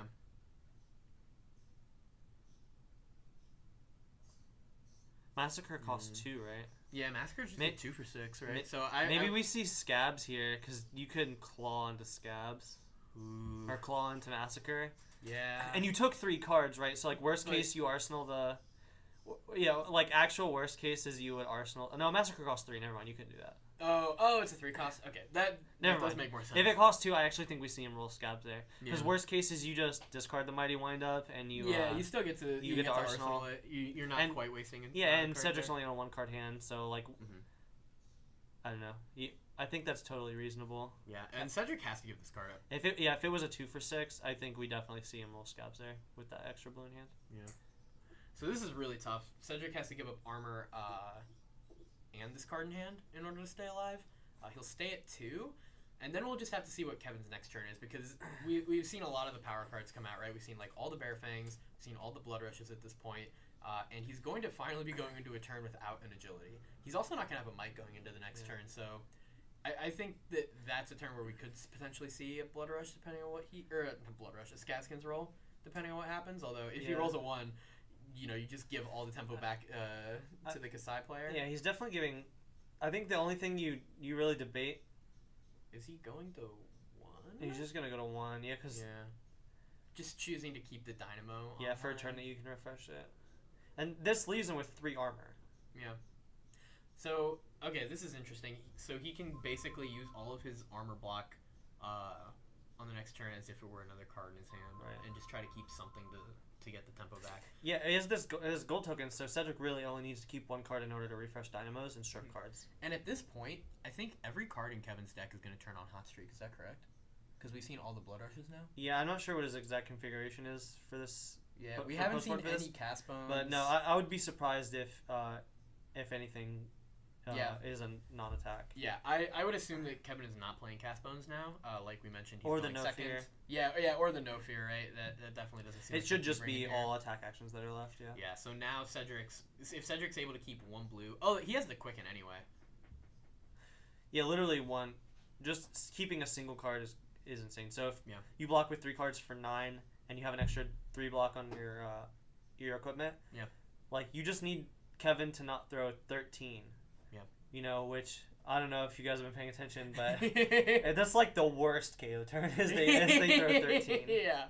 They could definitely do a lot more than that. Yeah, but Cedric's more than happy to just do this over and over again until Kevin doesn't have those break points, which we see as swing big in hand. So there is going to be seeing armor here, so that's he doesn't have to use all of it though. My guess is that he's got that Sync Blow. Okay, the Sync Blow is good. That gets that extra point back too. Yep. So syncing this card, saying this is not good enough. So we need to see Cedric throw 8 in front of this, which is gonna either take 2 D-reacts or just all 3 cards in hand. We see 1 D-react and a Nourishing. So he can give up the Grains if he wants to keep 1 card.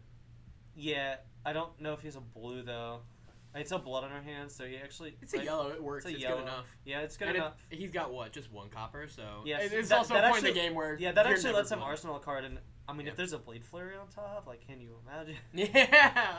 Oh, that's true. He can just pop the gold and then you get to pop the gold. So we're gonna see no sync here.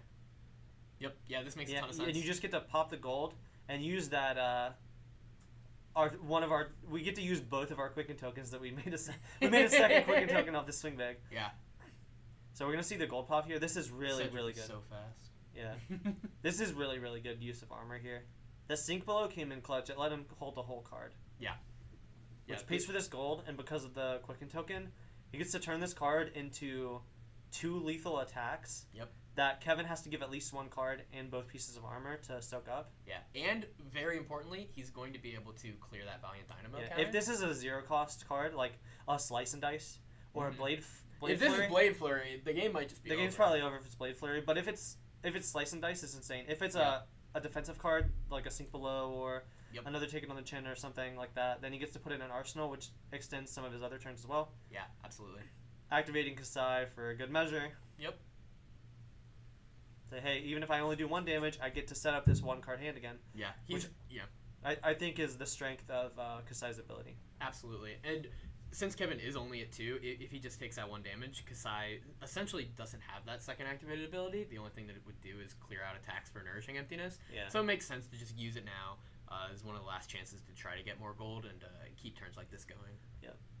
Yeah, we've seen Kevin be wildly ahead on these turn cycles, but Cedric being able to pop a gold off a single card and an agility or a Quicken token or a 1-cost card that has go again off the top, turning these 1-card hands into like 7 or 8 damage, claws a lot of value and gets you right back into the game. Yeah, absolutely.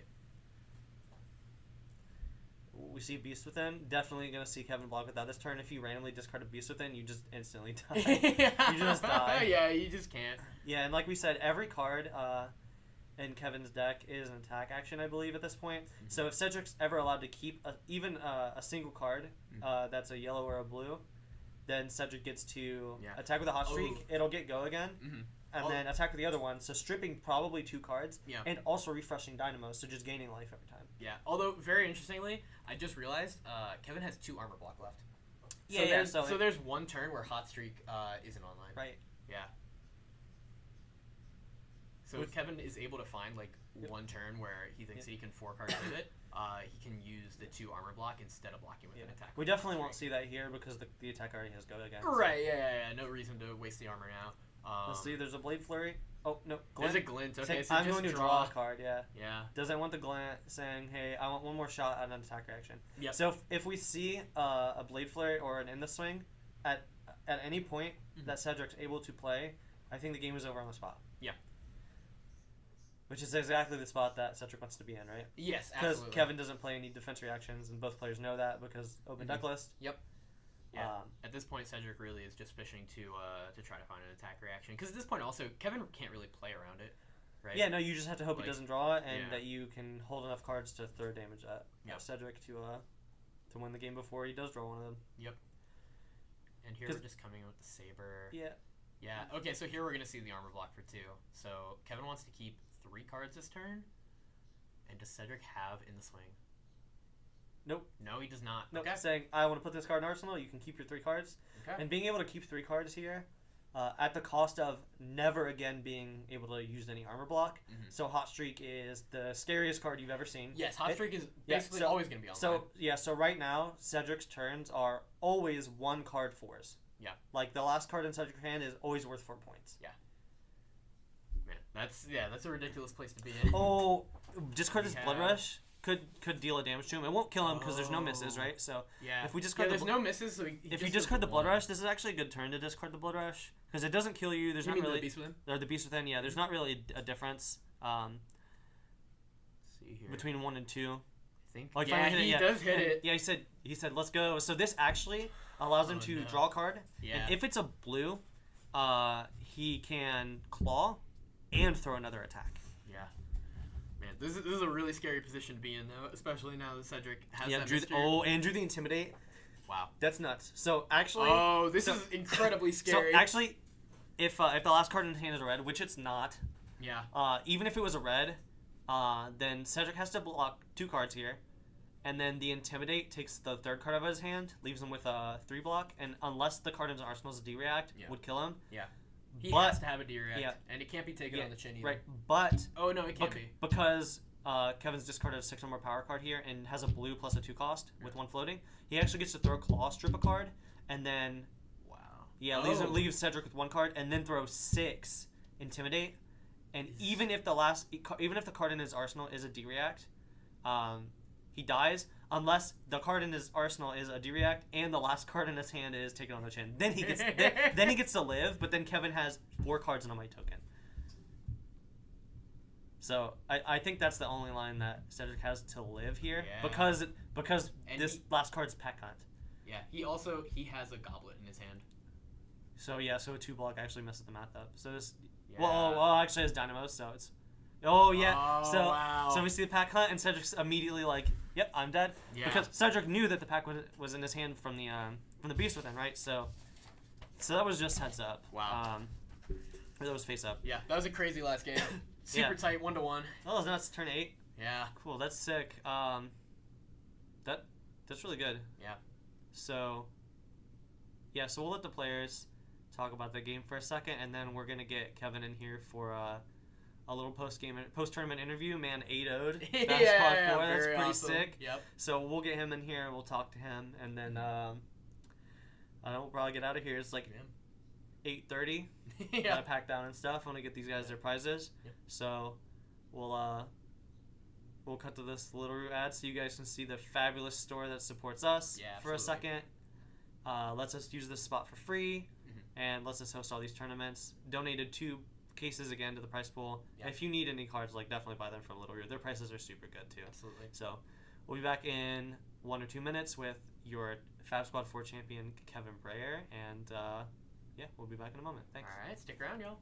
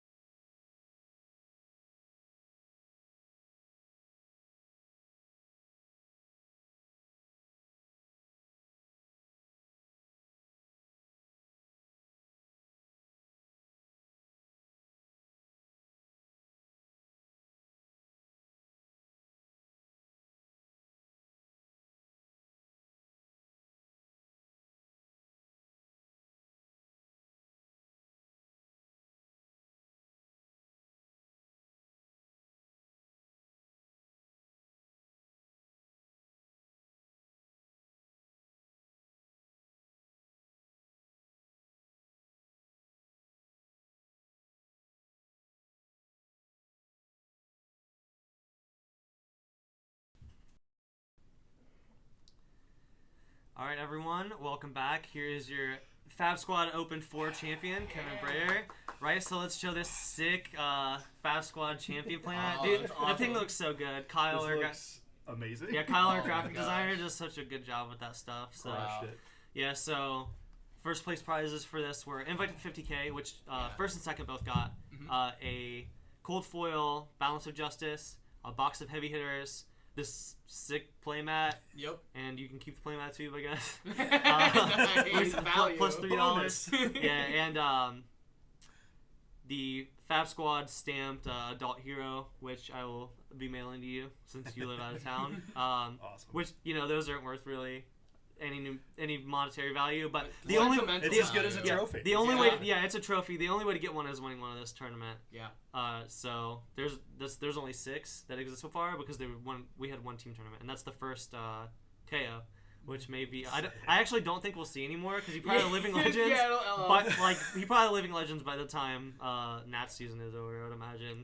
Like doing a speed run. yeah, if he Yeah, wins, he really if he is. like wins U.S. Nationals, like wins a couple other Nats, and like Yeah, he only needs like 25%. he actually maybe lives after. Yeah.